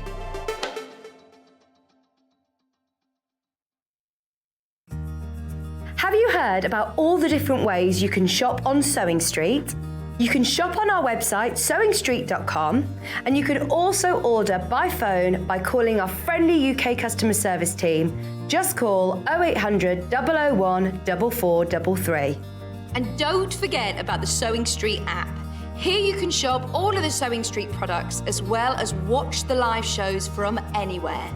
You can download the app onto your smartphone or your tablet by simply searching Sewing Street in your app store. And one final thing, no matter how many times you check out on Sewing Street in one day, you will only pay 1 postage and packaging. Happy shopping! Stuck for ideas for the perfect gift? Why not get them a gift card? You can buy Sewing Street gift cards loaded up with anything from £10 to £500. Shop our gift cards online at www.sewingstreet.com or purchase them via our UK call centre on 0800 001 44 33. Here at Sewing Street, we're always looking at ways to make your shopping experience better. That's why on certain items, we have split pay. So with the split pay, depending on the price of the item, you can split the cost twice, 3 times or 4 times. So that means you pay once, Then you pay monthly until it's finished. And you know what? We do not charge any interest whatsoever. Isn't that fantastic? Split pay, you say? Well, yes, please. I'm off to buy Alan a present. If you're a Sewing Street customer, no matter how many times you check out in one day, you will only pay one postage and packaging. So don't wait to add the item you want to your basket and check out. You will only pay one P&P even if you check out multiple times in one day. Missed the live show? Don't worry, we recorded it for you. Never miss out on your favourite presenters, guests and makes ever again. Head on over to our YouTube pages to watch back the day's live show and enjoy your favourite demos over and over again. Subscribe and turn on the bell notification so you never miss a show or video ever again.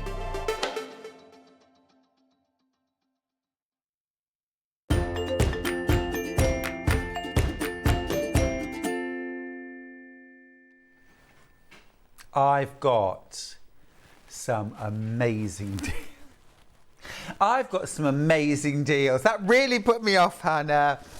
You can imagine what she said. A lovely bunch of coconuts right in my ear. I've got some fantastic deals for you in this hour on Elna sewing machines and a fabulous cover stitch machine. Now, I wouldn't normally ask you to do this, quite the opposite, but can I ask you to please not check out your basket yet? If you are going to get one of these Elna sewing machines, please stay with me until I've been through all three, because I want you to know the features and the prices of each. I've got a little bit of a, you know, surprise along the way and something that might help you make the best decision that you might make this year. Because remember, a sewing machine is an investment in your sewing present and your sewing future. I want you to make sure that you get the best machine that you possibly can to suit your needs and your budget. But it's about getting the most you can for your budget. So I'm actually asking you right now not to buy, and I'm sorry everybody upstairs if you're watching, but I do want you to know what we've got going on first. All right, we're going to start with the 550, which is this machine down here. It's the Elna Excellence 550. What I'm going to do, I'm going to slightly sort of swap things around a little bit just so I can bring this in. Okay, so this is the 550 from Elna. Now, the RRP is 669. Yeah, that's the RRP from Elna, £669. Our regular price, our price that we sell for, is £529.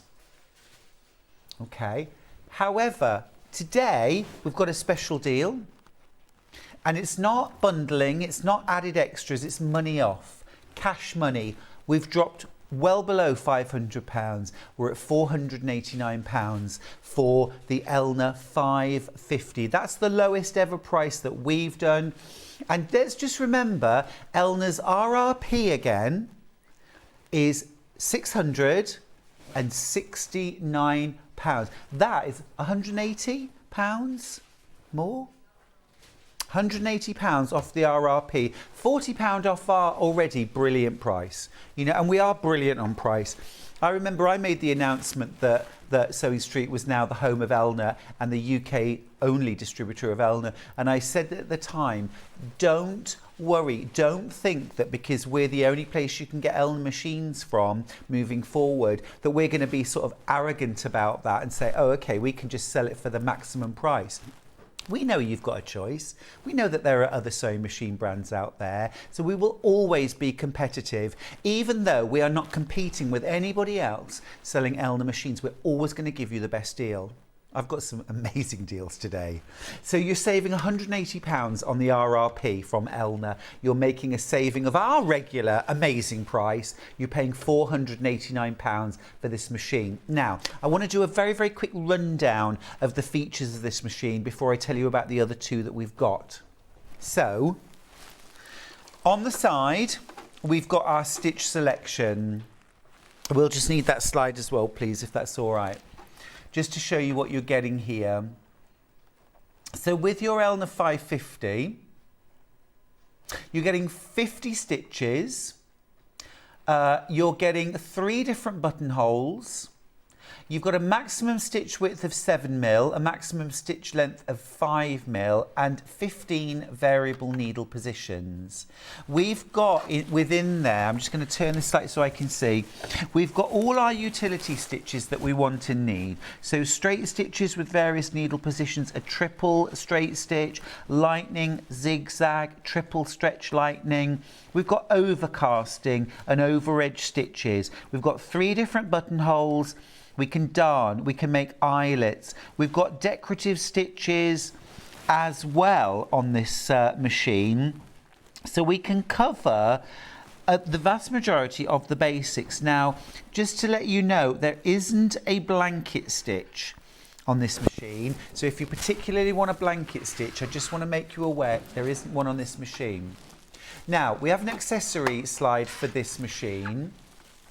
Okay, you get a standard, and this is the true of all of them, you get extension tables with all of them.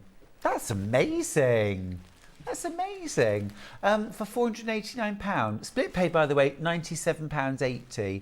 You do not need to spend £489 today. I know the deal is today, but you can spend 5 months paying for this machine and still get that amazing price of £489. There is 0 interest. It's the most affordable out of the 3 machines. However, I'm just going to, well, I've already shown you, I've already told you what the 570 rather is, and it's not much more than £500. So if your budget is around 500, this is why I want you to wait.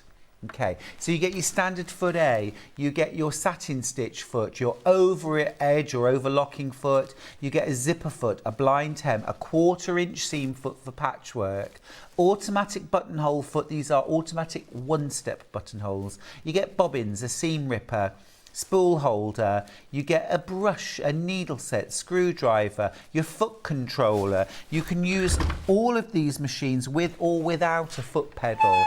Okay, you get a hard cover for each machine. You also get an extension table for each machine. So there is a huge amount of value in the 550 for £489. Remember, you're saving £180 on the RRP. Now, I'm going to jump to the 560. So as the numbers go up, the features or the number of stitches goes up too.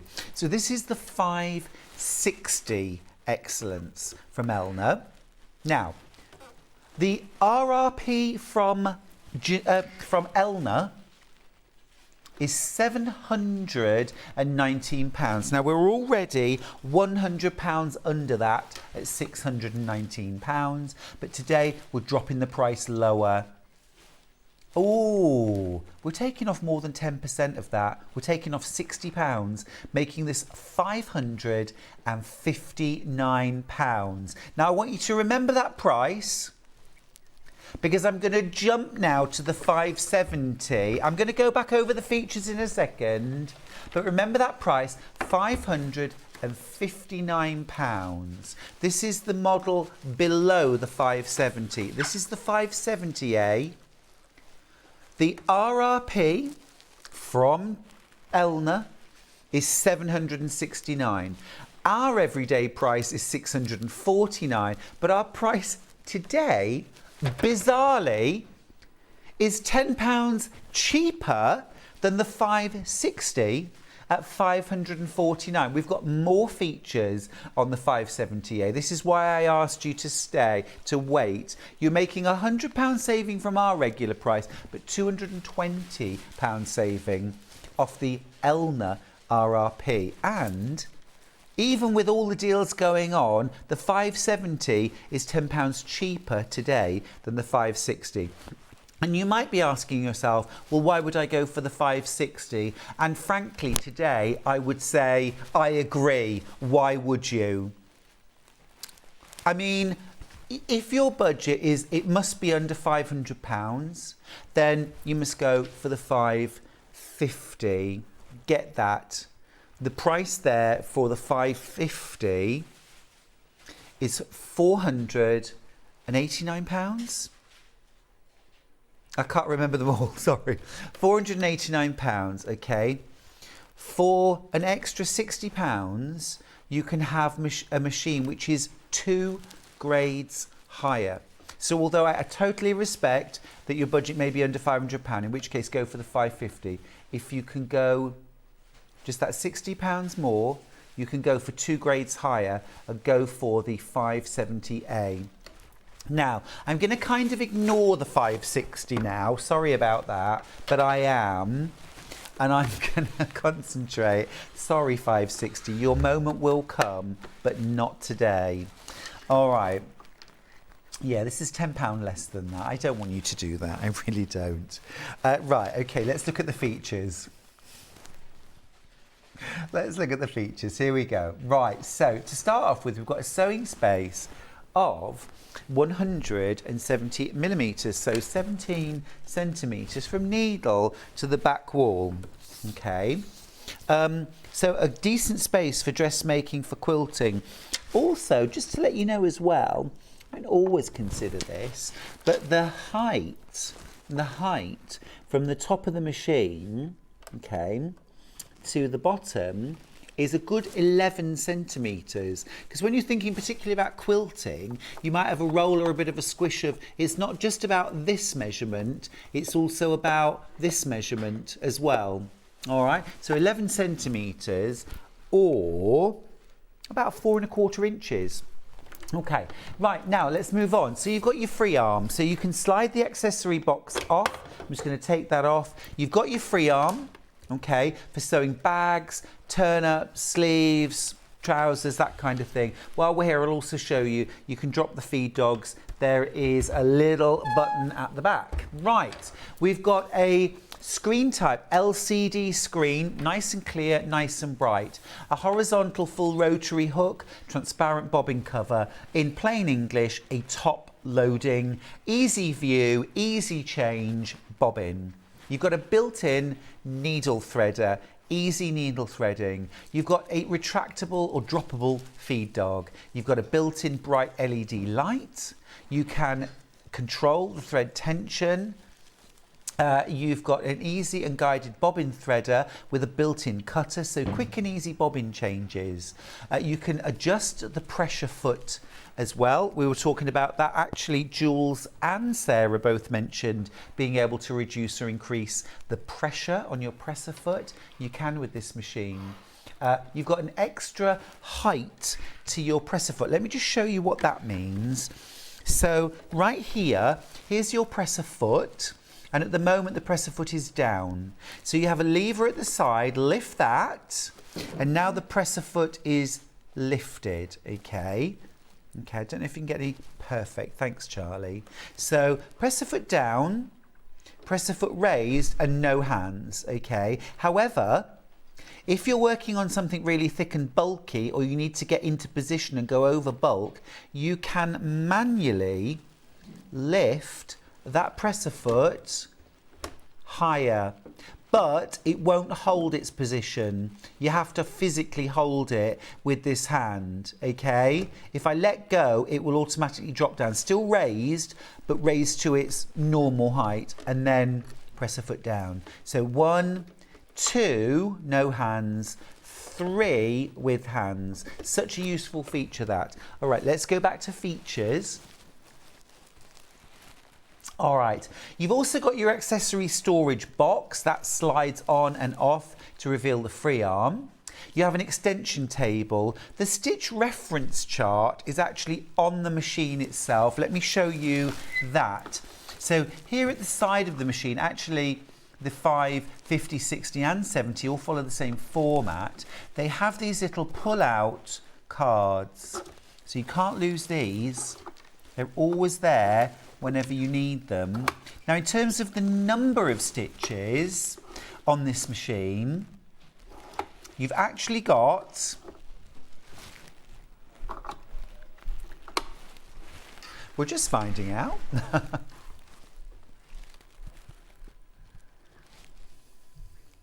3, is that right? Wow, 380 stitches, because you've actually got loads of utility, loads of decorative, loads of kind of embroidery style sort of heirloom stitches, and you've also got alphabet. Fabulous. Absolutely fabulous. 380 stitches. You don't get alphabets on any of the other machines, the 550 or the 560. So if you want to be able to personalise, really important. Hello Stuart, says Jean in the West Midlands.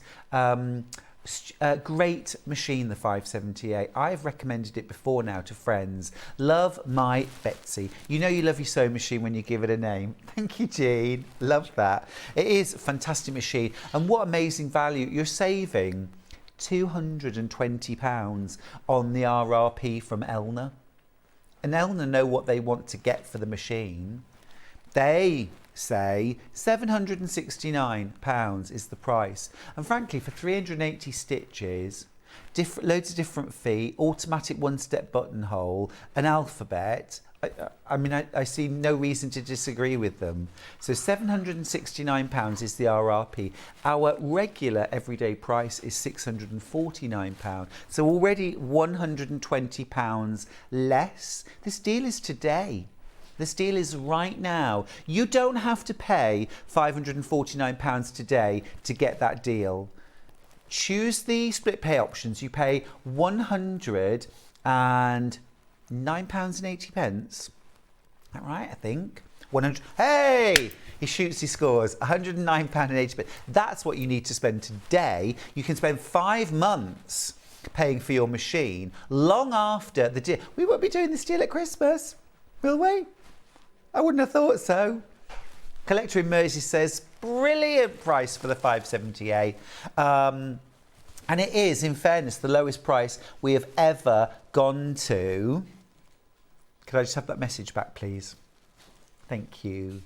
It's from Collector in Merseyside.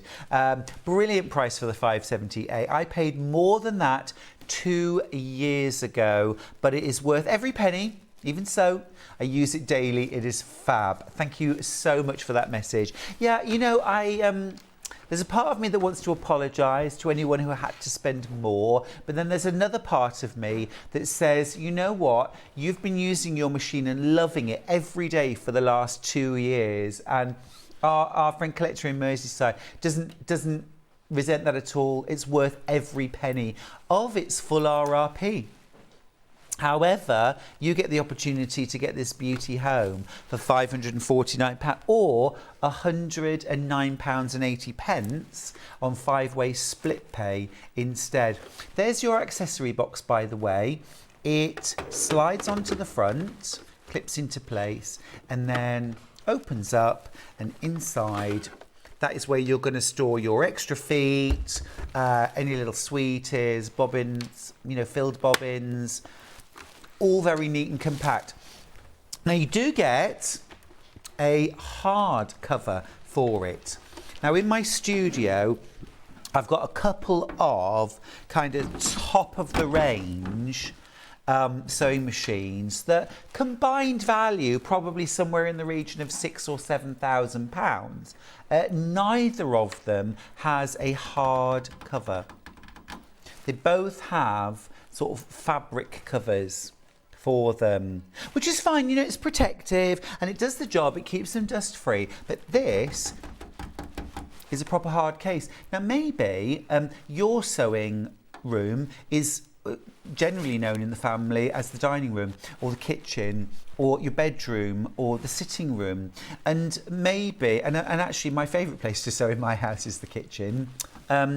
You know, your sewing space, like mine, is probably a movable feast. What you want to make sure is that when you put your sewing machine away, and that might be in the hall, you know, be by the side of the sofa, that it's protected and isn't going to get knocked or banged, or, you know, you're not going to take that fabric cover off and find that something has got broken. This, come in, is a nice, hard, protective case. I'm just Let me just out the way. You can, if you want to, I'm doing this in a very cat-handed way, but you can, if you want to, actually lift the handle through. Okay. Yeah, so you can get that through so that you can carry your machine with the case on it. So, I mean, a really, really fantastic deal. I'm thrilled to bits with these. Well, I am thrilled to bits with these deals. I'm slightly bemused that the 560, which is one level below this, is £10 more. It is still on a deal and you're still making a great saving. And if that's the machine that you've been wanting, but I mean, this has got everything that the 560's got and then more. I think it would be a useful thing to do actually, just at this moment in time, is just to say, well, what features does the 560 have? In particular, the stitches, because the accessory pack, the foot package is the same. You still get an extension table and a hard case.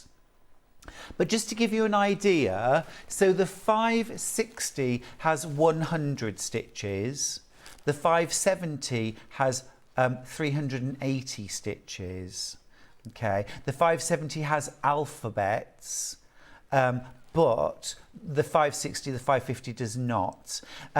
In comparison, the 550 has 3 buttonholes, the 560 has 7, the 570A has 12 different buttonholes, and the 570 has the ability to combine patterns, so stitches, alphabets. It's got a memory function. The 60 and the 60 and the 50 do not. Okay. Let me just show you how the machine looks with the extension table. Big space to sew on, supportive, things like your quilting, your dressmaking, larger projects, free motion quilting. You know, the one thing you do not want to be fighting with is gravity and the weight of your quilt, okay? So having that extension table, and let me just say, you can also help yourself greatly by clearing the table. So no vase of flowers, no cup of tea, no pets, all right? This is the life I live too, believe me. I have to clear Mrs. Mills from the table first, as gently as I can. But I get rid of the jug of daffodils before I start. And then you've got a nice clear deck. You've got your extension table. That is supporting your immediate working area. Okay, that's supported here, but also beyond that. So that helps a lot. And then the rest of your quilt, which is probably the majority of it, is supported by the actual table. So it's just these little things. And especially if your sort of sewing space is the dining table or the kitchen table, it is worth a few minutes just to clear it. Now, none of these 3 Elnas come with a walking foot or a dining foot, so I want to be really clear about that. The walking foot, the dining foot are both available for any of these machines, okay? And it's not a huge extra cost. They're like, but I know the dining foot usually is around about £20. A walking foot is around about sort of £30 to £50. I don't know exactly, but you know, it's not a huge amount of money. And I'm just going to recall our viewer, collector in Merseyside, who was talking about using the machine every day for 2 years. You know, £100 spread over 2 years every day is pence. Every day, and you know, it's not even worth comparing with the price of a cup of coffee. It's not even the price of a chocolate bar, you know, or a packet of biscuits. You can tell it's nearly lunchtime, can't you? We're talking about pence. If I didn't already have this superb machine, says Margaret, I would buy it again today. What a great price. It's a no-brainer as far as I'm concerned. Margaret, what a fantastic endorsement and review. Thank you so much for getting in touch. I often say things are no-brainers. It's true. If I didn't already have this superb machine, I would buy it again today. Ah, that makes my heart sing. Sandra has said, no cup of tea? Shocked face. I know, and I had to think twice when I said that, but honestly, you know what I mean, Sandra, that cup of tea that's getting in the way, it isn't really going to make your life any easier. I'm saying all of this, I probably should have a permanently hooked finger because I rarely have no cup of tea in my hand. But when you're quilting, here's your incentive. You set your timer. You do 15 minutes. You might set your timer on your native lighting. You might set your timer on your kitchen timer. 15 minutes, you quilt, the timer goes off, you step away. Okay, if I can give you a piece of unsolicited advice, I know you didn't ask me for it, but if I can give everybody a bit of advice, it's every 15 minutes when you're quilting, stop and have a breather. It only needs to be a couple of minutes or even 60 seconds. Roll your shoulders, have a little stretch out your hands, your fingers, a little bit of a side stretch as well, and maybe just a little side to side with your neck, just to relax your whole body, because we all get a bit, you know, a bit hunched and a bit tense when we're quilting. So just keep reminding yourself. The other thing, and you'll laugh about this, but you know it's true, remember to blink, remember to breathe, because when you're quilting there is also a tendency to stare, because you don't want to blink because you'll lose your vision and you're moving around. So you can stop sewing anytime you like, just press the button, take your foot off the pedal, and do keep breathing naturally, relax, and have your cups of tea in your breaks. Right, price slide one more time, just to remind you what a fabulous day this is to buy an Elna, particularly a 570A. So normal RRP from Elna for the 570A Excellence is £769. Now that's a huge amount of sewing machine for £769. It's 380 stitches, it's 12 automatic buttonholes, it's a full alphabet, it's versatility, it's an extension table, a hard cover. It is a huge amount of machine for £769. Our everyday price is £120 less than that at £649, but today we've dropped another £100, so £220 under the RRP, £549 for the 570A. Now paradoxically, that is £10 cheaper than the machine one level below it, the 560, which has 100 stitches, no alphabet, 7 buttonholes. Okay, still a fab machine. It's a great machine. If you don't need, you know, alphabets and things like that, you know, and I'm not, you know, we will have the 560 on another show. But when it's £10 more than when this is £10 cheaper and you get an alphabet, if you don't want to use it, don't use it. I still want you to have a £10 extra saving. I still want you to have more buttonholes. Well done if you've got yours. If your budget is under £500, and that is an absolute cap, go 550. Go 550. We've got that at £469.89. £489 for the 550. All right, well done actually if you got yours this morning when I first mentioned it at 8 o'clock. I know some of you did, you were on it. Sue says, I often forget to breathe when I'm quilting. I'm exhausted by the end of the day. Get it? Christine says, has the lovely Hannah got the brilliant Elna Easy Cover machine on the show today? I'm so grateful to her for adding it to the show a few weeks ago, as I love mine. I remember that day. Christine, you emailed in and you said, have you got, and we added it to the poll and you were able to get it there and then. Such a time saver when altering hems. Well, let me show you. We've got the Easy Cover from Elna.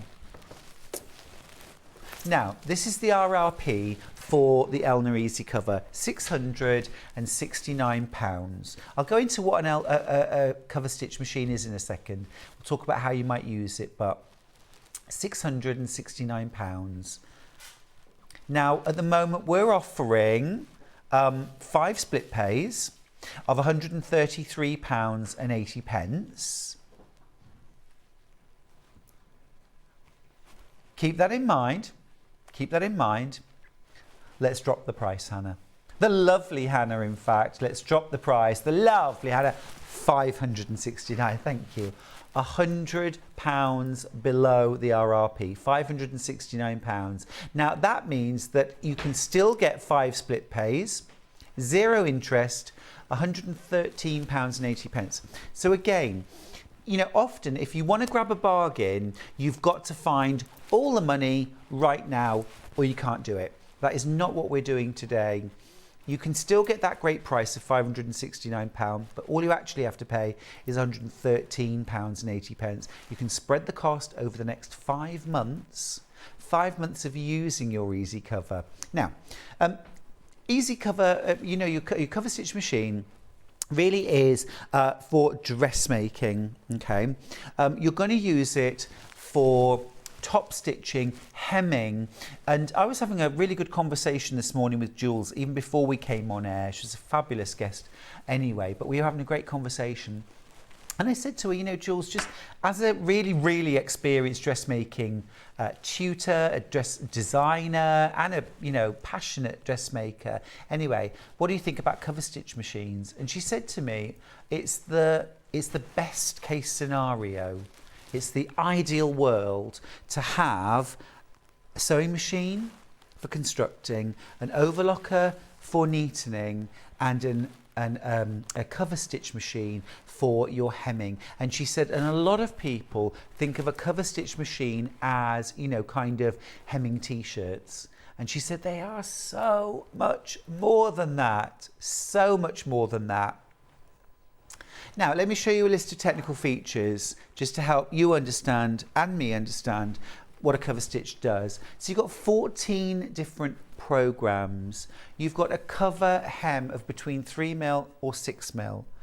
You can chain stitch. I'll explain what these are in a sec. You've got your free arm.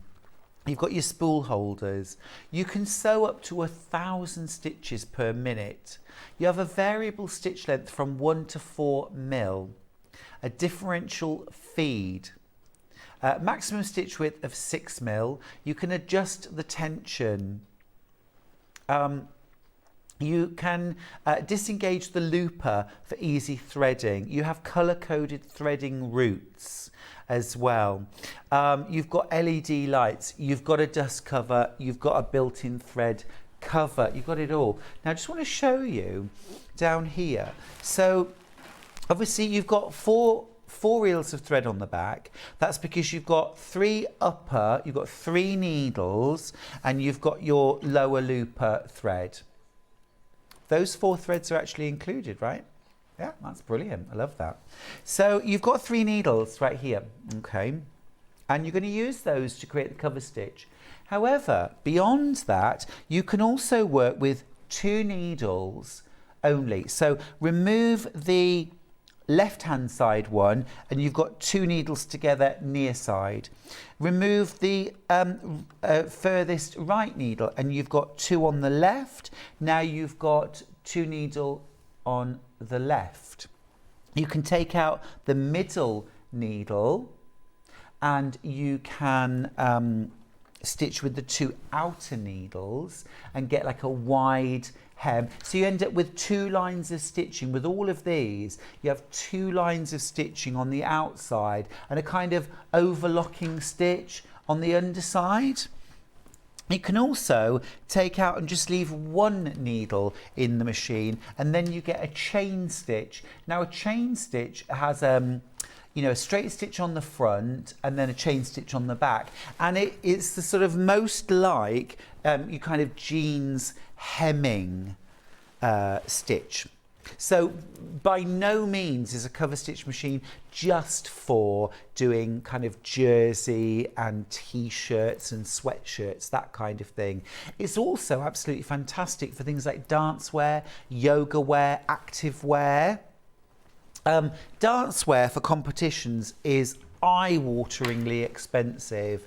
If there are any mums out there or dads out there whose children do competitions, or you do competitions, or grandparents, you will know how much those costumes cost to have made. And even actually, just if you're a regular exercise, you do yoga, you go in the gym, you go to classes, you can make your own active wear, very professional looking, things like baby grows as well, baby wear, absolutely super. They're particularly good on things like stretchy fabrics, jerseys, knits, t-shirt material, but also amazing for things, as I say, like hemming jeans. Now, Collector in Merseyside says, one of the many reasons I love Sewing Street, you have exclusivity with Elna, but you're using that to the customer's advantage with your pricing. Thank you. It's, you know, it was something that struck me when we became the exclusive UK dealer. I thought, you know, in the wrong hands, this becomes a monopoly, doesn't it? Becomes a monopoly, and it's like, well, okay, now we can charge anything because we're the only ones selling it.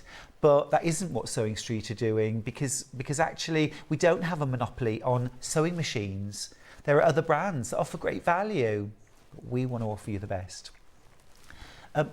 Now, Lynn from Ceredigion has messaged in, great message this. She says, I bought my easy cover from Sewing Quarter, so that's a few years ago, previous incarnation. Love it, so easy to thread. Now that's a message everyone wants to hear. So easy to use, and such a professional finish, and it's about the same price now. And it must have been, well, it must have been at least 3 years ago, Lynn, am I right? Because I've been with Sewing Street now for 2 years, and Sewing Street was like almost a year old when I joined. We're talking about 3 years ago, and it's essentially the same price.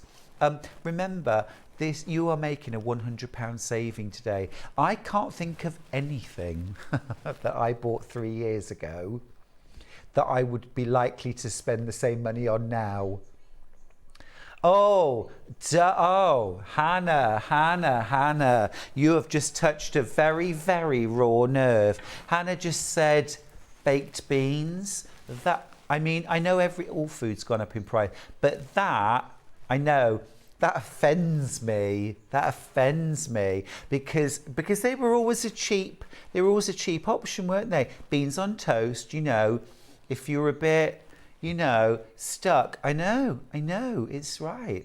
But this, basically the same price it was 3 years ago. You're saving £100 today. Our Elna machines over there, like they're £578, you're saving £220 today.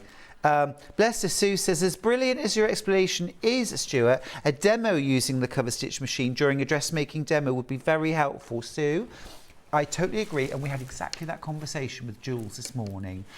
And we said, is there any way you could use the cover stitch machine today, because we've got it on offer? She said, I will happily demonstrate it. She said, next time, she said, I've got everything planned out. I can't fit it in anywhere with the demos I'm doing, but she said, yes, I will. So, Sue, great minds. We absolutely had that conversation. And I agree with you. You can talk all you like, but you want to see it in action, don't you?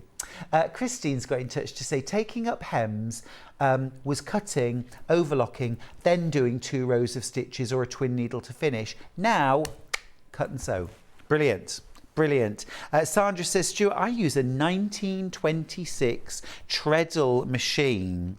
So my tea and coffee sits on the right-hand side on the built-in cabinet, well away from the sewing side, Sandra, in still sunny Glasgow. Well, you've got it all worked out. I love that. I love that. You could actually, even if you don't have a 1926 treadle, you could put a little side table, couldn't you?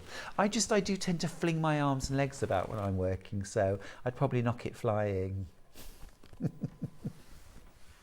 Brilliant. It's so lovely having all your messages in, you know. They do absolutely enliven and often illuminate our shows. So please keep getting your messages in.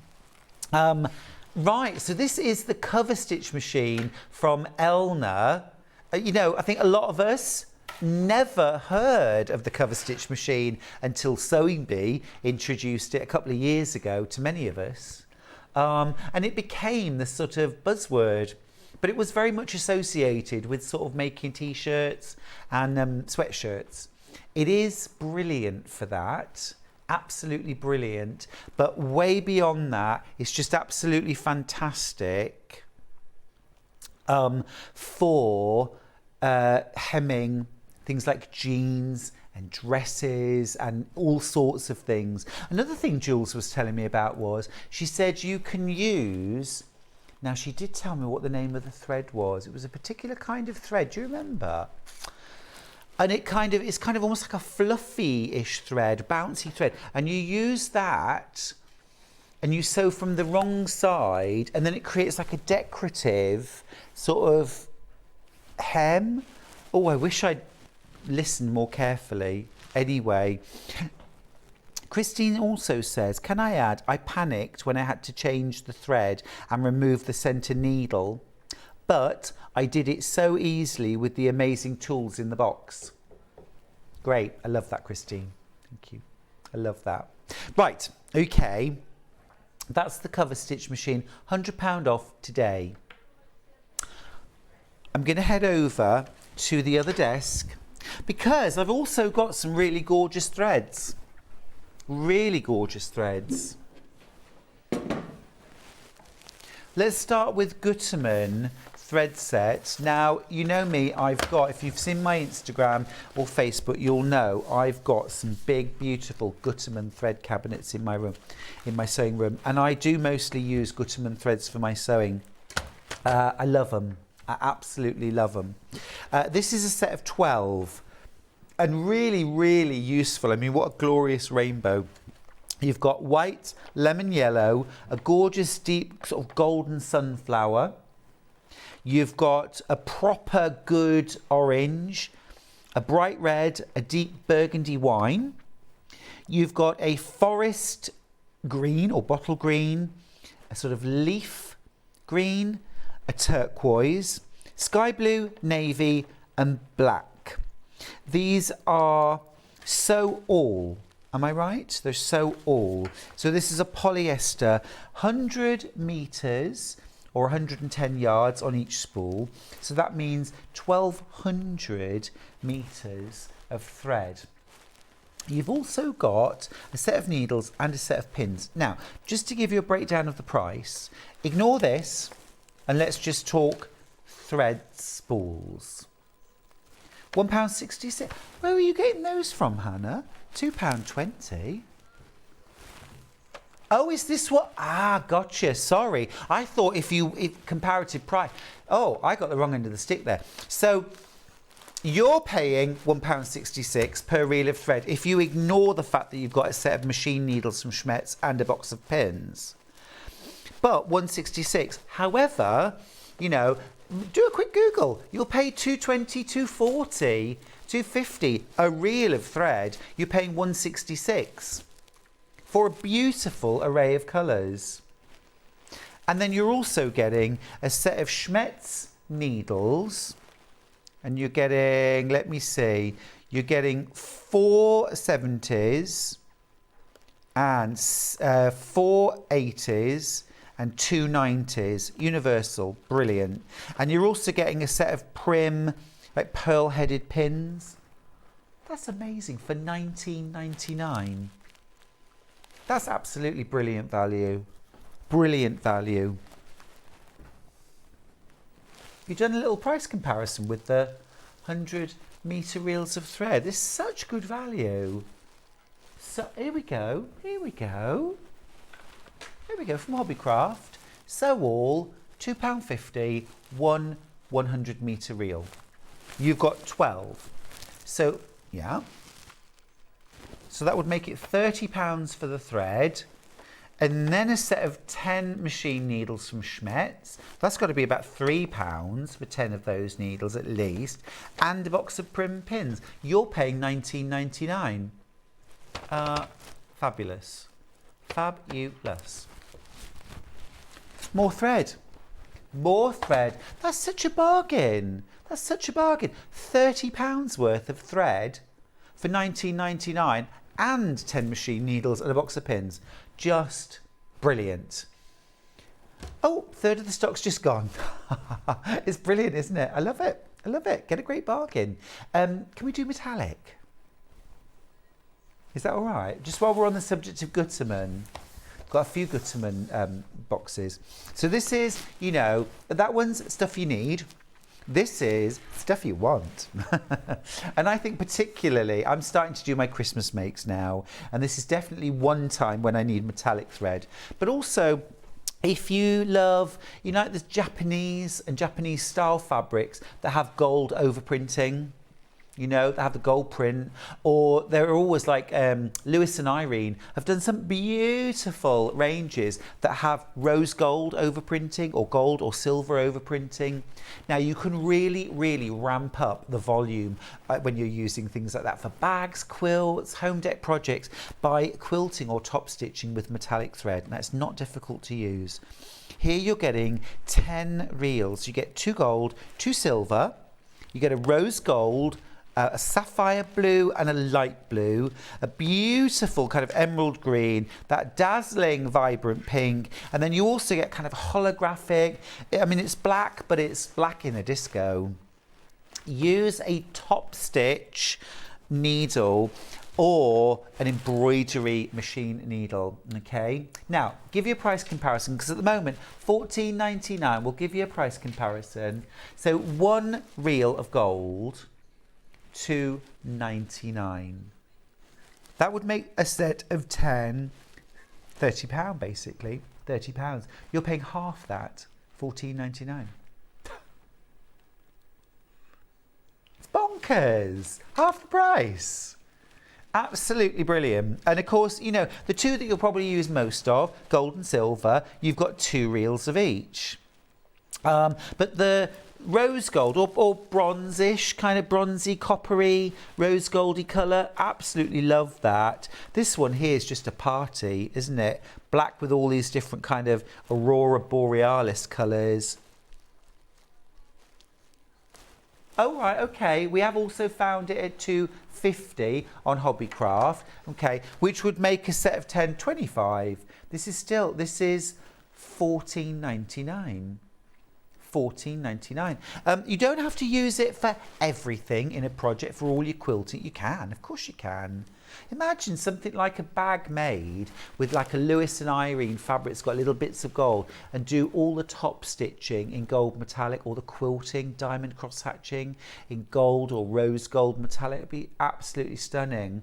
What about just elevating a project that uses scraps by using a metallic thread? Like I say, you want to use an embroidery machine needle. They have a larger eye and they have a deeper scarf, and the scarf is the hollowed out part of the needle that the thread sits in. Essentially, it kind of protects and cocoons the thread so that that constant kind of bashing through the fabric, through the quilt layers, doesn't shred it and it won't break. If you used an ordinary needle with metallic thread, it would quite quickly shred and break. If you use a metallic needle, you'll be absolutely fine. Right, now, can we go back to utility thread? Because this gorgeous Gutermann set, I think's brill. This, no, there's not many of these. I could do with this really myself. Well, I could actually, because despite the fact that I have thread cabinets with thousands of reels of thread in, within about 2 weeks, the black and the white are gone. And the thread cabinets have 2 or 3 sections for white and black, because we all know they're the ones that we're going to use most of, but they still go within a couple of weeks. You get 3 black and you get 7, no, wait a minute, sorry. You get 3 black and 4 white. Yeah, 3 black and 4 white, and these are sew all thread, so they're a polyester, 100% polyester, 100 meters on each, so 700 meters in total for $12.99. What does that work out per reel, please, Hannah? Because again, amazing value. You know, if you love all your different colours, fab. If you want some nice freebies, fab. This works out at $1.85, but it is those most usable colours, isn't it? The black, the white, and it's a sort of off-white as well. It's not a stark white. It's just a soft white and a black. $12.99.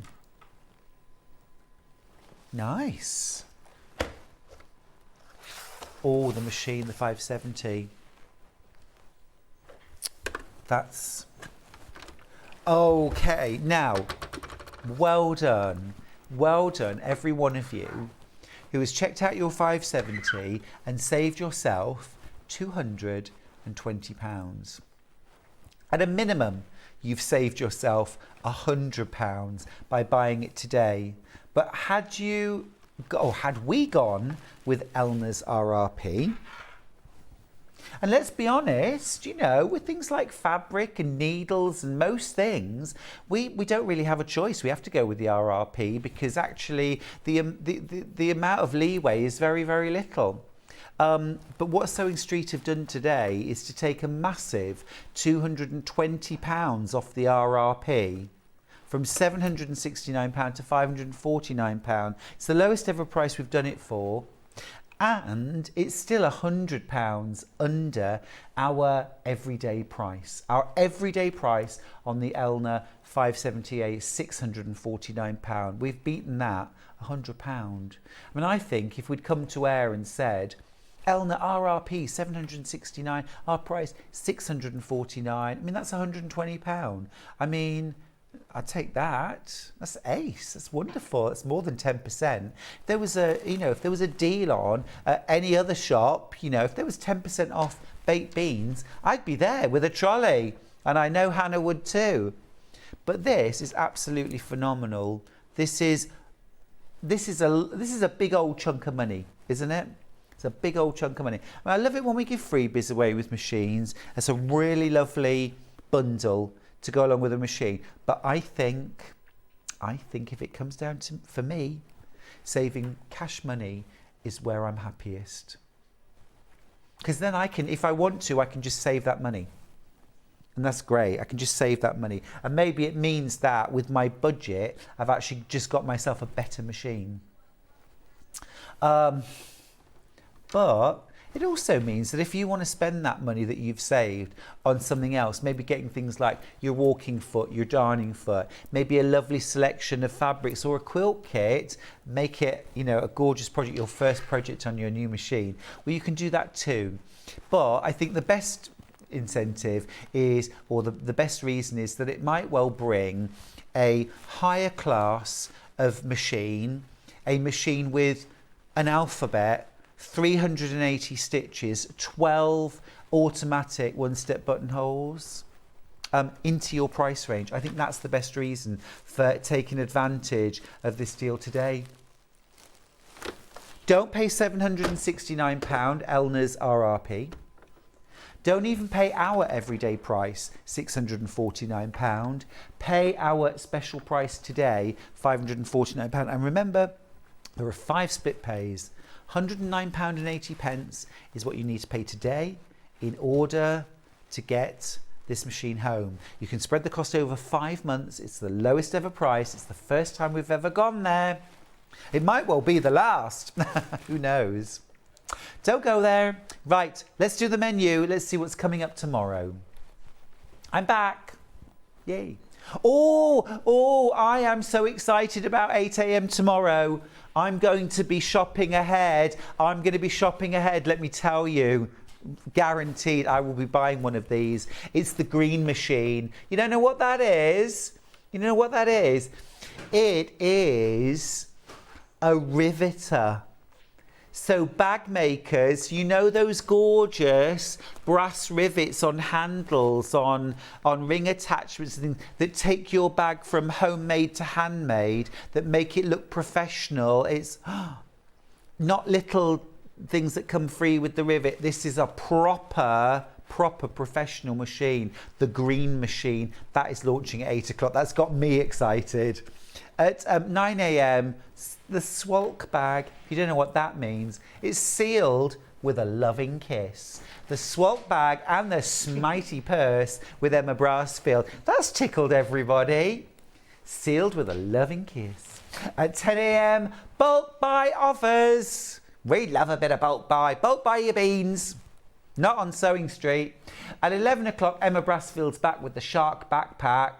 Baby shark, you can have that one. And then at 12 o'clock, William Morris Fabrics. Oh, we're going to do Hobby Maker's menu too. Let's do that. Right, so don't switch off your TV set. Stay tuned because at 1 o'clock we head on over to Hobby Maker. You don't have to do anything.